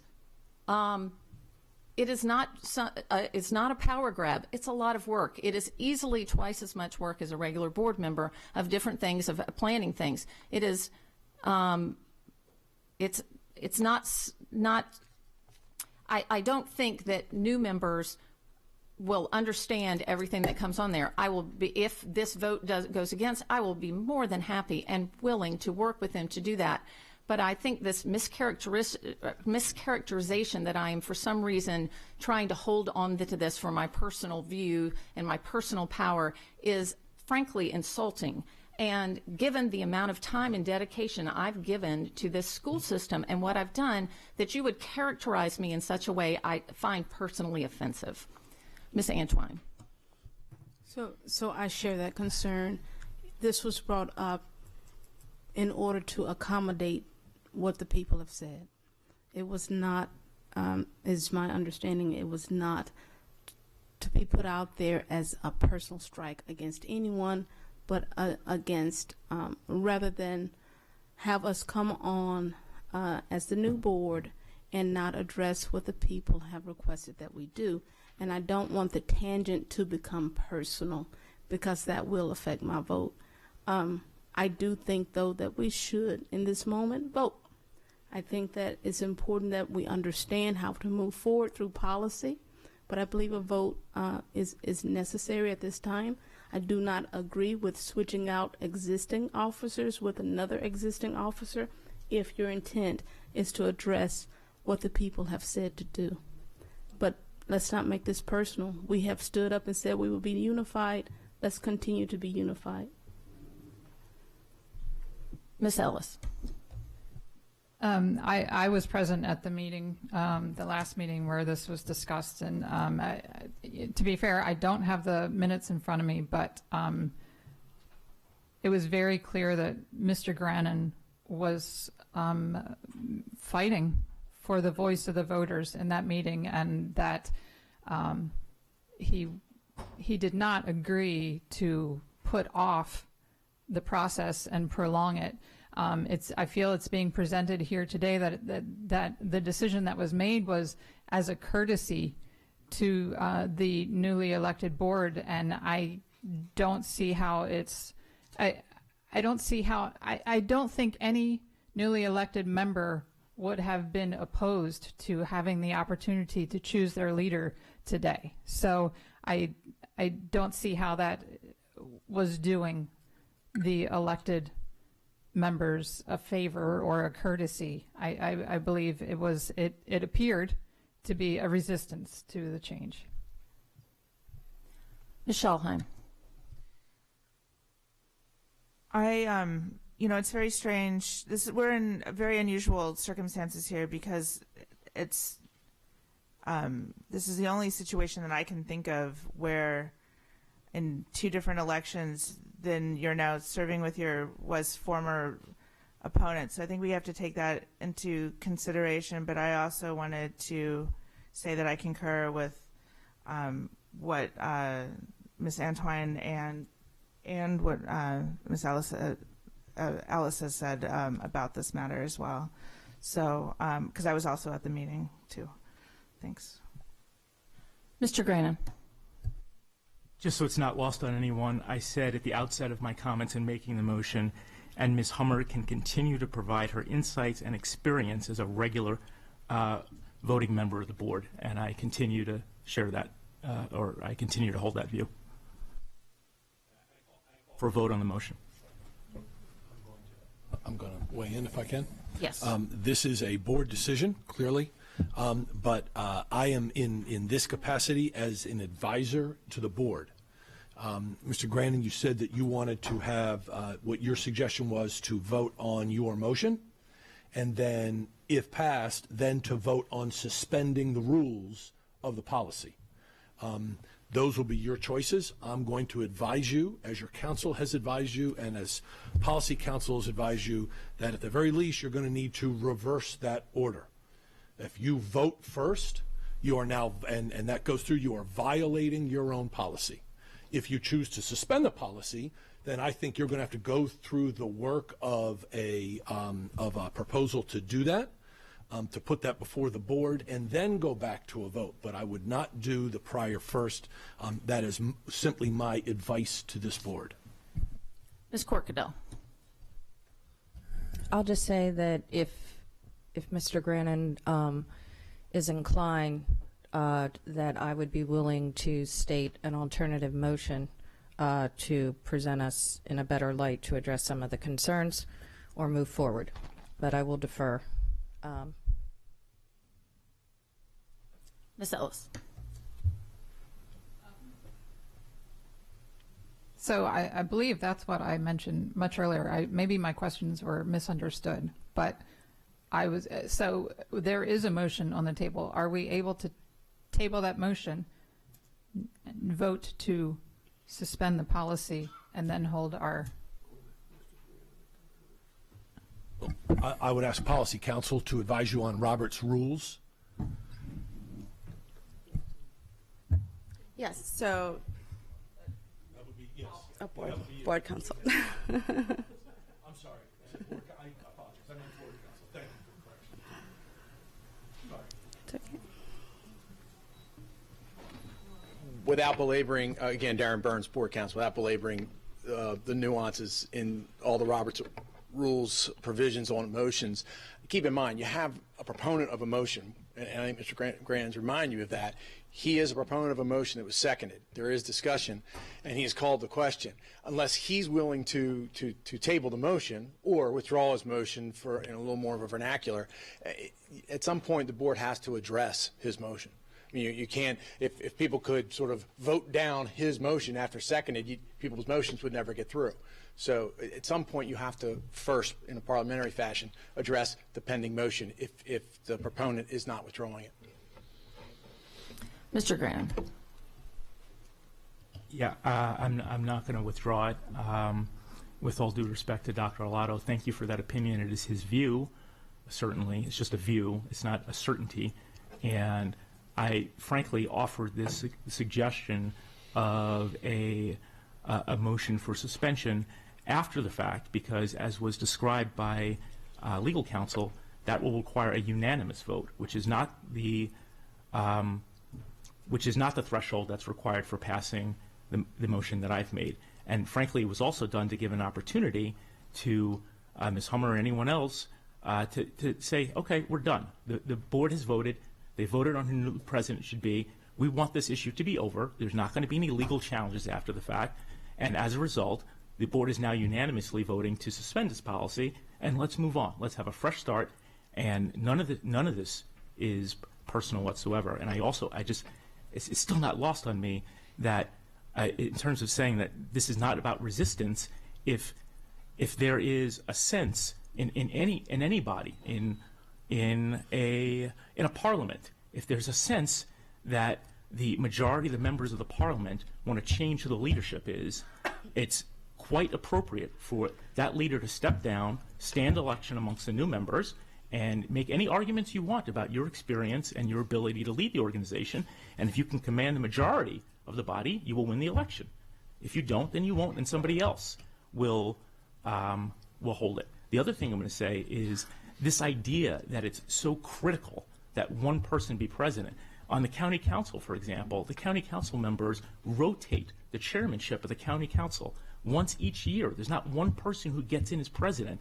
And I think, the county is just about as difficult to run as the school system. So this idea that only one person should hold a position for several years is not something that is followed by the other elected bodies in the county.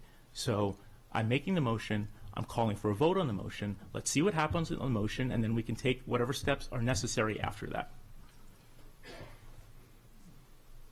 just a clarification, the board elections are held every year, and so there's not a continuing person. It's up to the board at the time as who they vote in. So it's not a given that one person will serve multiple years. That is held to vote every time. So the question has been called as to placing Mr. Gilliland in as president. I do think that the question was not asked if Mr. Gilliland's willing to serve as president, and so I think he needs to weigh in on that before a vote would be held. I'm going to call a point of order in that. There is absolutely no such requirement. That, you know, if he's nominated and it's voted and he decides that he's not willing to take the position, that's an entirely different story. But to pressure him before the fact to say something like that, there's absolutely no legal requirement that happen. That's just your opinion. You're right. It is my opinion, and I would think somebody would want to be asked if they wanted to take on a position of leadership before they were voted in. But that will be up to Mr. Gilliland if he wants to speak. Ms. Ellis. I think I'm concluding my comments, but in light of taking everything in totality and having been present in that meeting when it was discussed by this board, again, it's been presented as if it was a courtesy to this elected board, but it appeared to be more of a resistance to this board having the opportunity to elect their leaders. So in that spirit, I'm going to agree with Mr. Grannon's motion that we hold this vote. And again, I'll repeat that may have been and actually it would probably be to the benefit of the members who weren't present at those meetings to watch the meetings and see. The perceptions may be different if people were to watch the actual debate that occurred over the course of 2 meetings that came with this. People may come with different perspectives. But this time we will call the vote. Ms. Connolly, would you call the vote? The vote is, if you would repeat your motion, Mr. Grannon. My motion was to nominate Terry Gilliland for president of the board to serve until the next regularly scheduled election. Okay. Ms. Connolly, if you call the roll. Mr. Grannon? Aye. Ms. Corkadell?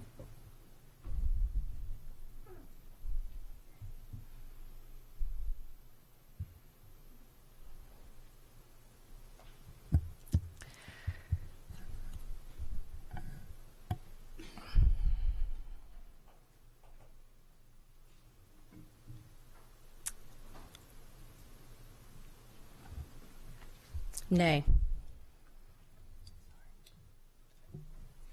Ms. Urea is absent. Mr. Gilliland? It involves me. I will abstain. What was that? Abstain.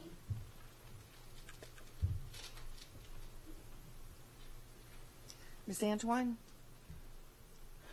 I say nay because it does not serve the purpose of the intent presented. Ms. Schulheim?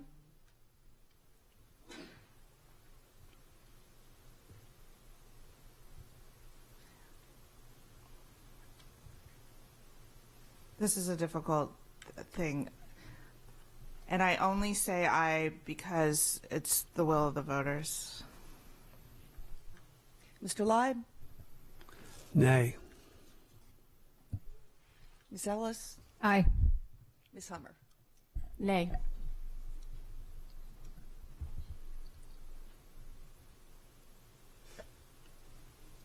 What's the final vote, Ms. Connolly? And the final vote is 2 in the positive, 5 in the negative, 1 abstention, 1 not present. No.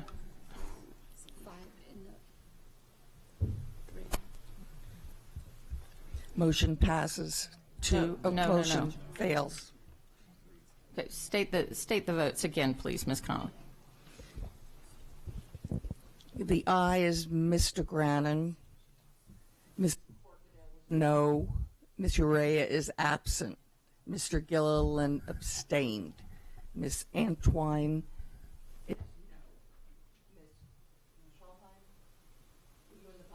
Yes. No. Sorry about that.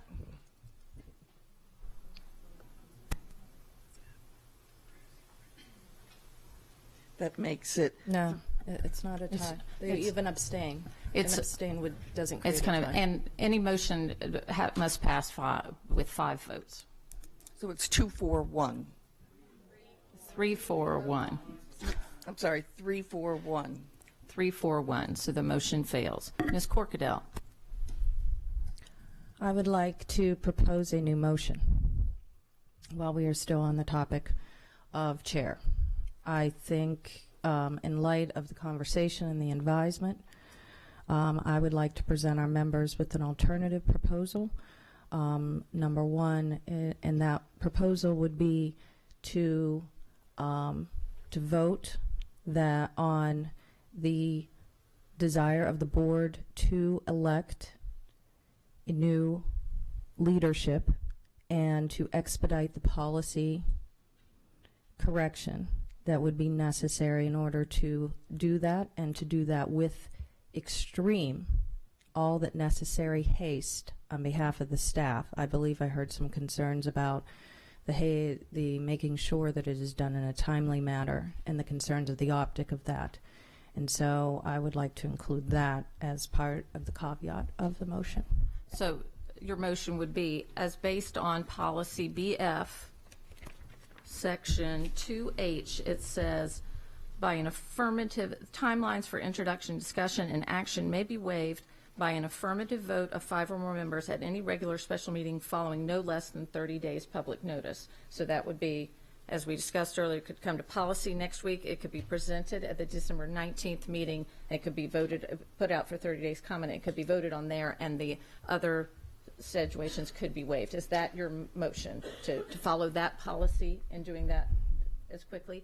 The other option is that there could be, the other option for changing policy in that most expeditious way would be, we could have another vote now, and a unanimous vote of the board could suspend the policy as of today and change it. So I'm just wanting clarification for which route would you want to propose? The 30-day notification of public. Okay. So that's an official motion? Yes, ma'am. Do I have a second? Okay. Mr. Grant.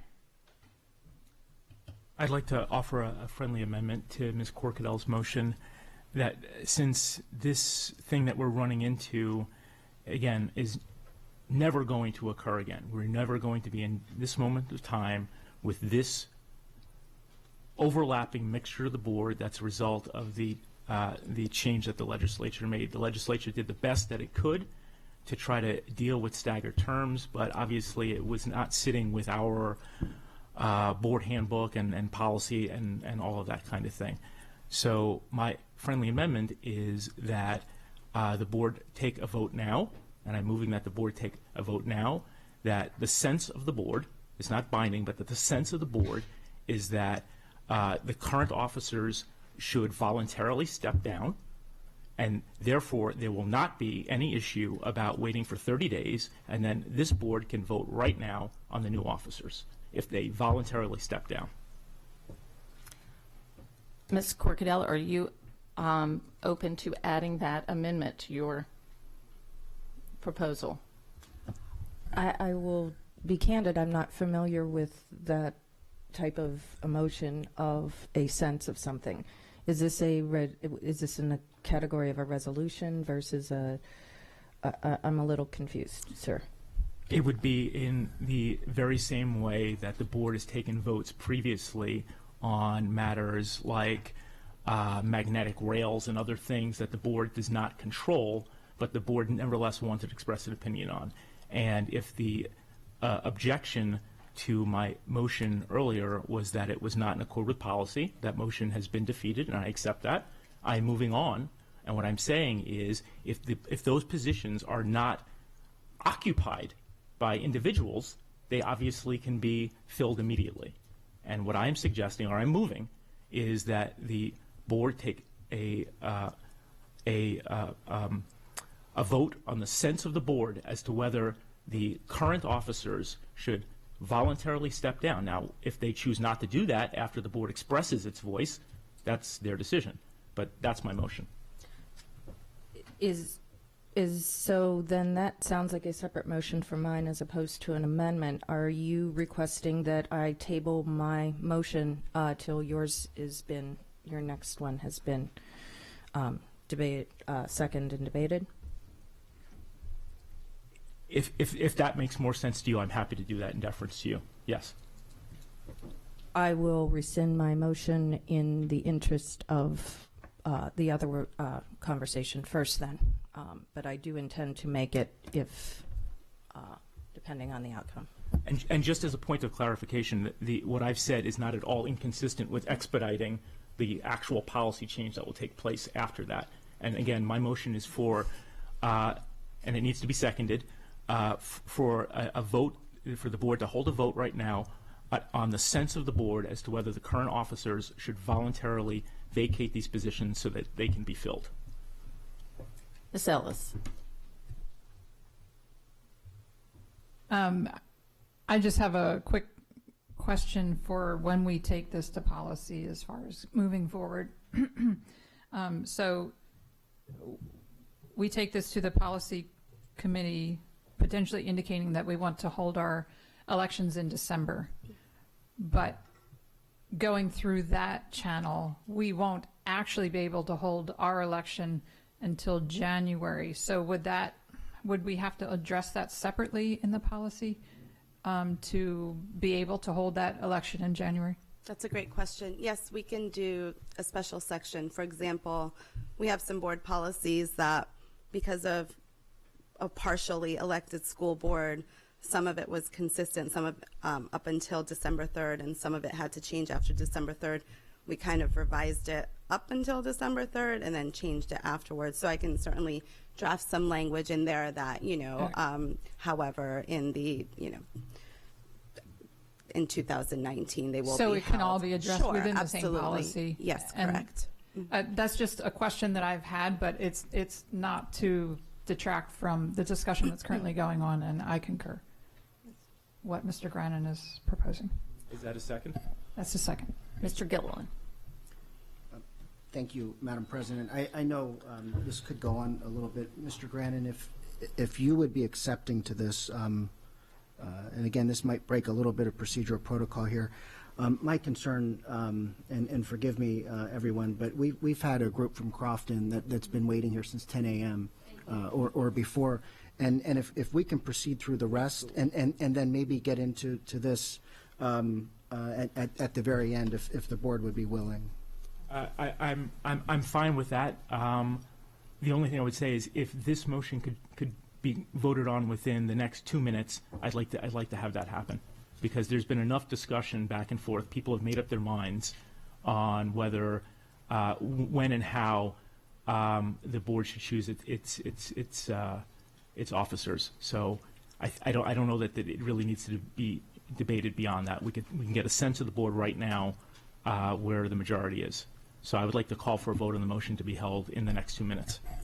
Okay, so the motion on the floor is to vote for, I suppose it's a resolution that the board would like the current leadership to step down and new elections to take place. So that it's not binding to the current leadership, but it's to a sense of the board if that is what the board feels. Am I correct in stating that? That's correctly stated. Ms. Antwine. Sorry, Crofton, but I got to vote in a second.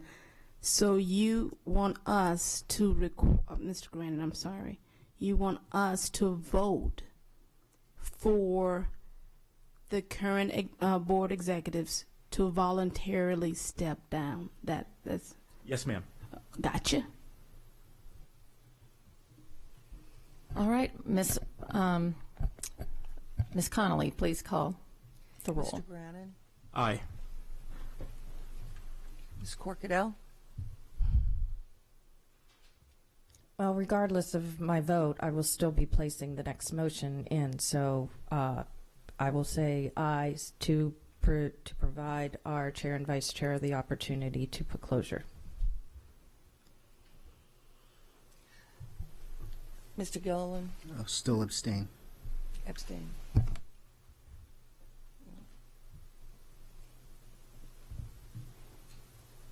Ms. Antoine? I see that as bullying, so it's a no for me. No. Ms. Schulheim? Aye. Mr. Live? Nay. Ms. Ellis? Aye. Ms. Hummer? Nay.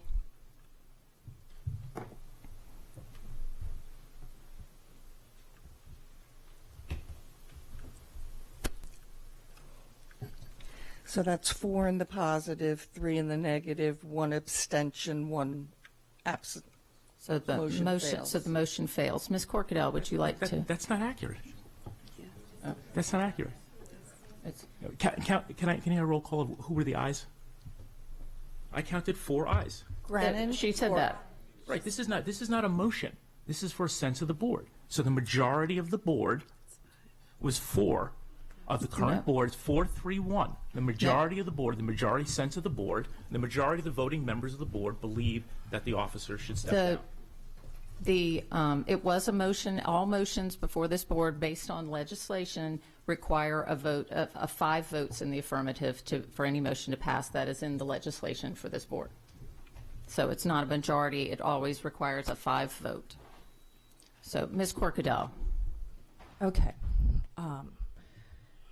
I'm going to put forth a motion based on our discussion in the interest of fairness and to avoid things like bullying and to place our fellow members a continuum of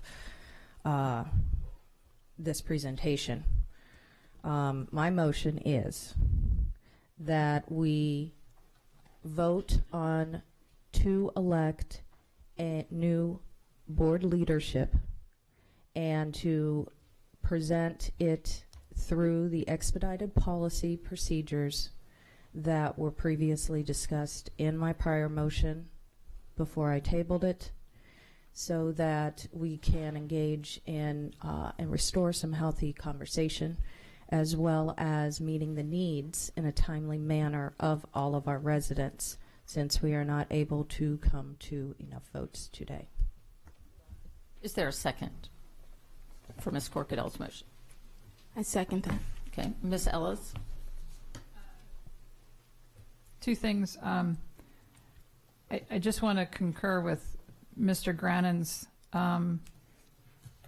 assessment.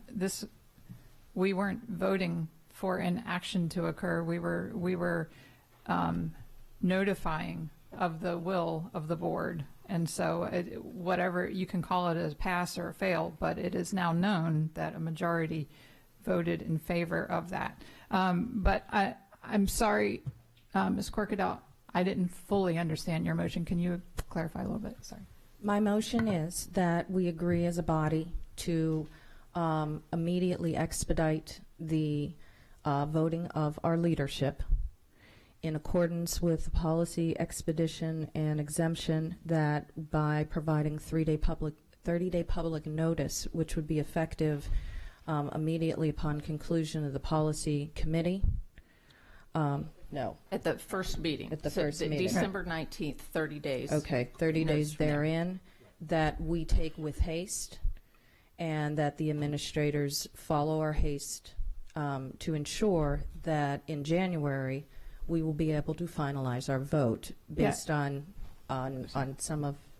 Am I correct? We've already set that in motion, correct? We've already instructed that this will come to our policy committee. Correct, but the expedition to bypass the standard, which would be all those other multiple reads and carry into the spring, would need that, and that is why I'm proposing this motion, that we are basically taking a half of a step away from the policy, not a full step, so that we can expedite this process and make sure that the will of the people are being adhered to, and that we can move along. So you're suggesting that on the front end, we go ahead and choose to suspend the full. Yes, we want to suspend the existing policy in order and invoke that the alternative policy to allow us to do this as quickly as possible and still meet our transparency obligations to our residents of the 30 days, which is where my biggest concern was, understanding that policy is always the people's policy. I second Ms. Corkadell's motion with the point of information that by doing it within the policy that allows for only 30-day notice with a majority vote, we're actually acting completely within the policy and we're not stepping away from it at all. Thank you. Sure about that. Yes, I'd like to call the question. Ms. Connolly, would you call the roll, please? Mr. Grannon? Aye. Aye. Oh, sorry. Say my name again. Mr. Gilliland? Aye. Until it's 3 o'clock. Ms. Antoine? Aye. Ms. Schulheim? Aye. Mr. Leib? Aye. Ms. Ellis? Aye. Ms. Hummer? Aye. 8-0. Motion passes.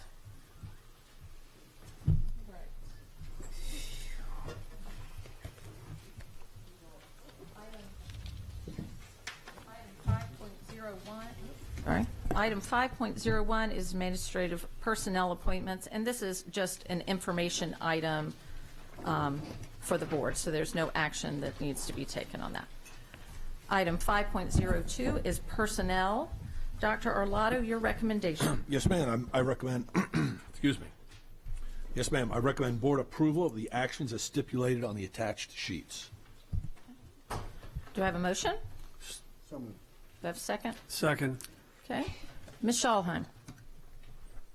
Sorry, I just had my light on because I was wondering if we can, in the interest of time, move Crofton up, but maybe we're already there. And We're almost there? unfortunately, Okay. Okay. All right. Never so- mind. Never mind. Yes. All right. So are there any board questions or comments about this item? It's personnel.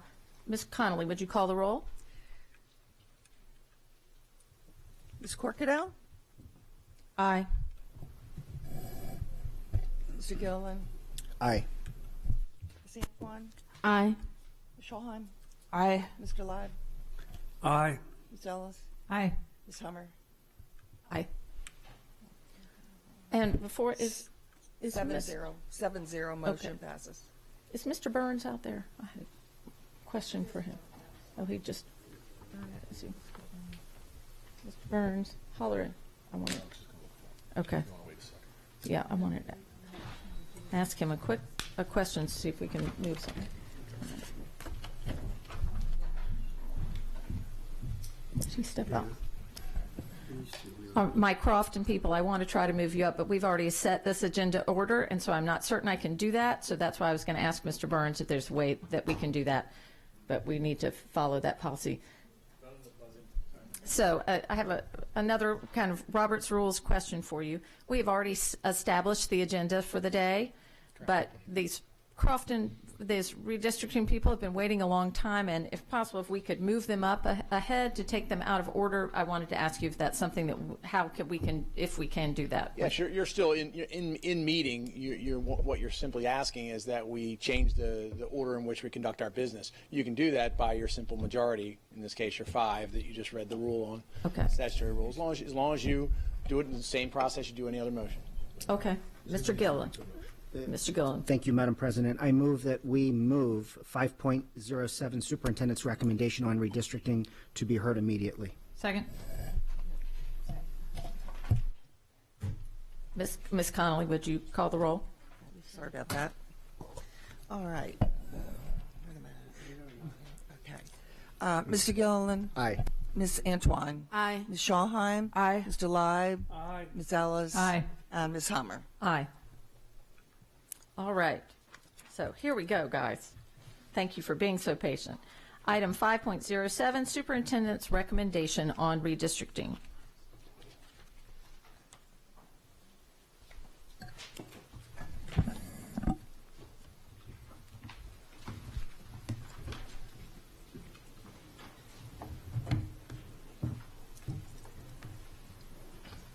Oh, this is an information item, and Dr. Arlotto, your recommendation.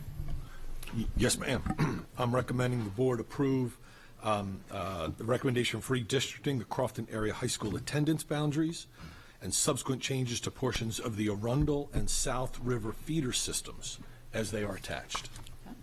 And we have a presentation.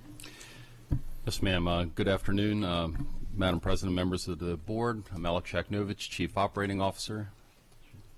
Greg Stewart, Senior Manager Planning. And as you correctly identified, Madam President, item 5.07 is for an information-only item here this afternoon regarding the subject of the superintendent's recommendation regarding redistricting for the Crofton area.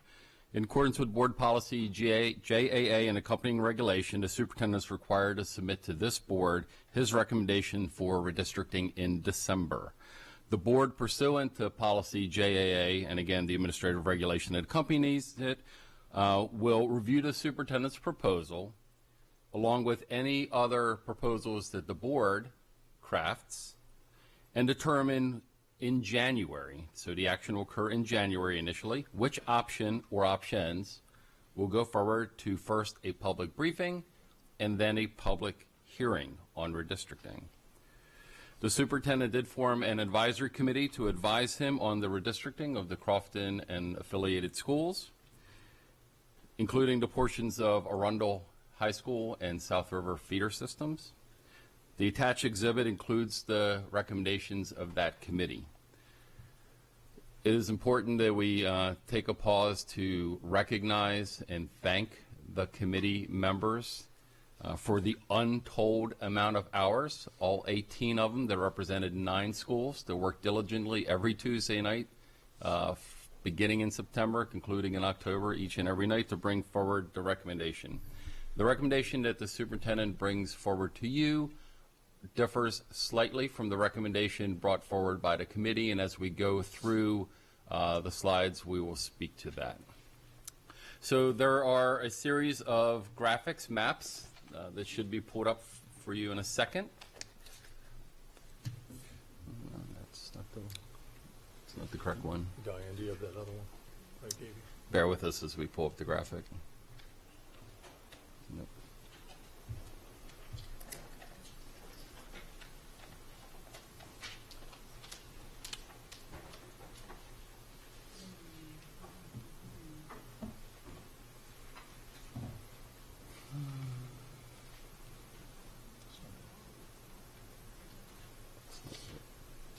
Hey, Diane, that was the one, that PowerPoint I gave you. I sent you an email.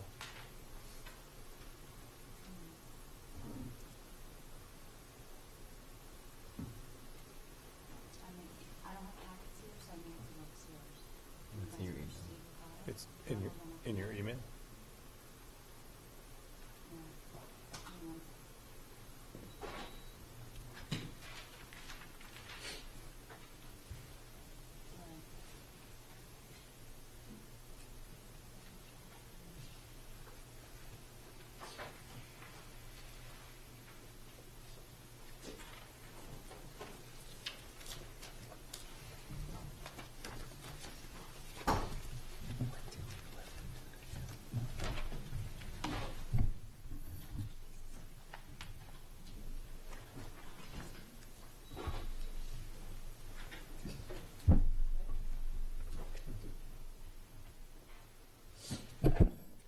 We're trying to expedite it for you folks. Sorry about this, little technical glitch.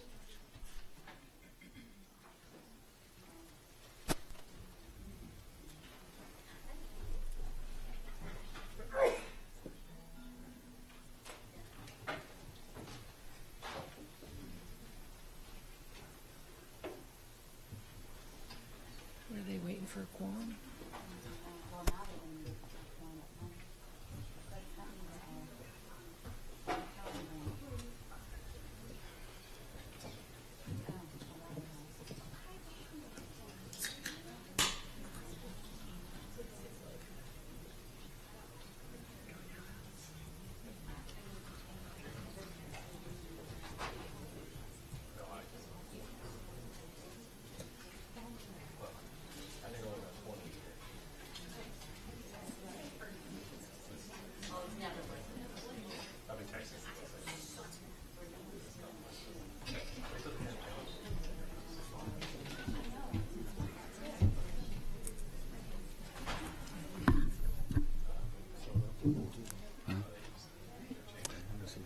Nope, okay.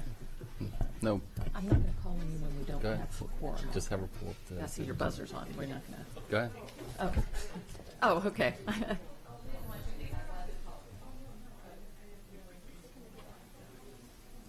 Turn on the TVs, turn on the big camera. Hey, Diane, just if you can't find it, just go back to the other one.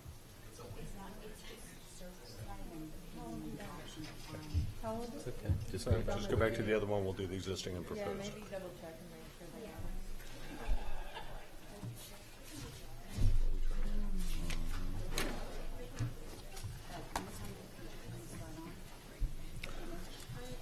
Existing elementary.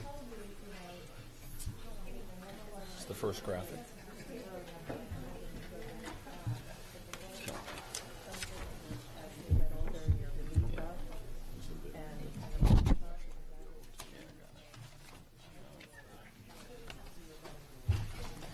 Okay, are we back on the record? We're back. Here we go. So apologize for that, the best laid plans. So we will go about it. So everything that we had in the slideshow that we alluded to moments ago actually replicated what you have in your packets. It was just simply a condensed version to make it easier on the TV viewing audience, but we will go through this. So if you take a look at Exhibit A1 in your packet, and Diane will scroll up a little bit, you'll see the existing elementary school boundaries. And so for all of these exhibits, I'm basically going to use the analogy of a clock because it makes the most sense from a presentation perspective.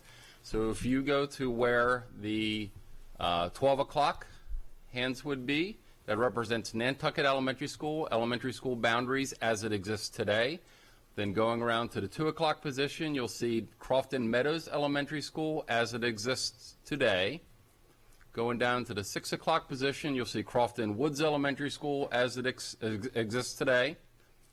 Continuing around to about the 9 o'clock position, you'll see Crofton Elementary School as it exists today. And then in the far upper left-hand corner, kind of where the 10 o'clock hand would be, you'll see Piney Orchard Elementary School as it exists today. If you then go to the next page of your packet, Exhibit A2, it is a depiction of the superintendent's elementary school recommendations to become effective in the 2020-21 school year. So I will stick with that clock analogy and describe the intricacies of the proposal. So, beginning at the 12 o'clock position, this is regarding elementary schools, again, to be effective with the 2020-21 school year. The school attendance boundary for Nantucket Elementary School as it exists today would not change. So there's no change put forward from the superintendent regarding an attendance boundary shift to Nantucket.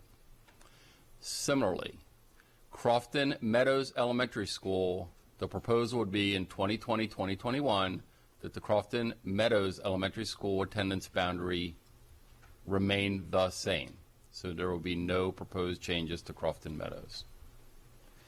With respect to Crofton Woods Elementary School, and again I'm going to ask you to briefly juxtapose this to the prior, Crofton Woods Elementary School will have a material change. And if you take a look, sort of in a 9 o'clock position, there's a small parcel 1038A that is Riverwalk at Crofton. It is a proposed project. It's not yet commenced. The proposal would be that 1038A project be moved out of the Crofton Elementary School attendance area and moved into the Crofton Woods Elementary School, again, effective the 2020-21 academic year. Continuing around then to the left, there's two parcels, 1038B and 1038C. They are both currently slated by landmass to go to Crofton Elementary School. 1038B is the Two Rivers project, and the 1038C project are the Villages at Wall Chapel Phase 2 and the Enclave at Wall Chapel projects. The proposal that the superintendent is putting forward would be that those parcels would be redistricted to the Piney Orchard Elementary School attendance area effective the 2020-21 school district. If you go back to the end of your package, there will be a graphic that has a series of numbers on it. So you're going to have to go forward about 5 or 6 pages. There you go. And if we focus on the top hand of that page, this is essentially a from-to chart. So it has the effect of, the mathematical effect of the superintendent's proposal.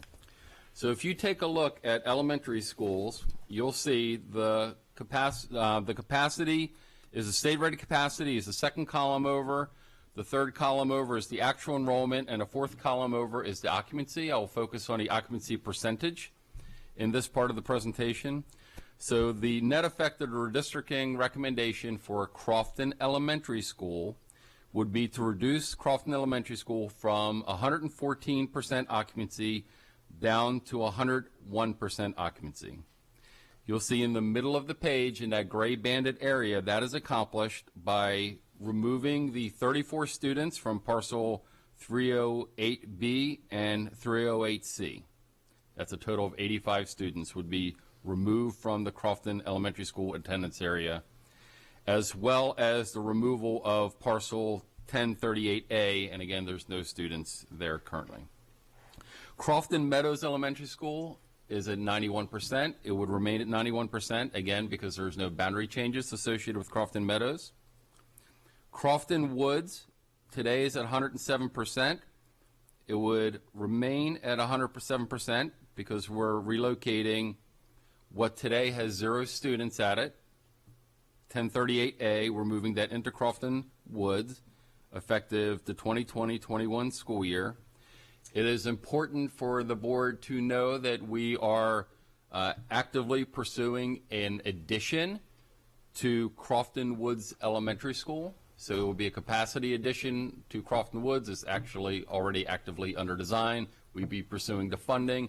The completion of that project, pending successful completion of design, permitting, bidding, constructing, we fully intend that that addition would be in place in about the March or April timeframe of 2020. This redistricting would not take place until September of 2020. So the 107% number for Crofton Woods is a static today snapshot, but once the addition comes online, and again, the addition would come online prior to 2021 school year, that number would be materially lower.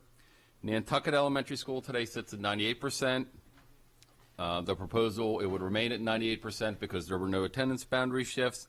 And Piney Orchard Elementary School, which today sits at 91%, would increase to 104%. And again, it would be taking on the 85 students associated with parcels 1038B and 1038C.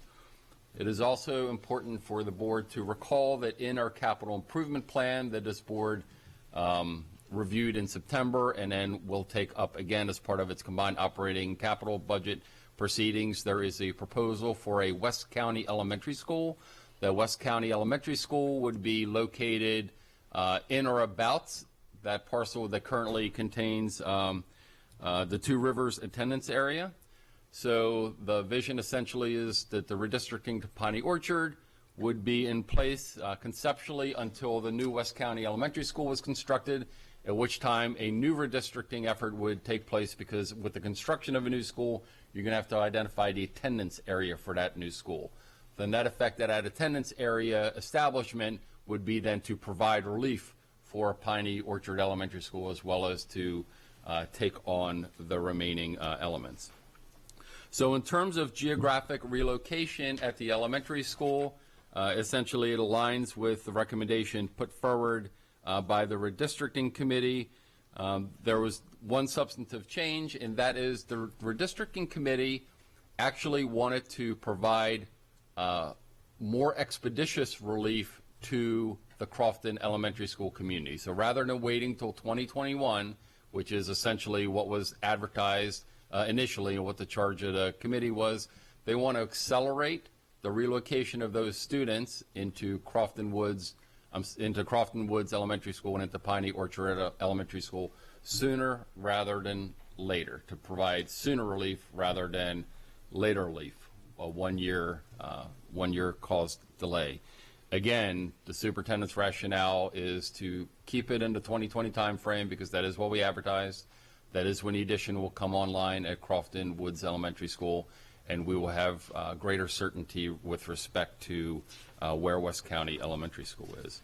Moving on to the middle schools, if you go to Exhibit B1, the middle schools, next page down, Diane. So the middle schools start,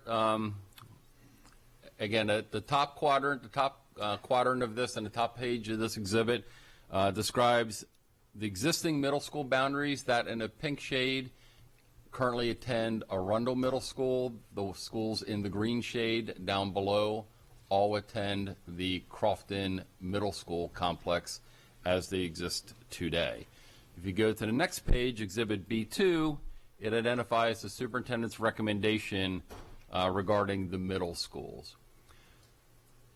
If you study the map, then you'll see, again, going almost in that clockwise fashion, Nantucket Elementary School that today goes to Crofton Middle School will continue to go into Crofton Middle School, no change.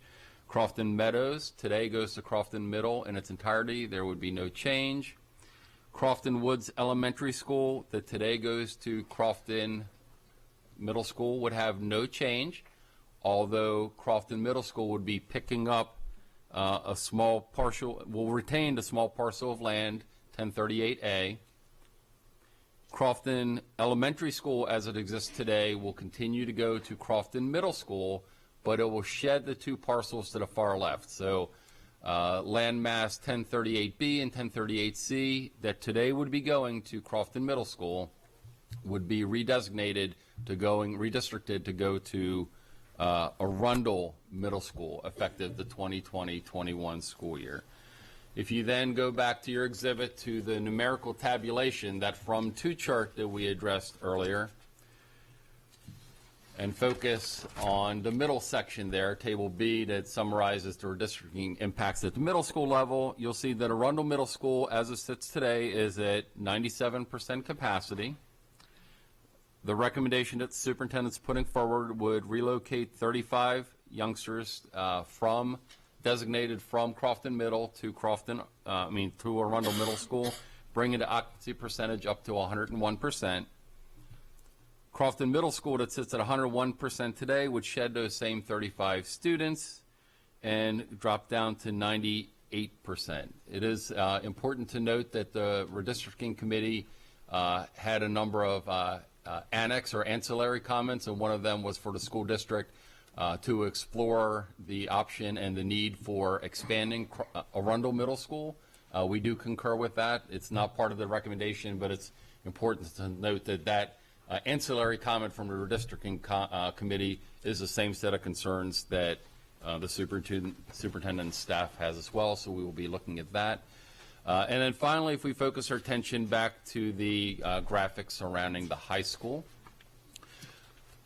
So the graphic before you, which is Exhibit C1, shows the existing high school attendance areas.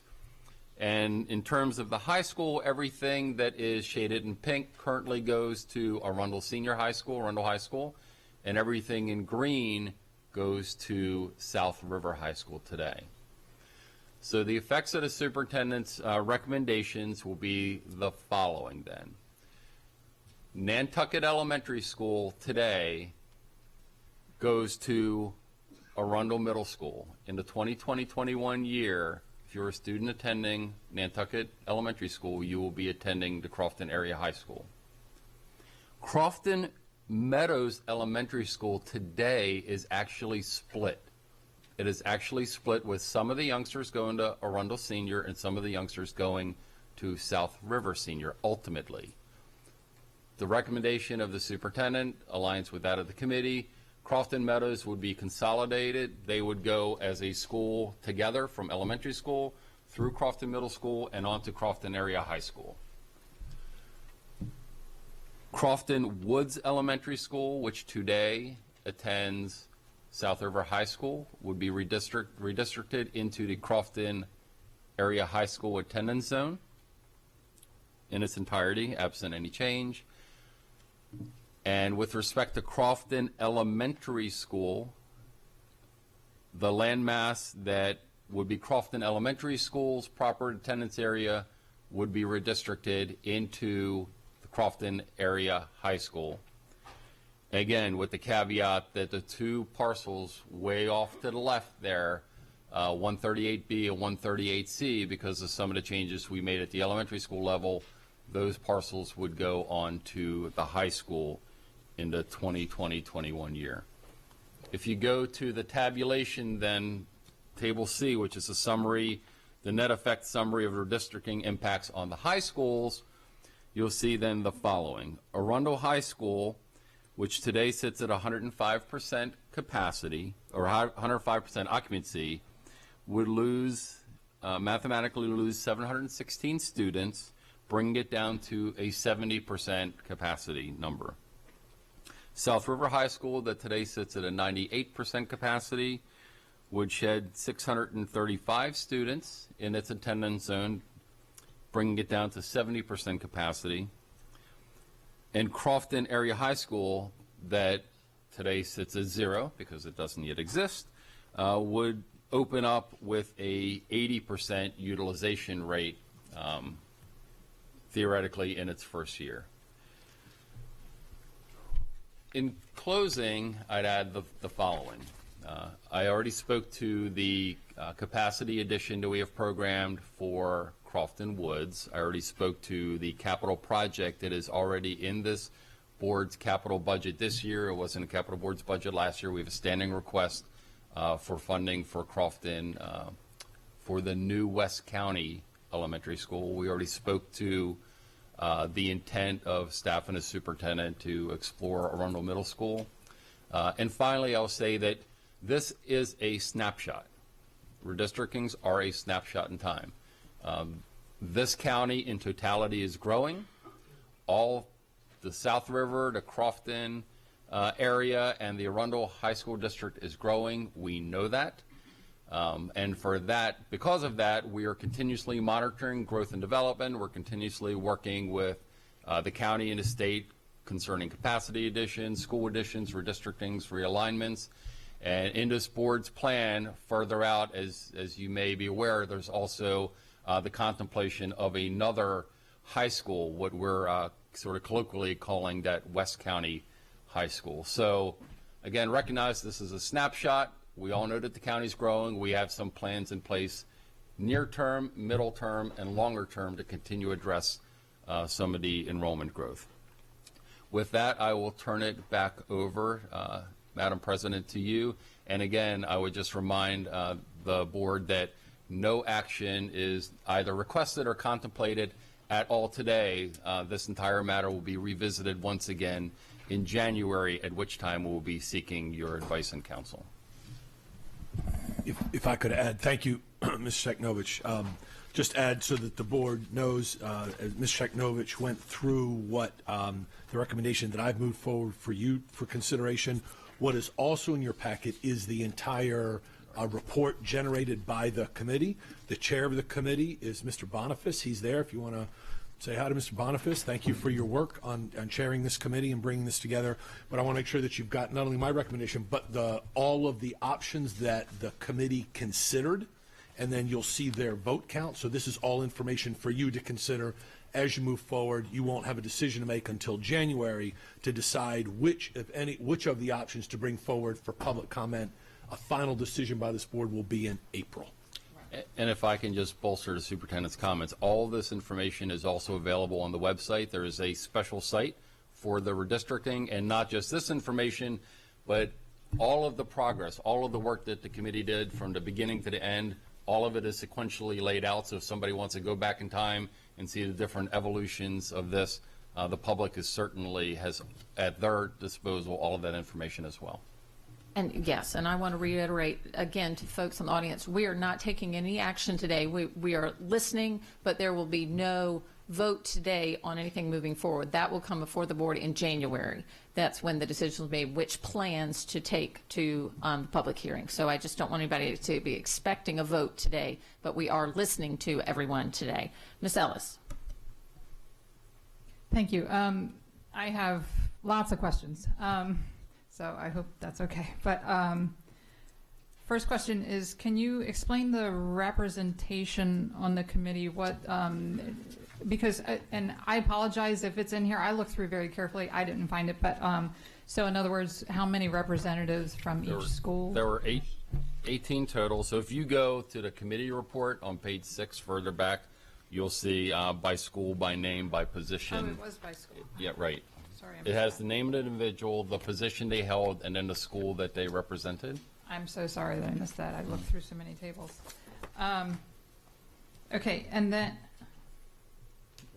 yeah, I'm just seeing this. Okay, I'll look through that. But so, page 6 there.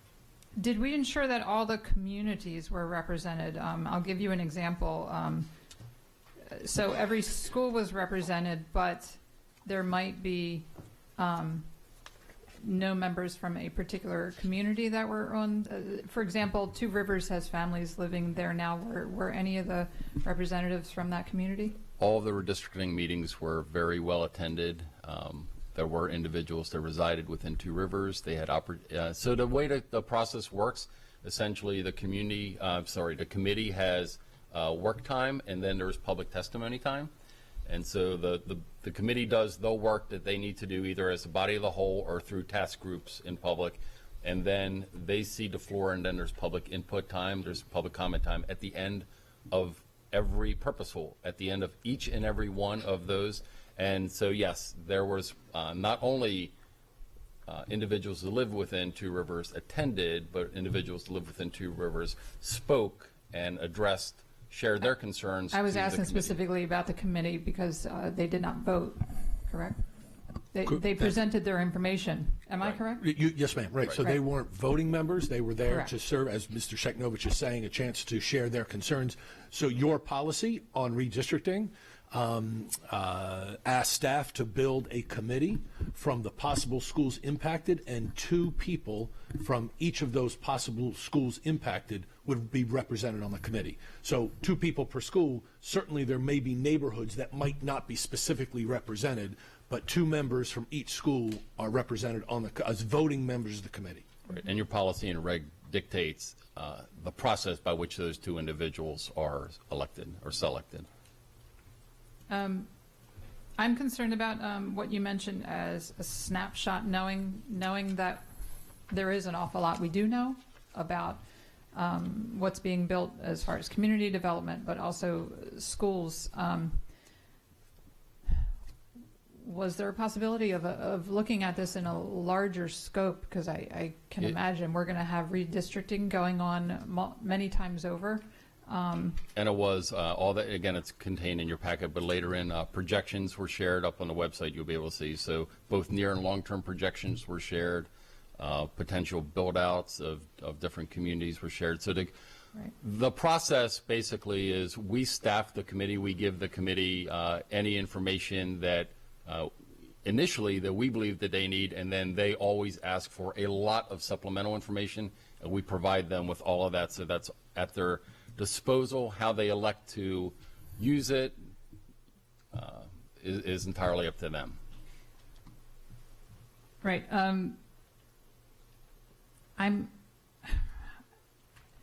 The way we do this, by looking at it by schools instead of by communities, is what has me concerned. For example, there's some communities that are very close to this new high school that were not even at the table, like say the Martins Grant area.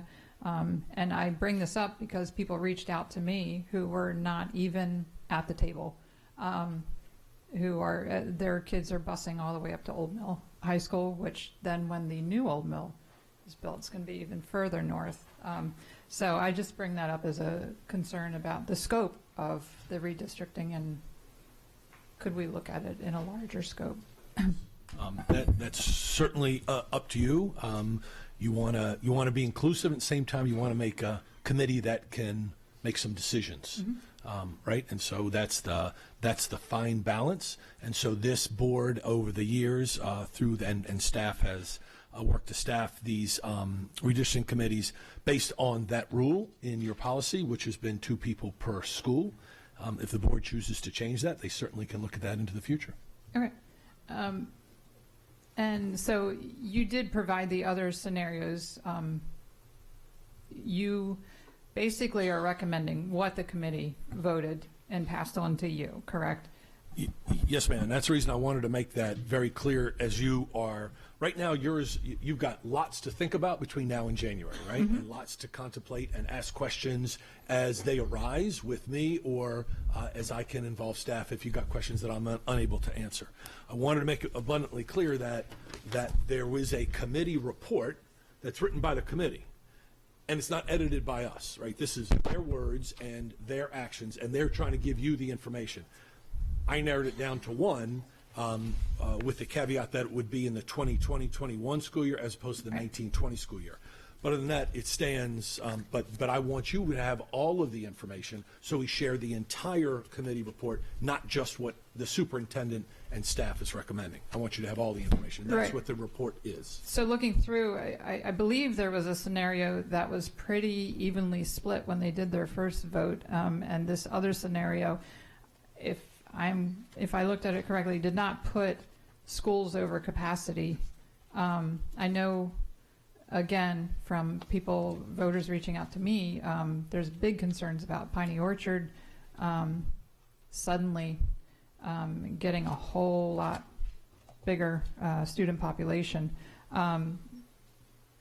So I think we need to give that serious consideration, considering it was pretty evenly split when they first voted on it. And can I ask can you give me the titles of the experts that were involved in assisting in this process? Because I felt a whole lot was thrown on the shoulders of parents. I know this is our process. This is our policy. I'm as a new member of this board, I'm kind of questioning the way we do this a little bit. Again, by so many people reaching out to me, I witnessed a sense of almost pitting community against community, sort of fighting for their students' rights to go to particular schools. And I'm just wondering if, as a board, we might want to look at the way we do this, the way we do redistricting. So in other words, community input is extremely important. But who was guiding them as far as the experts? What is your position? I'm the senior manager of planning. Okay. With me was Scott Schuler. He's our student demographer. You may not hear Scott's name much, but he basically develops the master plan. It's about a 600-page document that we present to the board every single year. So basically it's looking at long-term projections. We work with the development community to see how the build-out is of certain neighborhoods. We try to get a feel for both, all the developers in the community. We talk to planning and zoning. As far as the graphics, I have a GIS technician, Mark Lucas, that handles a lot of the map making. We looked at different scenarios. We provided the committee everything from what they call dot maps, basically a pin map to say, here's where all the students live, just to give you an idea of distribution. We looked at a whole bunch of both the projections. We even went back to say, who are the students that are going to attend? Again, one thing you have to understand, this county has not built a new high school for 36 years. So this is the first basically ground up since 1982 when Broadneck was built. And what we did was not only that, but it also has a phased approach. One thing that's in the recommendation is it opens up with only 9th and 10th grade. And then we basically add in 11th grade in 21. And then finally in 22, school year 22, the 12th grade will be added. That's a little unusual. Right. So, but I think your point is the subject matter expertise. So we staffed the committee, and certainly facilities division has representatives there from the construction side, right? And then Mr. Stewart and his staff from the planning and demography side.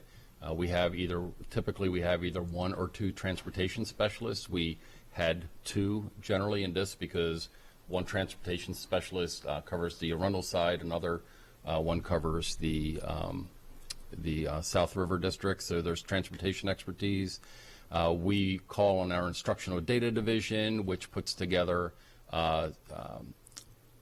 student body demographics, not geographical location of students, but they put together test score information, they put together student body composition, so our instructional data division is there.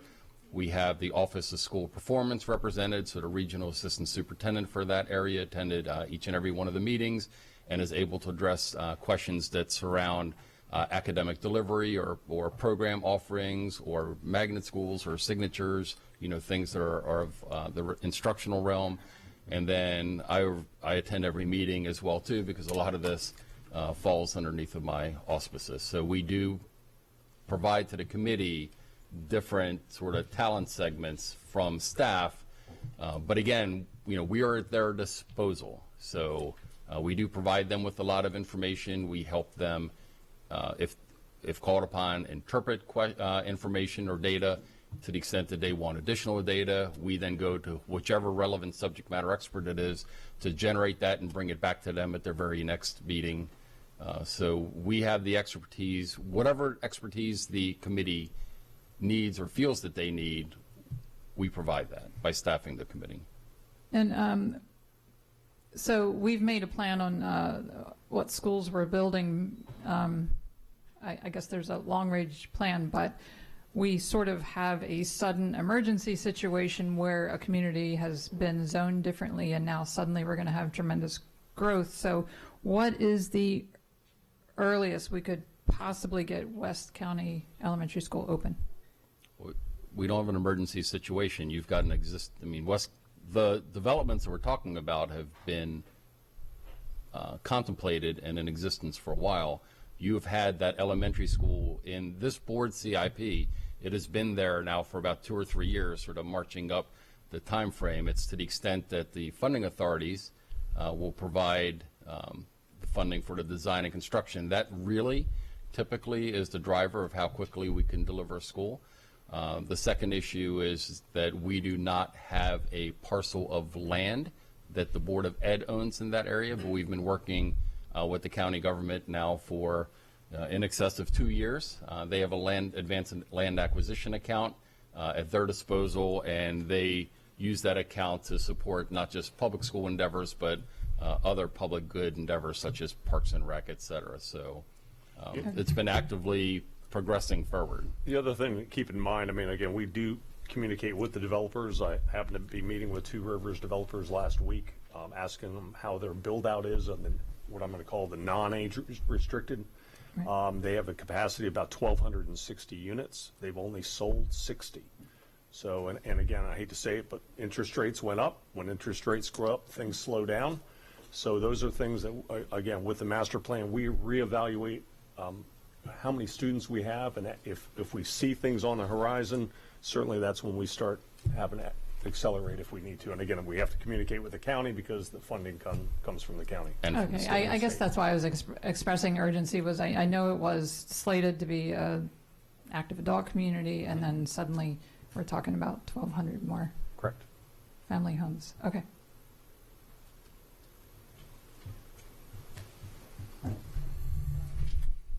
Ms. Corkadell.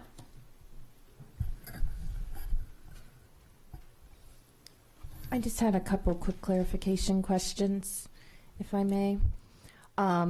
The percentage of South River High School after the percentage of the students that would end up being redistricted over to Crofton High School leaves, it was 600 and some, correct? I believe 635 if you take a look at Table C, which is the mathematical summary for high schools. And we have 271 projected increase by 2027 at South River High School.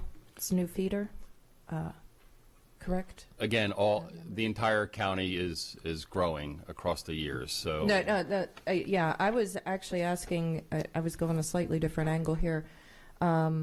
So there's going to be some seats available, and then we know that not all those seats would be available. Roughly half will be populated, and even with an escalation when we get our census adjustments, that's going to leave still some seats vacated. Is there an intent to expand the magnet program given the vast waiting list, or to do the holistic intent of reducing the student population to a more person-oriented that we had been striving, I've heard, strive for? So it's a great question. The short answer is right now we're not contemplating expanding the magnet program. That might be something that we consider down the road. We want to get through the build of Crofton, the occupancy of Crofton, the shift of students away from South River, away from Arundel to build this new high school community. We haven't done this in 30 plus years before we consider what the next steps are going to be in both Arundel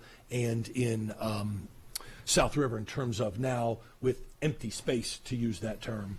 Some of it will be filled, as you say, through normal as people are moving into the area. But right now we're not contemplating any of additions to the programs until we settle the new Crofton High School. Okay, thank you very much. It's actually very that's settling to me, because we grew about, I think, 40% faster rate in that same feeder area than projected 10 years ago. Because it's never in jive with the census, no matter how hard you try. I just had two other questions, and this may be something to table to a further discussion, but I would like to see the transportation impact of the proposals presented to us, as well as the facility budget impact, recognizing that perhaps Piney Orchard may end up having additional needs as a temporary, and what that looks like financially on the budget, because I do believe we'll be possibly voting on this prior to the adoption of the budget, so understanding that adjustment would be helpful. No, you'll be, so this won't come to a final vote for you until April. Your budget is going to be completed in February. But I mean, we're still going to get you the information. I just want to make sure that in January you're going to be putting forward which ones we're going to take to that briefing and hearing phase, but your actual vote on the redistricting plan proper will take place in April. Okay. But we'll still bring you all the information. It's easy. Okay. Yeah, I was actually referring to the council's adoption of it, because they have the final say in our money in that regard, Right. just to make sure that, you know, if one thing happens, then I know if there's an impact there. Thank you very much. Ms. Schulheim. First, I wanted to say thank you for all the wonderful hard work. This is a heavy lift, and this report is impressive, and I just wanted to recognize all of the community members and Mr. Boniface and the people from the school district that helped make this happen.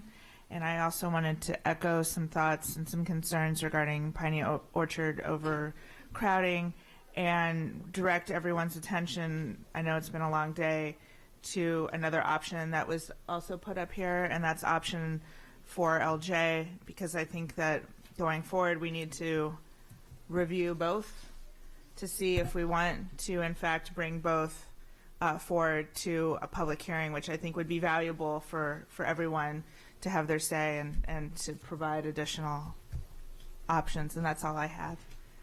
Thank you so much again for putting in all this hard work. Ms. Corkadell. Just one clarification I didn't see in here, and I may have missed it in my reads. Is there a matrix or a report that could sort of an executive summary of the differences between the two proposals that would be helpful as a guidance as to what we're looking at in differences? Because there are a lot of tables, and it would be I didn't know if one was prepared on, okay, Plan A has A, B, or C, or what the major differences would be. In the appendices of the committee's full report, there are both graphics and numerical backup for each one of the individual proposals. So if you're inclined to look at the one that was proffered by Ms. Ellison Schulheim, there are both the graphics and the numbers that support what the net effect of that proposal would be. So it's easy to compare. There's nothing missing that I didn't. Correct. Okay. Thank you very much, sir. I mean, I would suggest you may want to unstaple them and sort of lay them side by side, because unfortunately but that's how I do it. Well, you know me. I have my little notes in my little tabs. Don't worry, there'll be lots of that. So are there any other board questions before we call for public comment? Okay. Thank you very much. So now we do have some public comment. Leah Jaspers. I'm going to call in groups about 5. Diana McMullen, Carolyn Fume, Dr. Julianne Halleck. She had to leave. She had to pick up her children. Okay.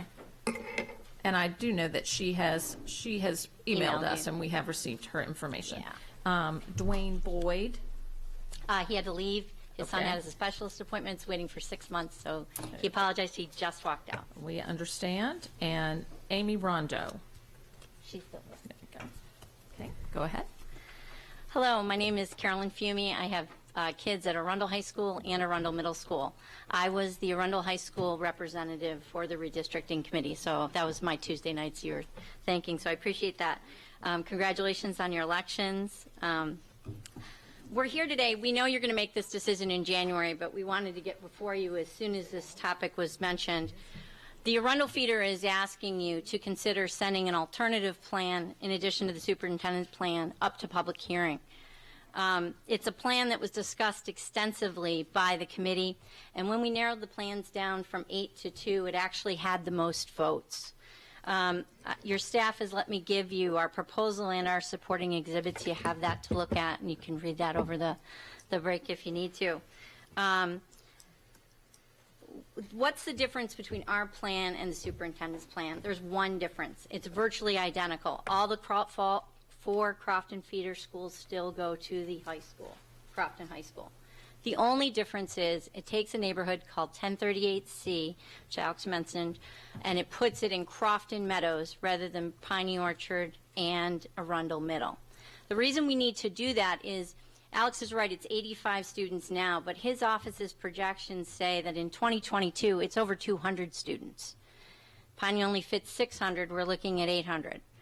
And even when West County Elementary School is built, they all go to one middle school, a middle school that is at 97% capacity. And we have Odenton Town Center coming.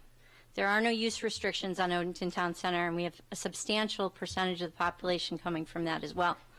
Arundel Middle and Piney Orchard simply can't take all 3 neighborhoods.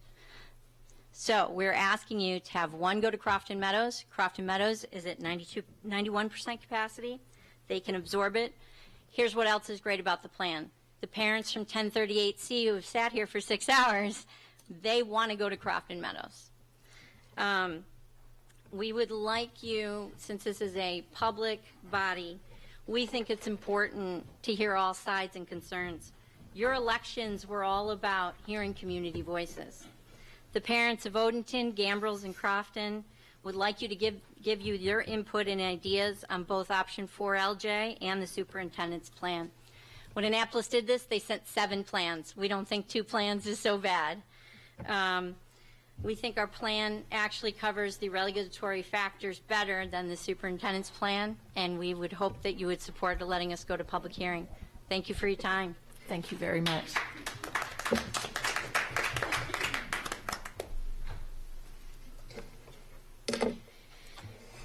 Good afternoon, members of the board and Dr. Arlotto. My name is Leah Jaspers, and I'm here on behalf of the Piney Orchard Elementary School PTA. I was a member of the Crofton High Redistricting Committee. My son is in kindergarten, and I have a 2-year-old. I have significant concerns for the projected impact the current redistricting plan will have on Piney Orchard Elementary School and Arundel Middle. I will speak mostly on the plan's impact on Piney Orchard Elementary School. Piney Orchard was originally built for 611 students. As you know, this means all common spaces were designed to match the capacity 611. The recent addition of a kindergarten wing expanded the capacity of Piney Orchard to 684 students. If the current plan was implemented today, Piney Orchard would have 709 students and would be at 104% capacity. This would not be an alarming number, except that there are over 1,500 new housing units under construction, all zoned for Piney Orchard under the proposed plan. It is not an exaggeration to project that those numbers will cause Piney Orchard to reach 900 students. The construction of a new West County elementary school will eventually alleviate Piney Orchard's overcrowding 7 school years from now, when my kindergartner is going into 8th grade. Item 1 on page 1 of the proposed plan states that Piney Orchard will be a temporary placement for neighborhood 1038C. If there is certainty that these students will not attend Piney Orchard permanently, please consider Plan 4LJ, which redistricts them to Crofton Meadows. Crofton Meadows is 4 miles closer to 1038C than Piney Orchard. It can accommodate this neighborhood now and in the future. This plan is not only what's best for elementary students, it allows the middle school students who live in neighborhood 1038C to finish school with their classmates and their neighbors rather than prematurely pulling them from their schools with the anticipation of what will be best 7 school years from now.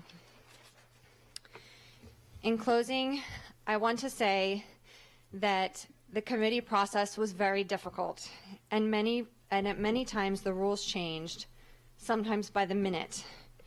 It was very clear to me early on during my late night number crunching sessions that there was no perfect solution to keep all kids together and under state rated capacities. I'm not here because Piney Orchard will be overcrowded. I'm here because I think there's an alternative plan that benefits more students than the plan presented today. In the spirit of Anne Arundel County's all means all slogan, I would like you to compare the plans side by side and examine the proposed developments in Crofton and Odenton to ensure the plan you choose has truly considered all students equally. Thank you for your consideration and for your service to Anne Arundel County Public Schools. Thank you, Ms. Jaspers.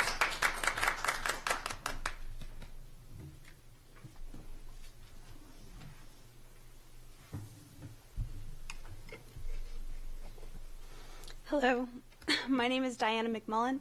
I'm a Piney Orchard parent to a 1st grader and a 5th grader. I'm a civil engineer, and although I'm not a member of the redistricting committee, I have attended all the redistricting meetings and have reviewed all of the iterations of the enrollment numbers as they've been made available to the public.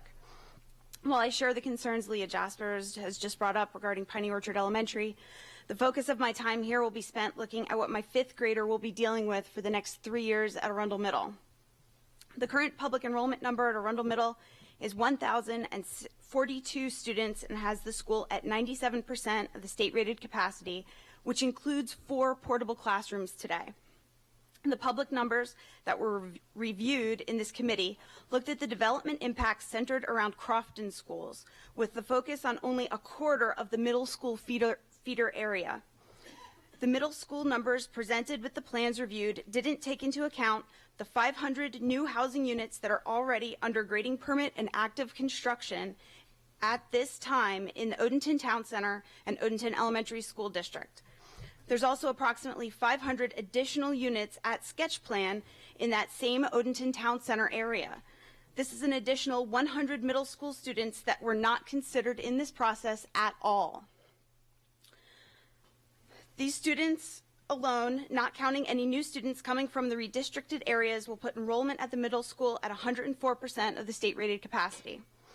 Adding in the projected students from neighborhood 1038B who will be attending Arundel Middle regardless of which option is chosen puts enrollment at approximately 1,226 students, or 114% of the state-rated capacity. This number does not include the 1038C cluster of students yet. This is why it's imperative to keep the 1038 students in the Crofton schools, which is what the 4LJ proposal will do. According to the information on the Anne Arundel County website, Arundel Middle School was built in 1961 and has only had one update in 1983. Crofton Middle School was built in 1982 and has had renovations in 1998, 2000, and 2015. Arundel Middle School has no auditorium, a leaky roof, and significant heating and cooling issues. It's listed in fair condition on the state facilities report. I understand a recommendation was included with the proposal to perform a feasibility study for an addition and upgrades to the school. But even in the best case scenario, this study, the preparation of construction documents, and the actual construction won't be complete in the 3 years that my daughter is at the school. The recommendation of this committee will blindside 3/4 of the middle school feeder system. Piney Orchard was the only feeder school invited to the process. Odenton, Watchapel, and Four Seasons Elementary parents were told of the meetings but not of the potential impacts, or I'm sure we would hear more from them. When I mentioned this proposal and its impacts to my friends in neighboring elementary schools, they were shocked at what this could mean for them.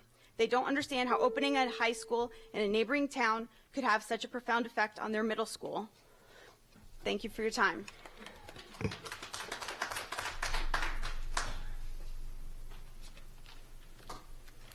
Hi, good afternoon, Dr. Arlato and members of the board. Congratulations on your new election and appointments. My name is Amy Rondo. I am a resident of the Villas at Watchapel, 1038C. My husband and I have 3 children in the Anne Arundel County Public Schools, a 6th grader at Crofton Middle, a 3rd grader at Crofton Elementary, and a 1st grader at Crofton Elementary. So as you can see, we'll all be affected by these changes. We understand the need to redistrict as Crofton Elementary is over capacity. As a daily and a long-term substitute and now a permanent teacher in the county, I have seen firsthand the effects of overcrowded classrooms. From my experience, it is not in the best interest of students. If the Two Rivers community joins Piney Orchard, the school will be near capacity. If the Villas at Watchapel, 1038C, also goes to Piney Orchard, the school will be over capacity. So Crofton Meadows has room to accommodate the Villas at Watchapel and would keep Piney Orchard, Crofton Elementary, and Crofton Meadows from bursting at the seams. Another important job in the public schools is the substitute teacher, one that I needed to find today so I could be here. Substitutes step into the classroom oftentimes about 30 minutes before students arrive. They're given schedules, rosters, and worksheets, and go. It is well known that new teachers will get sick and call out during the first 3 years of their careers. It's just a hazard of the job. Let's not give these valuable substitutes an unfair load to carry with overcrowded classrooms. After moving 7 times in 10 years as a military family, we know the heartache of saying goodbye. Or as in Hawaii, we say, a hui ho, I'll see you later. We moved to Maryland from Hawaii almost 4 years ago. After settling into Maryland, we asked the children if they wanted to go back to Hawaii or stay here. They chose Maryland. After careful consideration, we bought a home in 1038C so that my son could stay at Crofton Elementary because at the time he was experiencing selective mutism, severe anxiety at school, and he wouldn't talk. And exhibited very strong school refusal. So I said, if we buy a house, which I had ached for the 10 years as a military spouse, I found 1038C so that we could stay in Maryland and stay at Crofton Elementary. Now, I understand that Crofton Elementary is overcrowded, but if we could, wait, let me get back on track. As parents, we know we can't give our children everything. We can't give them a pony. I'm not going to Legoland, and we can't even see Grandma. But when my 6-year-old comes to me with giant tears in her eyes and says, I don't want to leave Crofton Elementary, and will you get me chocolate milk? I did what any parent would do. My heart broke with hers. I wiped her tears. I told her, I know it's hard. Not even Santa can give children everything they want, no matter how hard he tries. But what I really admire about Santa is he always listens to the children. So please consider taking option 4LJ to public hearing. Thank you.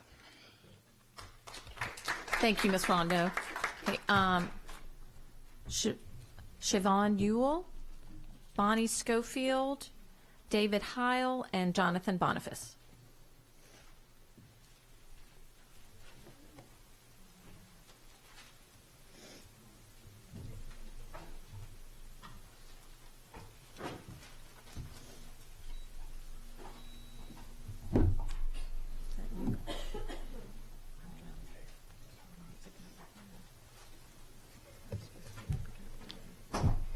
Good afternoon. My name is Siobhan Ewell. I'm a naval officer, resident of Maryland, graduate of the United States Naval Academy, and I've left Maryland and I came back to raise my children in Maryland while still maintaining my active duty status today. I want to say excuse me for my attire. I just had surgery this past week, and I thought it was important for me to be here to express my concern as a parent of a kindergartner at Piney Orchard Elementary School and also of a 9-month-old who will also likely attend Piney Orchard Elementary School. After speaking with several parents who attended some of the meetings with regards to redistricting, I feel that Odenton and the Piney Orchard community were very underrepresented. I also believe that some of us, including myself, were misinformed regarding how this redistricting would greatly negatively impact or just impact the greatness of the impact of Piney Orchard Elementary School in general. I believe that it's unfair to all the children from all of the communities that we mentioned earlier today to just stuff students, I'm going to use the term stuff, into particular schools when there are other schools that could also help alleviate that issue. Currently, capacity at Piney Orchard Elementary School and Crofton Meadows Elementary School are equal. I believe they're both at 91%. In option 4, as I read, Crofton Meadows Elementary School is completely excluded from being used as a feeder school, as we heard earlier as well in that proposal. Therefore, or thereby, severely stressing teachers and students of the other elementary schools identified that will be mostly affected by option 4, meaning that they will absorb a large number of the population, but Crofton Meadows will not. While I understand that these children must be placed somewhere, our focus should be on what is best for all students, and I think option 4LJ is the best option for all students. It evenly places students in the surrounding elementary schools. I am here as a concerned parent, again, of a kindergarten student who will be greatly affected, and I believe education negatively, I believe that the education, or this proposal, will negatively impact education, the proposal being option 4. As a child of a military member, there is already much uncertainty and sacrifice in my child's life. I would prefer if my child does not have to sacrifice his education unnecessarily due to unnecessary overcrowding. As we know, overcrowding negatively impacts the student's ability to perform in the classroom. Thank you for your time. Thank you, Ms. Yu.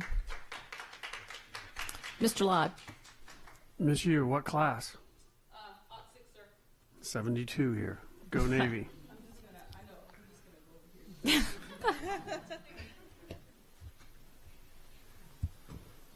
Good afternoon, board. Thank you for allowing all of us to speak today on behalf of this really serious issue.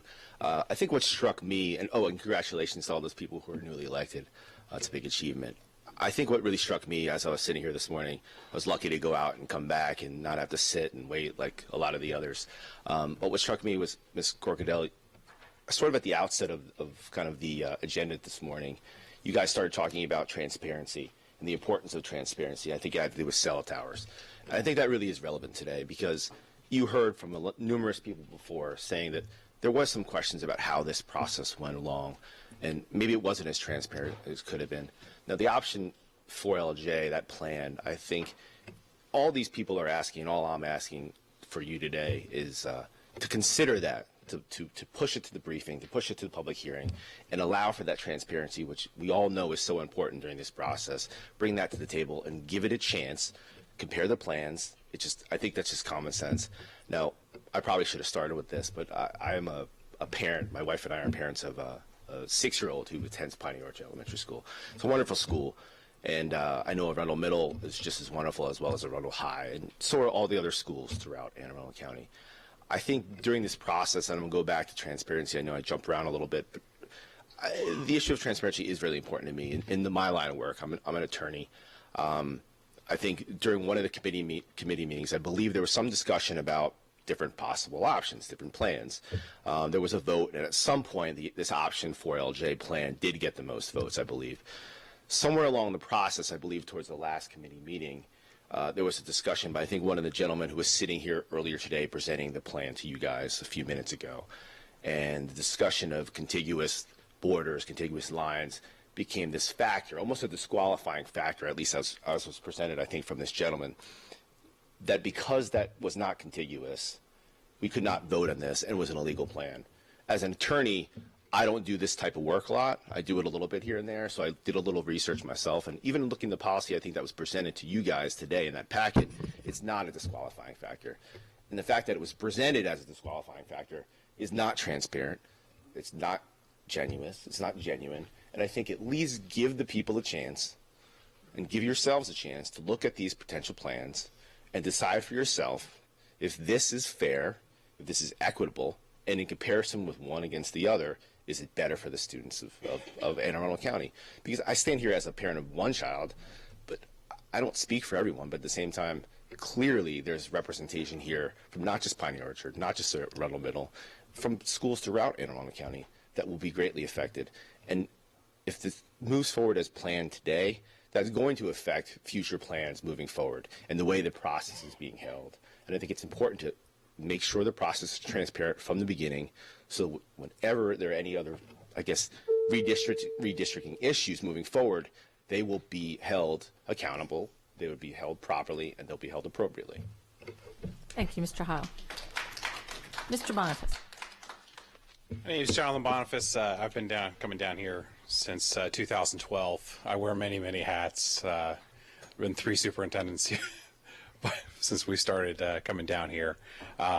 But I was the leader of the Bill Crofton High School movement, and for some reason I volunteered to join the redistricting committee as the representative from Crofton Middle, because I felt it was my responsibility to get in there and see this thing through.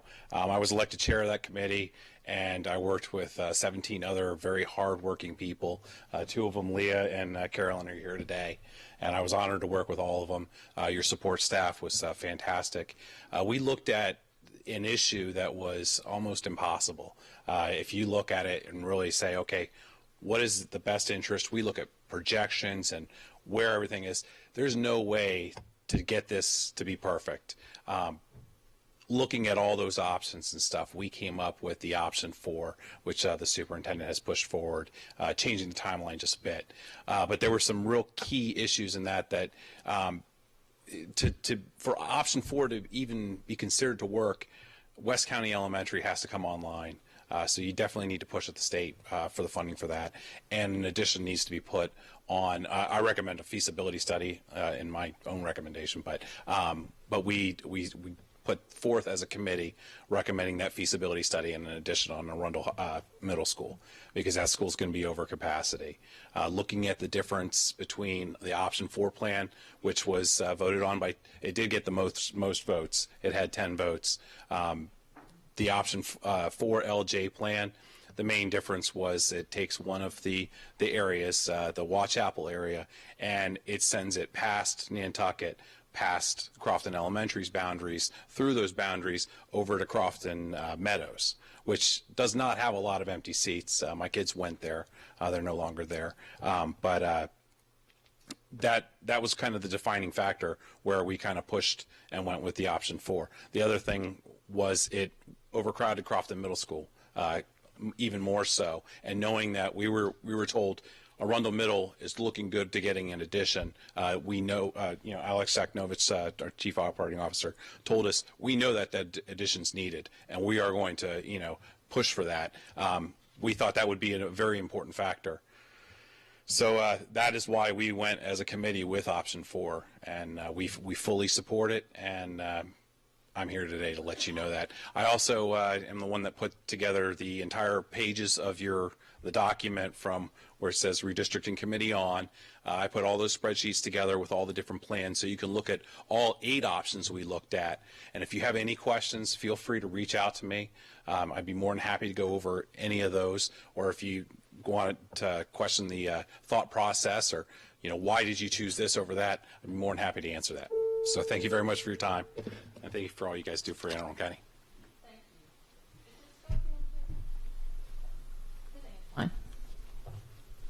So I just, again, wanted to thank all of you. We bragged in another capacity that I'm in a few years ago, and that was extremely difficult, all of the considerations that go into it. What I've heard here today is completely impressive, a lot for the board to think about and consider, and then you even offered alternatives. And so I want to say I appreciate that. And as a newly elected member, I appreciate the color coding, the organizing. I appreciate the perspectives. And most importantly, I appreciate that you guys kept this about the students and their well-being. So thank you very much. Ms. Porcadell.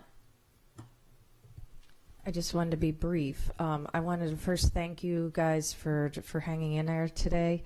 I appreciate it because I'm sure that some of the efficiency is a result of my being new up here along with others. Most importantly, I want to thank you from the bottom of my heart. The amount of time that you guys had to do and the consolidated schedule was rather intense.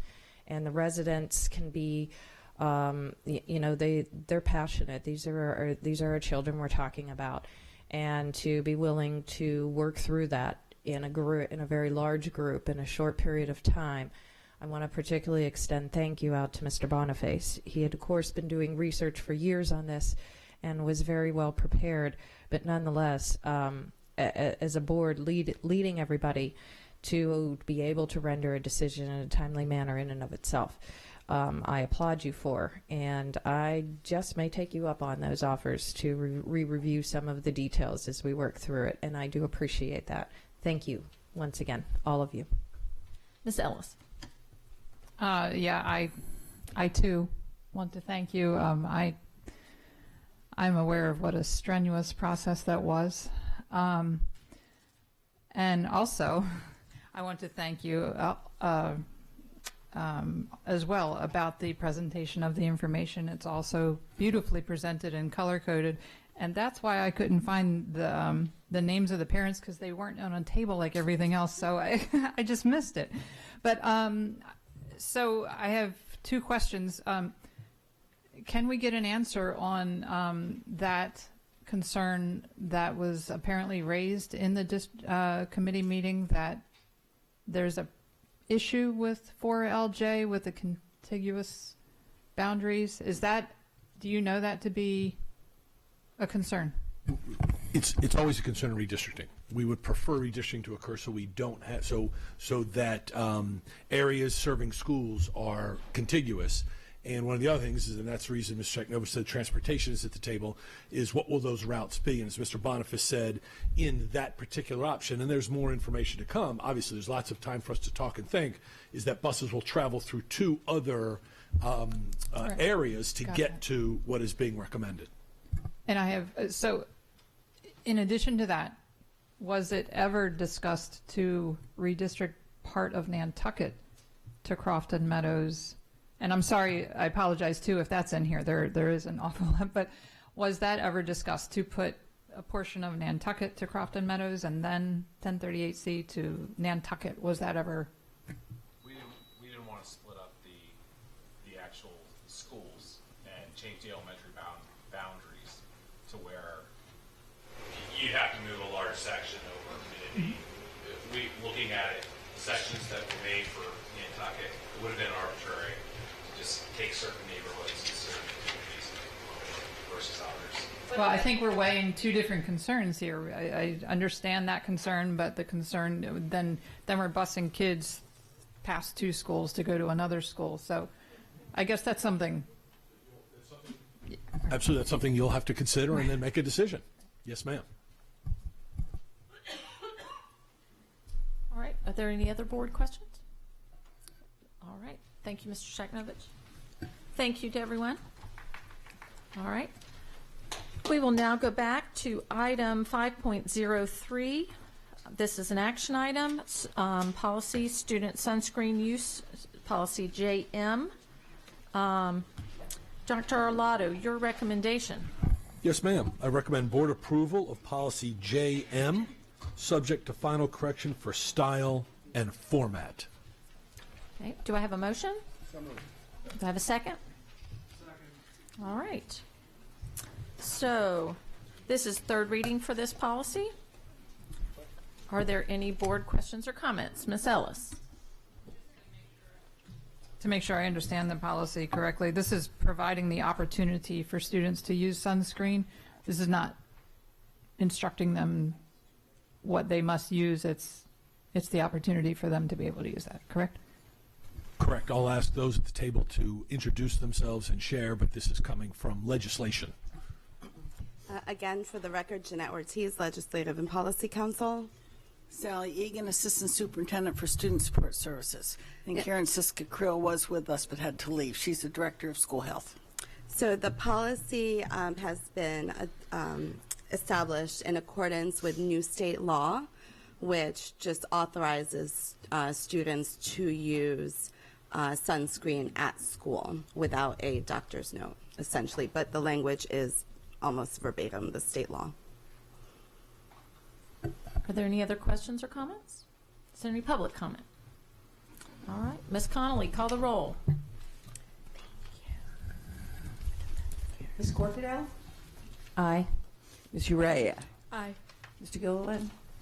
Ms. Antwine? Aye. Ms. Schalheim? Aye. Mr. Live? Aye. Ms. Ellis? Aye. Ms. Hummer? Aye.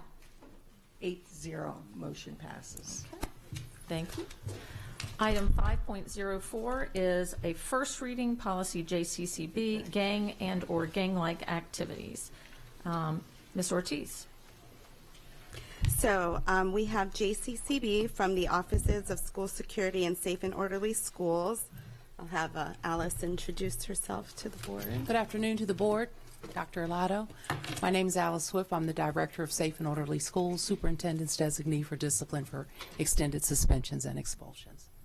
I'm Dole Batten. I'm the Supervisor for Security.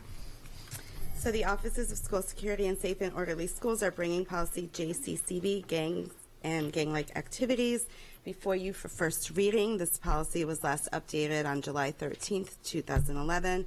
It has been revised to align with Maryland state law and the state's model policy on gang and gang-like activities. The policy will be posted on our website for 30 days for public comment, and we can answer any questions that you may have.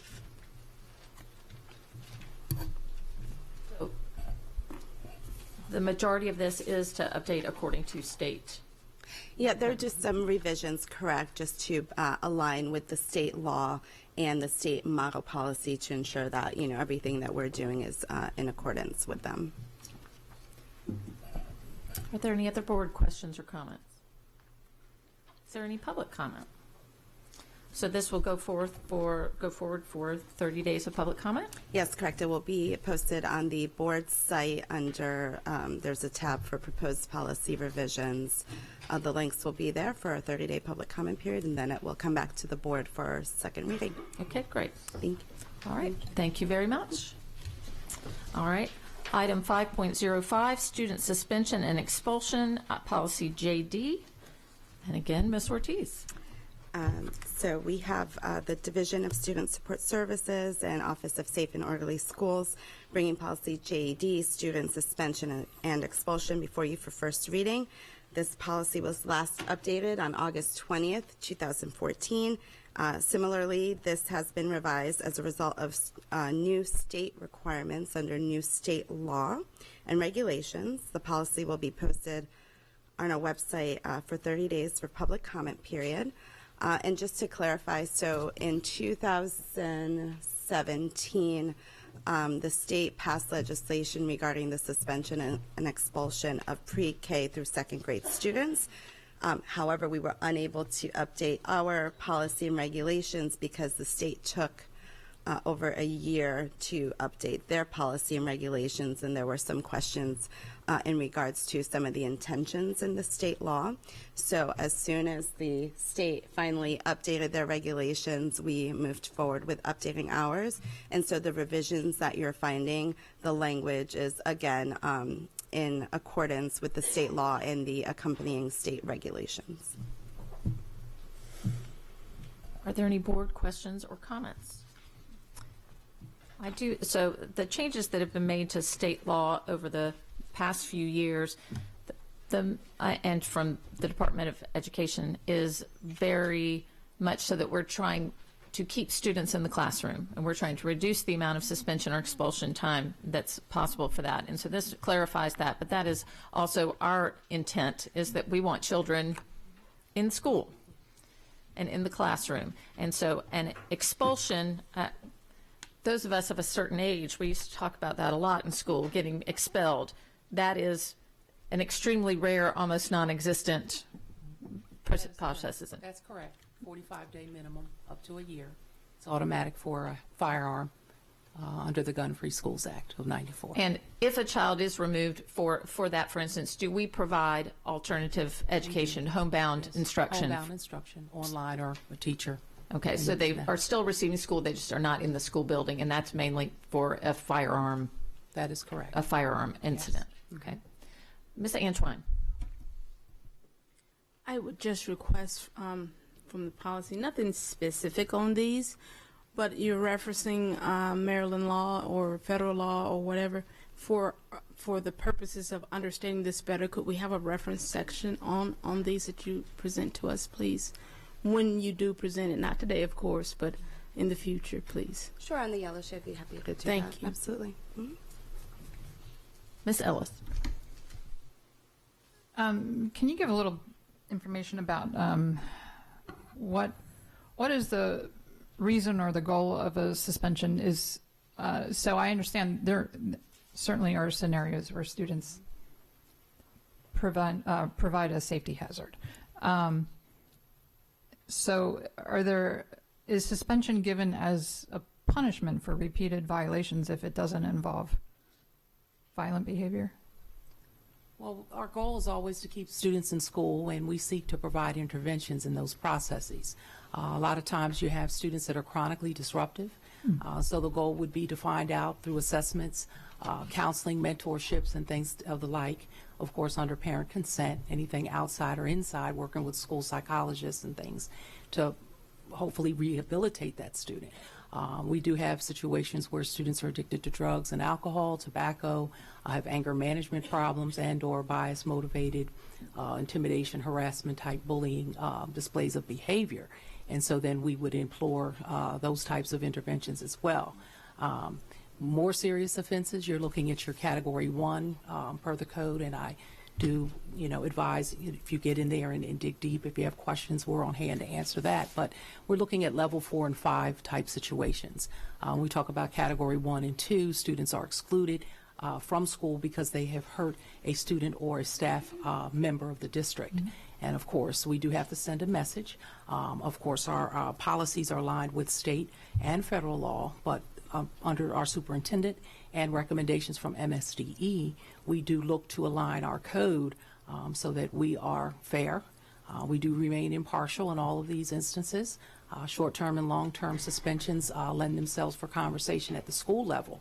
Principal has up to 10 days to give when they suspend, but when they refer to our office for that 11-day or more request, then we have to do a little more extensive, seek intervention type things, consequences, and make decisions in the best interest of students. So the purpose of suspension is it's not a punishment, it is to remove the disruption or the danger from the classroom. Yes. And the goal is to then remedy that situation with that student. Yes, that's right. And for them to be able to return. Right, and there are students with disabilities. We do 45-day placements that are non-disciplinary, but that's to work on the behavior intervention plan, 504 plan, and to update the IEP. Not my office, of course, but allow the school system that time to do that as well. And how does an appeal work in that process? Any student that is excluded for any suspension, a parent for short-term and long-term, 1 to 3 day, 4 to 10, they would submit a letter or an email request to the principal. Principal hands that off to the regional assistant superintendent. They weigh in, make a decision to uphold. Beyond, do they stay out of the classroom until then? Yes, okay, but that would be for your short-term and long-term. When we do the 45-day, anywhere from 11 on up, after the process of the investigation and decision is rendered on behalf of the superintendent, the parent would appeal to the Board of Education. And then of that court, in that case, then Molly Connolly, she sets the meetings with the hearing officer, and we come and have the discussion, and that hearing officer makes the decision. And so they don't return to the classroom until that decision? Until that time, okay. Yes. Mm-hmm. But we do try to expedite that process very quickly. Mm-hmm. Mm-hmm. Thanks. Yes, you're welcome. Are there any other board questions? Is there any public comment? Okay, so this will now be posted as well for a 30-day public comment period. Correct. Thank you very much, ladies. Thank you. Thank you. All right. Item 5.06 is new course approvals, one of my favorites. So as Mr. Lee and his Entourage. very merry band His merry band. So are arriving at the table, we've got several courses that they've been working really hard on and want So- to introduce to the board. So These are my passion don't people. I need to do you first? But before we do the presentation. Dr. Arlotto, your recommendation. I delightfully recommend to the board approval of these courses beginning in the 2019-2020 school year. Do I have a motion? Do I have a second? Second. All right. Present away. Good evening, President Hummer, Dr. Lotto, and members of the board. For the record, I'm Skip Lee, Director of Curriculum and Instruction. On behalf of the Grading and Transcript Committee, I bring forth 6 exciting new course proposals for your consideration. To assist me, I'd like to introduce many of my colleagues. Ms. Eleni Dykstra, Visual Arts Coordinator, Mr. David Kaufman, Senior Manager of Performing and Visual Arts, Mrs. Allison Delaney, our English Coordinator, Mrs. Christiana Walsh-Grew, Health, Physical Education, and Dance Coordinator, Mrs. Andrea Atwood Starkley, teacher at Southern High School and the author of our larger courses, and Mr. Kevin Wajak, our Secondary Mathematics Coordinator. You should have already received a brief description of each of the 6 proposals, and we'd be honored to offer clarification and additional information should you need it. I have a question. I love these. I think these look fabulous. Does the plan to offer all of these at every high school starting next fall? Yes, ma'am. So at every one. Awesome. So I understand Ms. that Hummer, can I clarify that? Yeah. We'll make them available to all the schools. It is a site-based decision on whether or not schools put them in their course selection forms, but they will be supported and available for all the schools.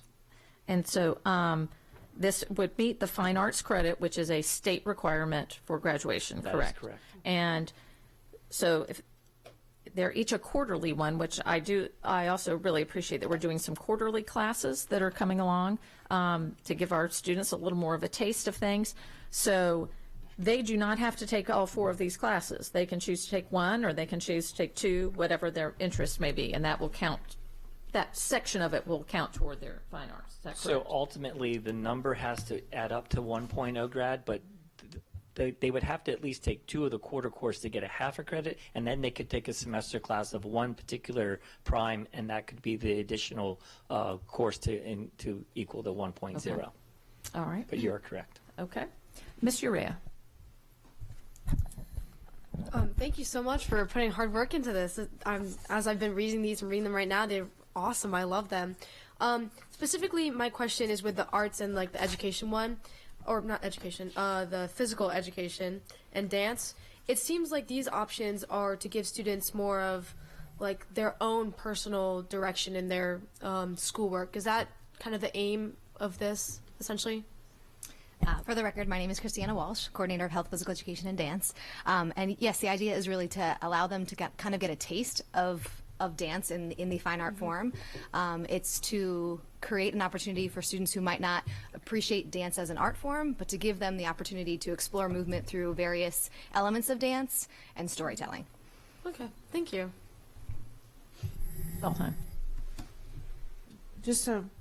Firstly, I want to say thank you. This is wonderful. But I since I'm so new, are these required, or are they offered under certain requirement silos as another offering? Like, how does this work within them? So currently, the county offers students the opportunity to choose many different courses that add up to the 1.0 state graduation requirement under fine arts. What we've found is that students often take a class or 2 that aren't necessarily what they want, but they're obligated to do all 45 days and finish the semester. And we're building the opportunity for students to really have a chance to find their thing, if you will, and then pursue that further by making them the quarter courses as opposed to having to make them expect that they would do an entire semester of that particular line. Wonderful. It looks wonderful. Thank you. Mr. Gilliland. Thank you, Madam President, and thank all of you for this and certainly for the long day, longer than expected, and certainly Mr. Lee. My one question is regarding, and I'm channeling Mr. Reinhardt. He's not here, so which is probably why this will go much more briefly than had he been here. But I got to buy a bunch of donuts tomorrow now. The logic class, just very briefly on that, I noted the last sentence in the needs assessment about being designed for students, blah, blah, blah, not yet prepared for the rigor of Algebra 2. Is that solely based on lack of preparation, or is there an out for students who, let's just say, may have loved geometry, but they're afraid of Algebra 2?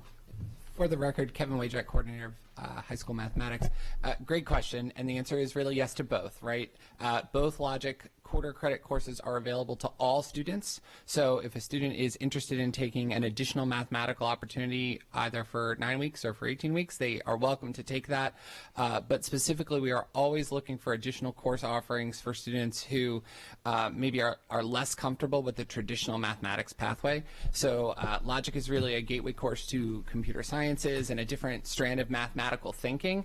And it is not something that is typically experienced in a high school progression. Historically. So these 9-week quarters, whether you pair them together to make a half or you pair them with other math quarters as we create them, will allow students to just explore math differently and more deeply. I appreciate that, and this means a lot to me because I was one of those students. I did not appreciate math until grad school, and my master's is in finance, so that's when I started to appreciate it. But what I think that the old day logical progression, I graduated here in '95, so just going back then, certainly my lens is a little blurred. I think for students at that time, the options were limited, and I think we've done a fantastic job over the last 20-ish years of providing these options, because I think what happens is people get turned off by math, and then when they find the need for it later in life, for not just the quantitative aspects, but otherwise, many other benefits that math offers, it's too late for them. And so that's why this means a lot to me. So thank you for doing this. And Mr. Gillen, we're all math people deep down inside. We just have to find it eventually, right? Ms. Ellis.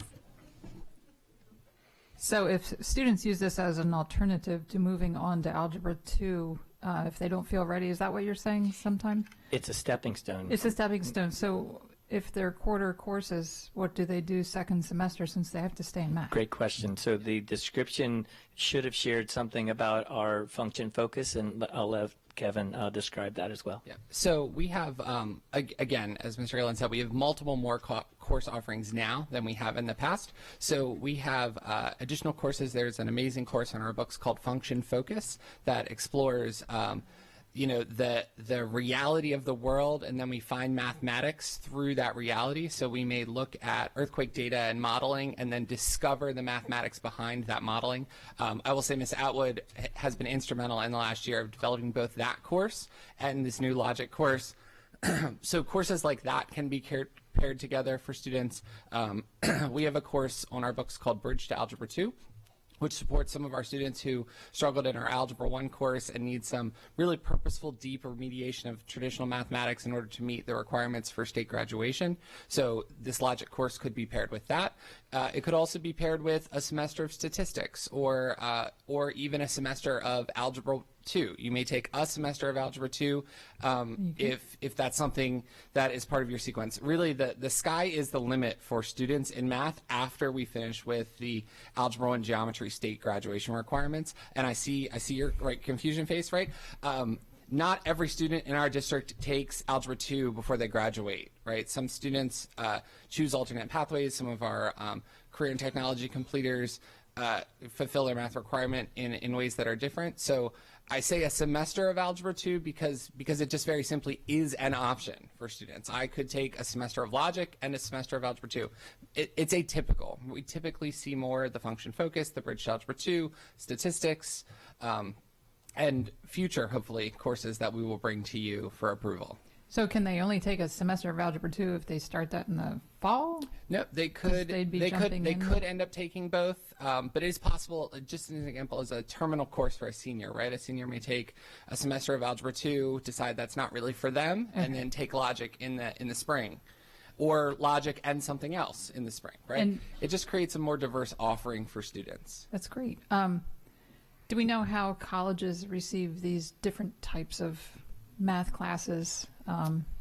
Is there any information? So most of our college completers will take Algebra 2, right? They'll take an Algebra 1, a Geometry, and an Algebra 2 course. The state of Maryland requires 3 math credits. We require 4. So really most of our college partners really speak to the fact that the diversity of our course offerings help students. Our community college partner at Anne Arundel Community College have just started offering a statistics option for students as graduation instead of the traditional college algebra. They're looking as well as we are at computer sciences. So I really would say that the diversity at the moment helps our students. We've yet to roll out many of these diverse courses yet, so our opinions on that may shift, but honestly I doubt it. Thank you. Ms. Antoine. So that was similar to what I was going to introduce.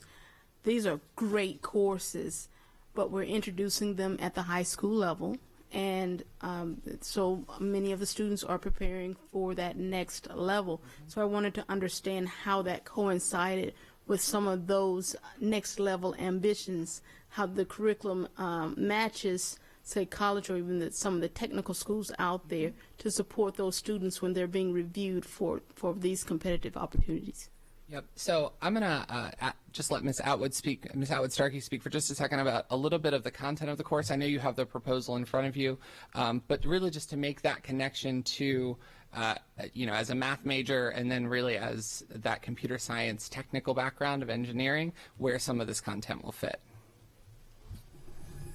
So for the record, I am Andrea Atwood-Starkey, a teacher at Southern High School, math teacher and computer science teacher. So the first logic course would be the first quarter that you take. It would focus on encryption algorithms and cryptography, so focusing on the computer science aspect and focusing on just algorithms in general.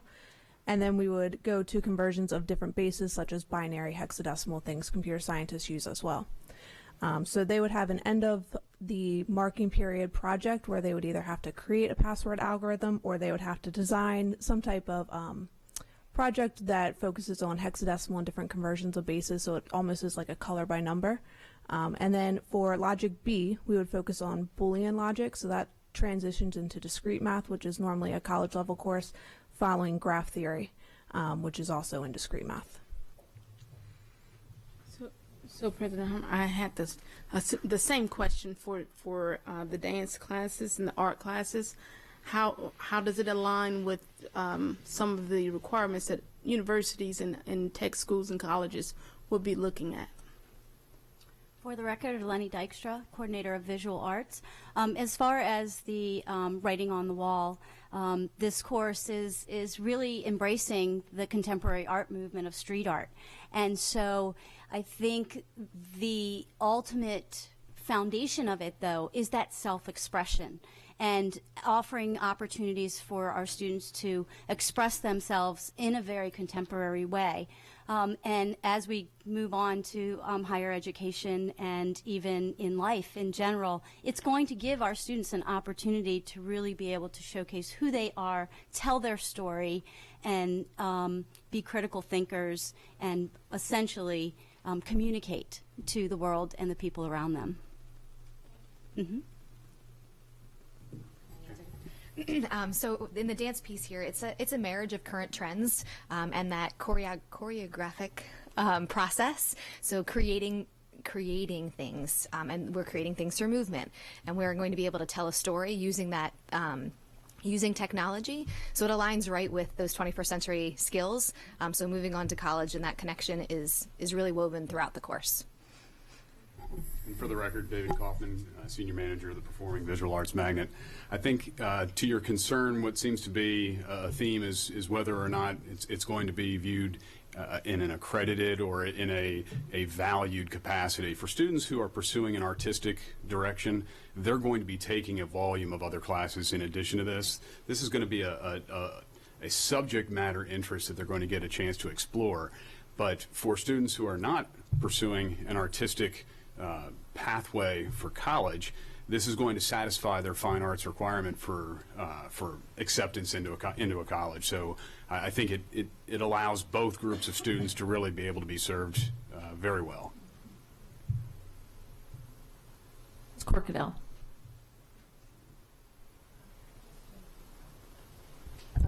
Just briefly, the functioning focus that you mentioned, is that kind of like a pre-stat statistics? When you had mentioned that, you piqued my curiosity a little bit on that, myself not being familiar with it. Is that where we're driving at? So a little bit of yes and a little bit of no. It looks at a lot of modeling, right? So we use we're going to use Microsoft Excel, and we're going to build data tables, and so in that component we're going to do some statistics works. It really focuses more on emerging skills for students before they're exposed to exponential functions, logarithms, sinusoidal functions, some of that meat of Algebra 2.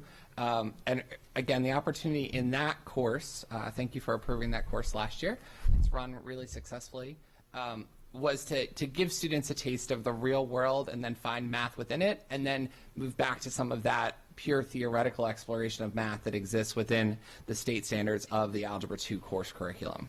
So that could serve as a student exploring science that has not had the math foundation at that moment in time as well, or is it just to focus on a math preparedness? Would you like to speak to the science component? So we focus on both science and math. The science part of it comes in, we study pH a little bit, which is logarithmic, so we do partner with the science department with the pH strips, and they study that as well. Earthquakes falls into the environmental science component of it. But we do focus on the mathematics. Graphene, we went to Six Flags, and they got to ride roller coasters, which are periodic functions or may not be, and so they got to experience it in the real world firsthand. Okay, great. No, I was thinking that because when you were talking about the logic, there's some other coexisting circumstances that it could be utilized for. So this would definitely be something you're going to be encouraging the computer folks at Cat South or wherever students to take. Yes. Even in addition, because it yes, sounds like absolutely. that would be an addendum. As I said, the quarters yeah. are available to all students, whether that be as a graduation requirement credit or just as part of those 8 elective credits, or just for something else that they're passionate about experiencing or exploring. Summer, may I make a comment? So, board, the 2 courses here for the mathematics and the 4 presenting to you for the fine arts are in addition to a number of courses that this board has already approved, that this will go into a menu, if you will, for students to be able to pair. Could be both the logic courses, but it could be a class in Python and then the logic, or a class in global technologies or business and one of these classes. So it really is, we're building the capacity for the student to have a lot of choice in their electives and some of their graduation requirement opportunities. And I understand many of you don't have that historical background, but this is in an effort to try to really add to that collection that we've already assembled. Sorry about that. Ms. Urea. Now, for specifically the logic class and they're both logic. The game theory, yeah, both logic classes. I know some schools, some classes, for example, taking dance can count towards your art credit or like a gym credit, depending on which credit you actually need. Mm-hmm. Would these classes only count for math credits, or because some of them overlap a lot with like computer science or other credits? Are you guys looking into that? Or? So as I mentioned earlier in our sidebar, you ask very good questions. At the current moment, they're going to count as mathematics, but it is absolutely something that grading and transcript can pursue to see whether there's enough state standard connections to the course and other content areas where we can do the matching. Okay, because I think a lot of students would look into this more if it could like cross count for different you make a great credits. point. Yeah, and I just want to again highlight how awesome it is that we're giving students these opportunities to explore, even if it doesn't necessarily look good for college, which of course these courses will. I think it's amazing that we give the students opportunities to even explore their passion in math that ties to a lot of technology and computer science, because I know a lot of tech students now really want to get those classes and exploring different arts. So I just want to thank you for that again. Thank you. Are there any other board questions or comments? Is there any public comment? I just have one last thing to share. We heard a lot today from the Arundel Feeder and the importance of relationships and understanding who other people are. It was not necessarily meant at the beginning, but these course sequences here, the storytelling through the arts, does exactly that. It affords Eleni or affords Christiana or Allison the opportunity to pick something they're interested in and let others see and know a little bit about who they are because of the self-expression. So we're really excited about this opportunity for our students. That's great. So, all right, Ms. Connolly, call the roll. Ms. Corkadell? Aye. Ms. Urea? Aye. Mr. Gilliland? Aye. Ms. Antwine? Aye. Ms. Schallheim? Aye. Mr. Lyde? Aye. Ms. Ellis? Aye. Ms. Hummer? Aye. 8-0, motion passes. Thank you all so much. Looking We'll be forward back. to these. All right. Oop. That's right. Not on. There we go. Item 6.01 is a review item, the Maryland report card data. We have a staff presentation.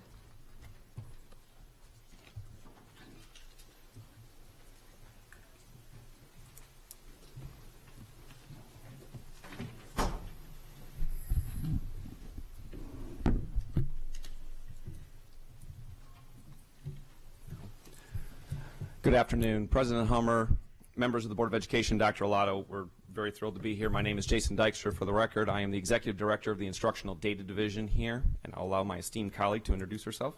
Hi, I'm Michelle Hall, the Accountability Data Administrator. So yesterday, the Maryland State Department of Education released the new accountability plan for all schools in Maryland. Prior to this new accountability system, you may recall lots of discussions around No Child Left Behind, Race to the Top, AYP, AMO, SPI, and a lot of other acronyms that we've had for a very long time. The biggest difference with this new accountability plan is that the old one was based solely on test scores and whether or not students passed state assessments. That was really essentially it. The plan that Michelle and I will review for you today and provide kind of an overview framework today will show a much more balanced approach to how Maryland's accountability program works. So to help you with that, on the right side of that slide, you will actually see a visual that we will use to try to help you understand. It's a visual of a schoolhouse. It is color coded, and we're going to talk about four general categories with you this afternoon. First, at the foundation of our schoolhouse is school quality. We'll go into how the state defines that in their accountability plan. Next will be school progress, which is moving our students, meeting them where they are and moving them in a positive direction. We're also going to pay special attention to our English language learners and their language development, and ultimately we want students to perform on those state assessments. So you can see that there's a wide variety of categories compared to prior accountability systems. We're going to do this from the ground up, and so we're going to build a house, and we're going to take you through a little journey right now. So you may wonder what ESSA is. It's basically the new federal law. It was put into place in late 2015. We started seeing it for the first time in early 2016. States were given about 18 months or so to come up with a plan to get approved. Maryland's accountability plan was ultimately approved by the U.S. Department of Education in January of 18, so actually just really this past winter. So we finally got to start seeing it in the middle of last school year. There's a lot of stuff in it, and Michelle's going to highlight what is in this plan. As Mr. Dykstra just mentioned, there's multi-measures that you will see in the new accountability system. On the screen, you'll see the graphic of the breakdown of those measures. Many of them are K-12 measures, so every student will be responsible for them. First, there's performance on ELA and math state assessments. Next is the progress of our English language learners in English proficiency. Then we receive credit for students completing a well-rounded curriculum. In the purple, the first line is chronic absenteeism. Having students that are not chronically absent is the goal. The climate survey, which is a survey from MSDE. And finally, the K-12 measure ends with access for all students to a well-rounded curriculum. Elementary and middle schools will also have a component of growth on ELA and math state assessments. And in the high school, that is replaced since the assessment is only given once in high schools. You can't track growth. So instead, they have replaced it with graduation rate and on track for 9th grade students. So what do these indicators look like in our house? So what you see in front of you is a representation of our schoolhouse. And this is for elementary and middle schools. So if you take a look at the purple, the foundation of our schoolhouse, you will see 3 of the categories Michelle just mentioned. Access to a well-rounded education, which is enrollment, chronic absenteeism, it's students who are absent more than 10%, and then the climate survey, which we'll give for the first time in spring of 2019. That green section is progress. That's the growth that we will hopefully see on our state assessments, and also credit for a well-rounded education, which is where we look for whether students are passing certain classes. We want to see progress with our English language learners around their language acquisition. That's the gray section in the middle of the top of the house. And then ultimately, if things are going well and we have good school quality, we're moving kids, students with language acquisition issues are attaining enough language competence to make sure they can access the content in the curriculum, and ultimately at the top of the schoolhouse we get performance on our state assessments. A little bit different for the high school. As you can see, the percentages have adjusted just a little bit, and that was based on the U.S. Department of Ed requirements. So the only difference besides the percentages is in the green section of the house for high school. That growth component has been replaced by graduation rate and on track for 9th grade. So what does this report card look like that came out yesterday? We have a snapshot for you. We'll get you more. The website for the state's been down most of the day. So this is a snapshot, a little hard to read, but we're going to just highlight 3 sections for you. So Ms. Howell's going to help me and click once. So the first thing you're going to notice is an overall percentage. So that is simply a school's points earned over points possible. So how many points did they earn in all of those rooms that were available over the points possible, simple division, and we'll get a percent. That percent leads you to the star rating. So the star rating, which we'll explain on the next slide, really represent what percent of the points you earned in this accountability plan. And last but certainly not least is the percentile rank. So in this particular, this is an actual one of our schools. So in this actual example, this elementary school performed better than 28% of the elementary schools in Maryland. So those are the 3 kind of key items. The rest of the report card goes into great detail with each room and shows you specifically where schools earned points in each of those rooms. So we were originally told that the star ranking would be determined by the State Board of Ed and would include things like performance, growth, equity, and meeting annual targets. Recently, within the past several weeks, they have determined that the star ratings will be strictly awarded on the total points earned. So your total earned percent will afford you the points that you can, the stars, excuse me, that you can see on the screen above. So what does that look like for AACPS? So here is a current breakdown of where our schools fall with the star rating system. As you can see, the majority of our schools fall in this 3-star column. We have very few 1-star and 5-star schools, and the remaining schools are somewhat equally split then between 2-star and 4-star schools. So looking at the overall stars and the overall components of the program, big wins for AACPS. First, as was just demonstrated by the Curriculum and Instruction Division, we have a very well-rounded curriculum. So middle school access to well-rounded curriculum was an area where AACPS excelled. AACPS already has several measures in place for students to attain credit in our middle and high school for that well-rounded curriculum. High school graduation rate is also a big win for AACPS as it continues to improve. And almost in foresight, we implemented several years ago the high school intentional focus, which was moving students from 9th to 10th grade. Aligns very, very well and has provided us a big win in moving our kids to make sure they are on track in 9th grade.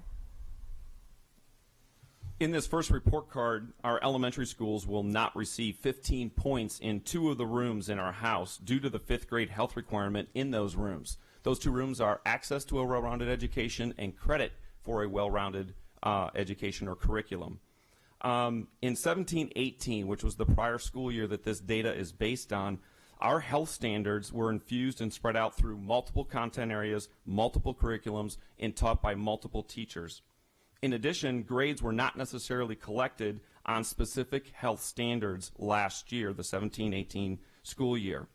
Since the Maryland Accountability Plan was approved and released in the middle of last school year, we were not able to accurately report the health course information for our 5th grade students to the state for the 17-18 school year. We've immediately addressed this situation with our friends and partners in curriculum and instruction, and we will be able to report all health course information to the state this year for all of our 5th graders. So you might be wondering, well, how would this potentially impact our report cards? So let's take a look at that for a second. So what you'll immediately notice is that almost all of our schools move up at least 1 star, and some of our schools would actually move up 2 stars from the prior slide that I showed earlier with what our current status is. The majority of our schools would be 4-star schools. We dramatically increase our 5-star schools, and the remainder of our schools, with the exception of 2, would be 3-star schools. So the health being reported next year for our elementary schools is going to be a significant player in our report card and accountability system next year. We also need to remember that our elementary schools will get points for their survey next year. All of our schools will, in fact, and also the new science assessment will be included in report cards for next year. So there's some other opportunities for our schools to earn points. So we have lived in this world for quite a while. Everyone else has not. So we want to ensure that there are resources out there for you, for the community, and for principals to use when they're having conversations with their parents and the community. So we have implemented an AACPS website that will be the host for all AACPS information. Some of it we have taken directly from the state. Others we're taking from the state and making it a little bit more parent and community friendly so that they can understand where we stand as a district. This PowerPoint, along with a PowerPoint that we're going to provide for staff and community use in the schools, will be on there. The house graphic that you have seen has been something that we have used since we have begun this rollout of ESSA and the strategic plan. And the principals in the schools are very used to seeing the house graphic. We're going to provide them with a graphic for the individual rooms with the points that they earned in each room so they can see locations in the house where they may or may not have earned points that they would consider sufficient. We're going to put out an FAQ and key talking points for schools so that that can be referenced as they get questions, as I'm sure they will. And then we do a couple different reports from the Instructional Data Division. One will be a summary and comparison report that comes out that will compare Anne Arundel schools, but also Anne Arundel schools compared to the state. And then we will also provide schools with the student level data when it is released. It has not been released yet. So they can target individual students who potentially are not making the growth that they would like them to see and learn from that individual data which students counted for which rooms of the house. So thank you for this opportunity to kind of give you kind of a high-level overview and framework of the new accountability system and the new Maryland report cards for all of our schools. We're just beginning this journey. This is year 1. This is baseline data. This is a 12-year journey. ESSA is a 13-year plan. We're in year 1, so we have 12 more to go. And we're excited about it. The great news is that 75% of our schools are 3 stars and higher, and we already know that with the health curriculum being aligned and reportable, that we will see great increases next year with all of our schools. The equally great news is that the timing of this new accountability plan and report card aligns perfectly with our strategic plan. So our schools are actually really excited about the work ahead. We've had the opportunity this afternoon to highlight some of the rooms in the house for you, and they just really do align very well. We've talked about the rooms in school quality. We've talked about the rooms in school progress and performance. When we look at school quality, we see all means all. And when we look at school progress and performance, we see ready, set, launch. And so our schools are already engaged in the meaningful work for our students, our teachers, and our community. They are already putting the strategic plan in motion. And there is just no doubt that the school improvement plans that they have already designed and are already implementing are going to move us in a wonderfully positive direction. With that, we will take any questions that you have. So I just want to share that I served on the ad hoc ESSA committee for the Maryland Association of Boards of Education, and we gave a lot of input into the formulation of this from the school perspective. There's some things about this I really like. There's some things I feel are missing. I don't think it shows enough. It gives enough credit to our schools that are making really good progress. You know, so we have some schools that may be performing low on the STAR set, but when you look at their growth over the years, it's still significant for what they're doing, and there's not enough in there. I don't think it addresses equity enough. That comes in. Those are all things that are real focus for us here, and that's we're hearing from other state boards, other school boards around the state too. And so perhaps that'll be something tweaked. I'm concerned, as I know everyone is, that a portion of this is performance on state tests, which are going away after this year, and we'll get something new, and that will totally change the baseline and what comes up and how we'll come with that. I do want to share for the other board members to know that the fifth grade health issue that came up, 14 out of the 24 school districts had that same issue within their system, that rather than a standalone health course for fifth grade, it was embedded throughout the curriculum. And so there's 14 other districts that are also coming with that. I wish that the state had waited to roll it out when they had all the elements in place, because it's a total of 100 points, and right now there's only 85 because they have not, despite many promises, the climate survey and things have not come out yet. So that will be a real impact when those come out. I have a question for y'all about one of the accountabilities is for our English language learners and their percentage. We have some schools that really don't have English language learners. And so what do they receive for points in that category if there's no population? Great question, Ms. Hummer.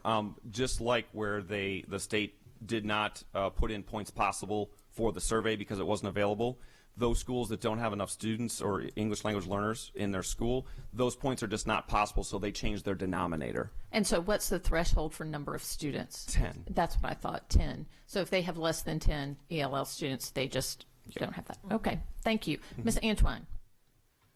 Thank you. So to the naked eye, 56% is still failure, right? Are we setting a targeted goal for next time that will get us way above that 56%, let's say projecting towards maybe even 75? Great question, Ms. Antoine. At all schools, certainly when I was a principal, we really focused on continuous improvement, right? So this is baseline. This is where we're starting the ESSA journey. The ESSA journey is a small part of our strategic plan journey, where we really want to make sure that we're moving all kids, all means all, right? And we want to move all kids in a positive direction. So the goal would be improvement over time. We're going to see, a nice bump because of the inclusion of the health points for our elementary schools, based on the fact that we've given a climate survey in this district for the last 5 years. We know that the vast majority of our schools are perceived as very positive, which is going to also increase points for our schools and give a little bit more of a complete picture of our schools. Not sure what to expect with the science assessment. It's a tough test. It's integrated, meaning it covers multiple years of standards. So we'll have to see how that one plays out. But most schools approach their school improvement planning process with the lens of continuous improvement. Where are we, and where can we realistically get this year? Where are we now at the end of this year? Where can we realistically get the following year? So can you put that in maybe a quantitative kind of figure? Sure. My goal in supporting schools, I don't want Anne Arundel County to have any less than a 4 or 5 star school, and I want that as soon as possible. And my team will support schools to make that happen any way we can. Thank you. You're welcome. Ms. Corkadell. It wasn't clear to me with the objective of the program and of the rating, is of what the funding impact may be as it relates to state and federal programs. Is there going to be, is there a magic date where we run into consequences, or is this a way for us to self-improve? I wasn't clear on that in my findings thus far. No, Ms. Corkadell, great question. That's probably where the program, the accountability program, is maybe most similar. So it's the latter. It's for schools to self-improve, working in partnerships with their communities and their students and their teachers and their parents and everybody else. There are schools that are required by law to be identified for support. There is targeted support and comprehensive support that is typically reserved for the bottom 1 to 5% of schools. And those schools then do have to submit a plan to the state that we approve, and additional resources at that point are sent that direction. So it almost sounds like it may open up new opportunities for some of our couple schools that were sitting in the back there to receive in the ways I'm thinking. Of course, facility is the largest impact on budget, or additional teacher support, aid support as appropriate. I saw some of the schools of our address some of our most challenged students in that mix. So Yes. is that correct? Correct. We look at it from every angle. Correct. We look at it from every angle on how we can better support kids, where are our strengths, because every school has strengths, and where are we not meeting the mark, and what type of resources would it take then to hit that mark.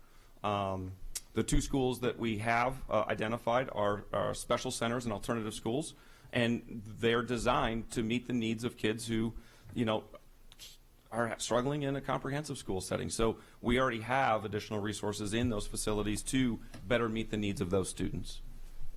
But in terms of budget, the state has got a 7% set aside of Title I funds that they collected from all the different jurisdictions to hold on to as they release this. And then as schools are identified in the bottom 5%, the state would then work with locals. As the locals develop a plan to support those schools, we could then basically write for grant funding. I'm using the term loosely, but they have a 7% set aside from all Title I funds statewide that then school systems that have schools in the lowest 5% could then access to implement their plans of improvement. And just to clarify, that the ones that have identified right now that are in the lowest 5%, they're all in Baltimore City. So ours do not qualify. It's all schools right now that have been identified. Those extra funds are all Baltimore City schools based on the report card that just came out. So, Mr. Gilliland. Thank you, Madam President. Two questions. One is, Bubba, thank you again for this, and I love the house pictures. The performance versus progress, or performance versus growth, are you seeing any trends that indicate that it's a double hit for us if we're low in one, we're low in the other? Or are you seeing that we may be low on performance, but yet we're having significant growth? It's that one. Okay. Yep. We're doing a very nice job as Park has evolved. We are getting a new assessment, the Maryland Comprehensive Assessment Program, MCAP. As we've evolved, we are seeing growth pretty much across the board in just about every school, which is exciting because it's not an easy test, as this board knows, and any student who's taken the test knows. Where we still are struggling is hitting the 4 and 5. So as you may remember, Park, you get 5 levels of performance. 4 and 5 is the only levels that a school gets credit for on their report card.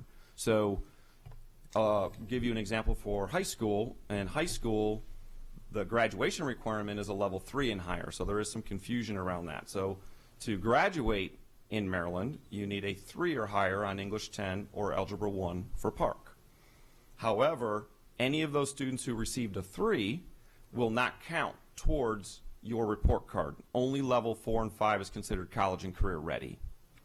And then you just raised it, Mrs. Hummer did as well, MCAP, and what that transition, I care less about the test, at least in this instance, and more about the transition. So it was almost a given that the first year of Park, maybe even the second year of Park, there's sort of a quasi-pass to the LEAs. And, by the second or third year at the latest, we're going to get it. And then, of course, the State Board and MSDE, a new vendor, new partner, and now it's a new test. And it gets frustrating. My concern, I guess it's less of a question, it's more of a concern to express, is that to the extent possible, we can get ahead of MCAP and what those transitions will be. It's my understanding there's a paper pencil option. I'm not sure if that's the case. It's 100% CBT? That's the plan. Okay. I hope we've learned from the transition to Park with it being CBT.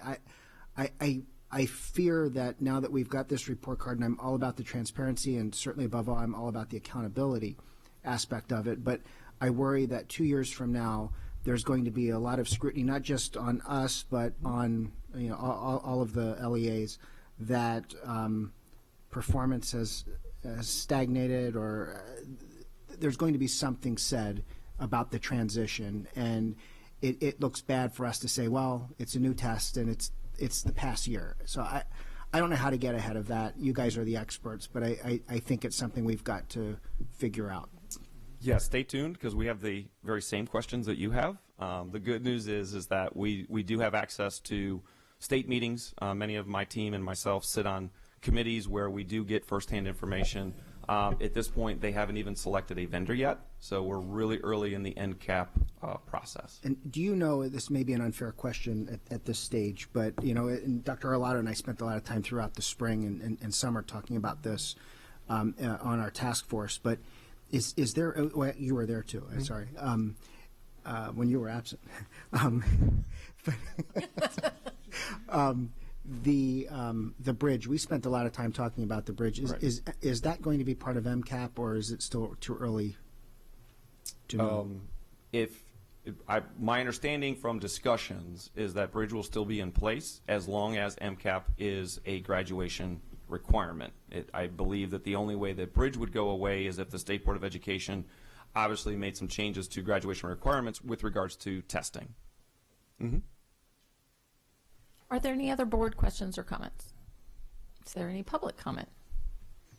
Thank you all very much. I know this is a great work in progress that we're moving toward, and I appreciate all your efforts on that. Thank you all. It's a lot of work. Thank you. So item 6.03 is a review item. These are award of contracts. Are there any board questions or comments on this item? I actually do have a question, Mr. Shaknovich.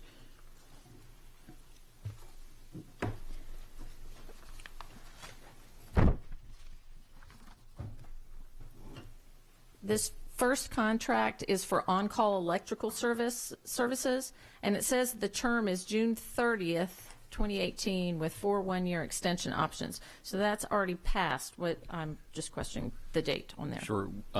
So for record, Alex Shakno, Chief Operating Officer. That is the term. So we are piggybacking this contract, as you can see on the backside, off of Baltimore County. Okay. So the terms are coterminous with the Baltimore County contract, and then we're carrying forward after that point. Okay. So that's one of the ones we were discussing that earlier, that we have the ability to piggyback on some other things and get on there. So that's where, so it didn't begin with us on June 30th, but it has began with them, and we're hopping into the contract at that point. Okay.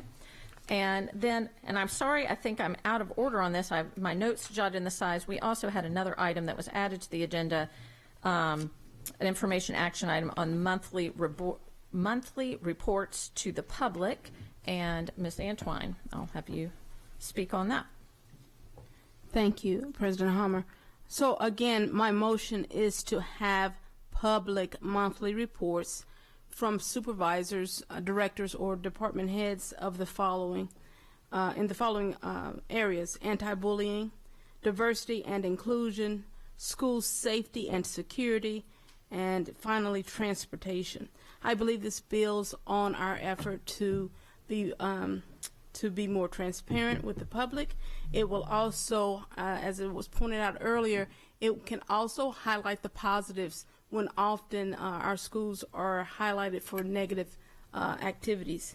Finally, I believe it builds the public's trust. If we're promulgating information that they may need openly and publicly, even though things are definitely accessible through the website, I believe this would be just another means of getting that done. So I'm requesting that the board votes today that we have those monthly reports. And those reports, I think we amended earlier, the actual reporting will start in January. Thank you. Do I have a second? Second, but I have a quick question. Ms. Shaw? You said monthly. Do you mean every meeting or every month at the nighttime meeting? So in my mind, I was thinking that the reports could, by each respective division head or supervisor, could be maybe 2 to 3 minutes, especially now that we can see how if you take too much time, where we'll end up being. So I'm thinking that each monthly for each category, and that will allow it to be focused, and that will alleviate some administrative burden as well. And second. And I would like to add in there that it's good not to specify which meeting, because some months we don't have evening meetings and some months we only have one meeting. Perfect. So it would be just if you say monthly. My question would be, do you have specific things in mind that you want them to report, or just, I mean, is there specific data that you want to report, or would it be that specified? It's kind of, because you're saying, so it could be, I love that be positive things and negative, but is there going to be specific things, or would that be more that perhaps a board member would say at the next update, could you provide me specific data? I really would appreciate the flexibility between the superintendent and that department head to determine what is presented each time. Goodell. I had a question for Dr. Arlotta. So reports like this, is this something that, is there any consequences that you wanted to share or anything to that effect, or caution to us as newer members to make sure that we're getting good data and that we're being respectful along the way? Like, is there anything that we should know about prior to making the vote that would impact that in any way?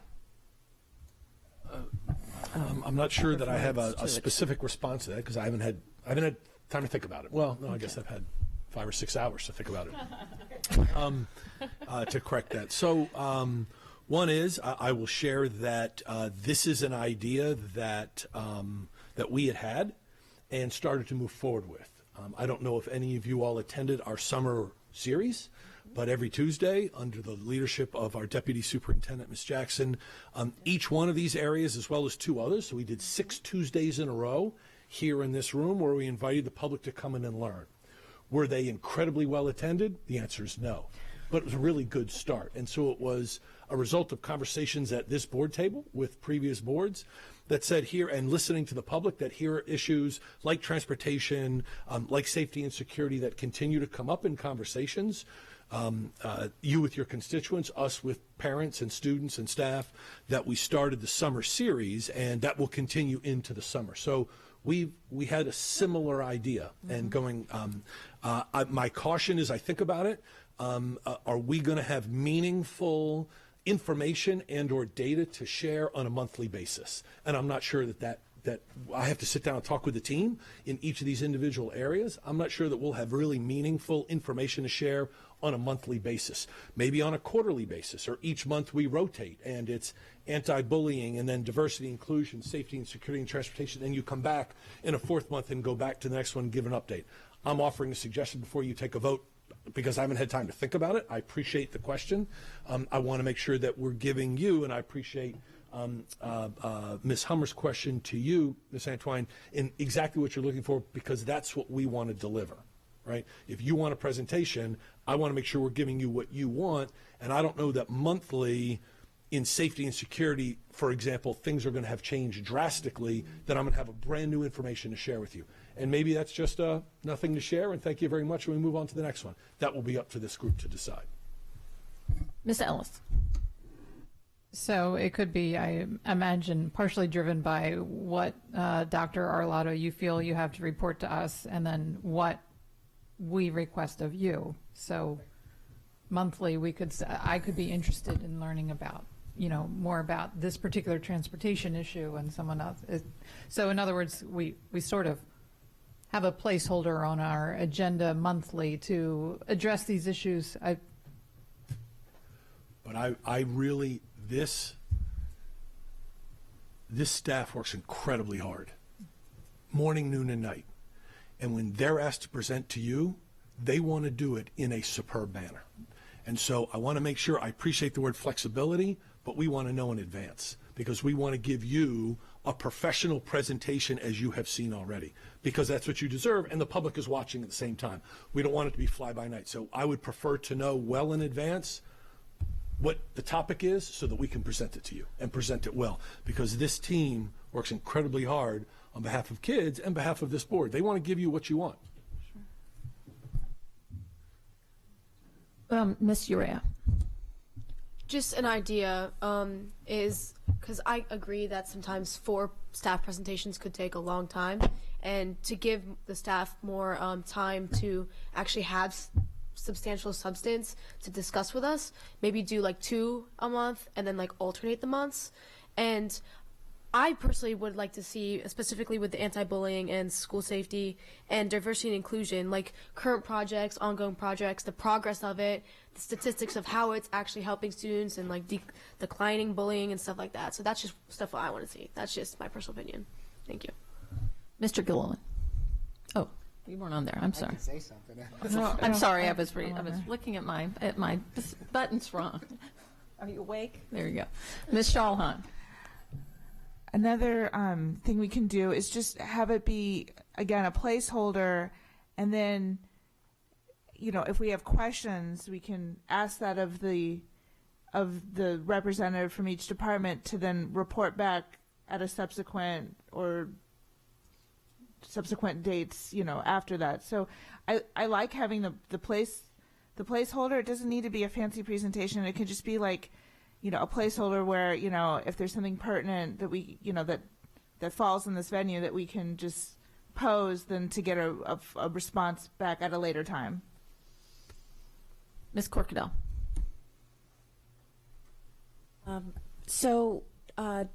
Just a couple thoughts from my perspective here. I think that we should take it as an opportunity, if we're going to ask them to do it, to take it as an opportunity to make sure that those particular areas are things that are relevant to the public, because we have, in addition to that, at any moment in time, the opportunity to request data. So I would hope that our fellow members would use that as a positive impact of information to that effect. So I think it would be helpful, maybe as part of the clarification, if we could figure out as a body, you know, to make sure that there's not a redundancy there, and also to ensure that it's productive. I want to make sure it's productive because it will be transparent, and that transparency will flush out any redundancy or lack of, of being relevant.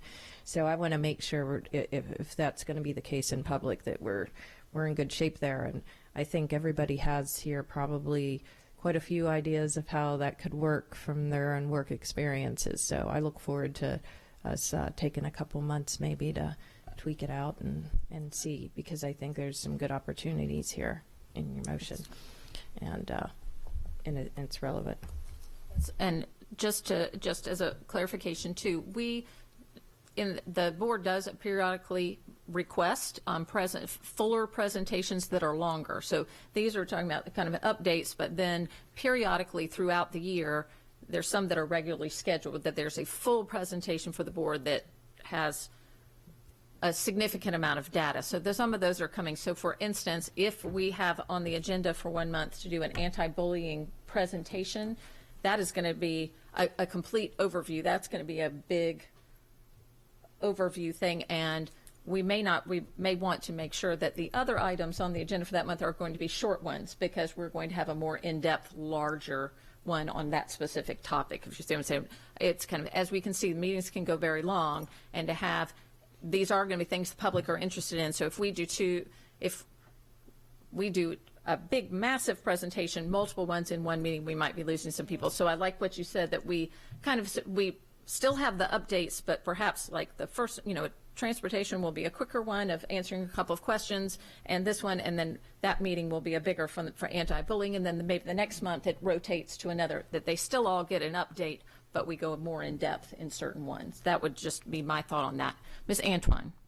Thank you. I appreciate all of the considerations, and because we had plenty of time to consider it, I have also considered all the things that you all shared as well, and specifically the time. We also don't want it to look like like it looks now, where the audience was full, and at the end of the day, because we took so long, the interest failed. So here we go.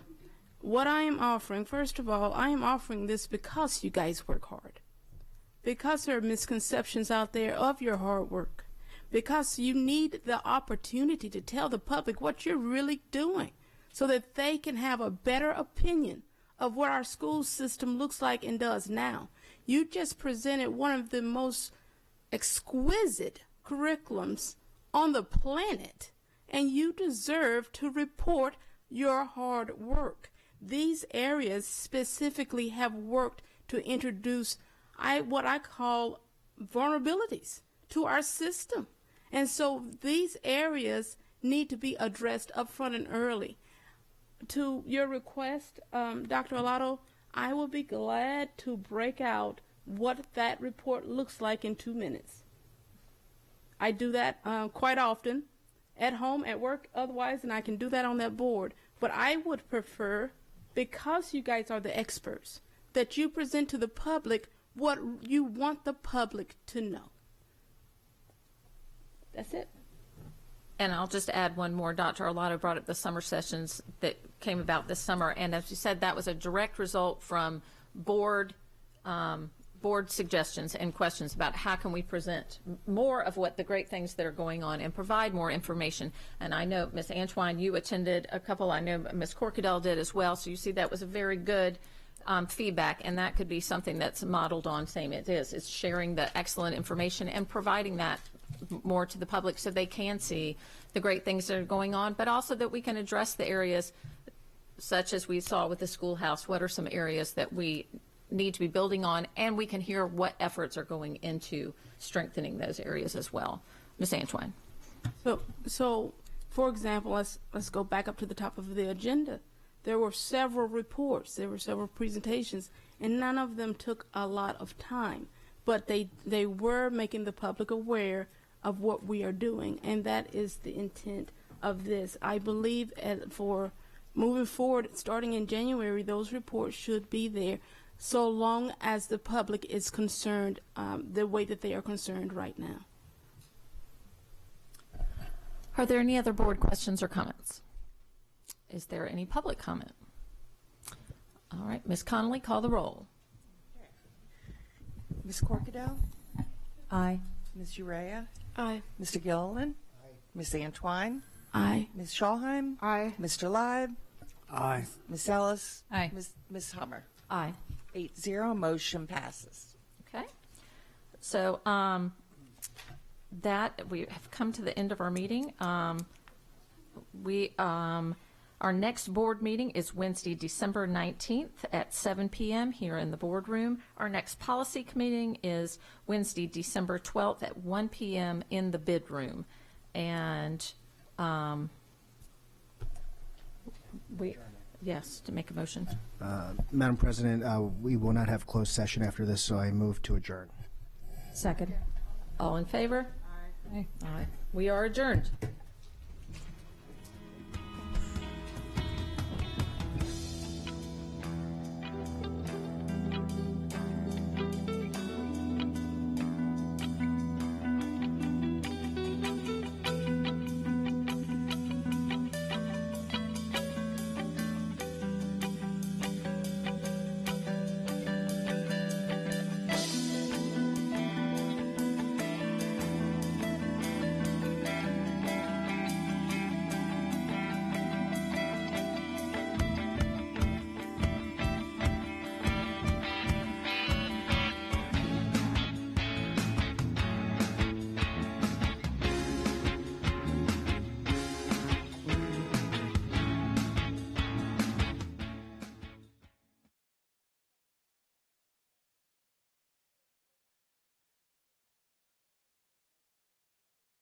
Certainly, Educational Systems Federal Credit Union, since that is what we do, that's how we were chartered, it's important to us to help fill those gaps.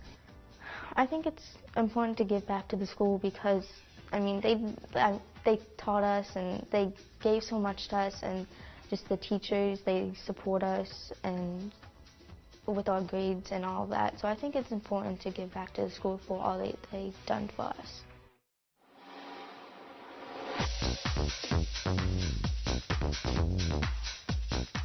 It's important to give back to the school because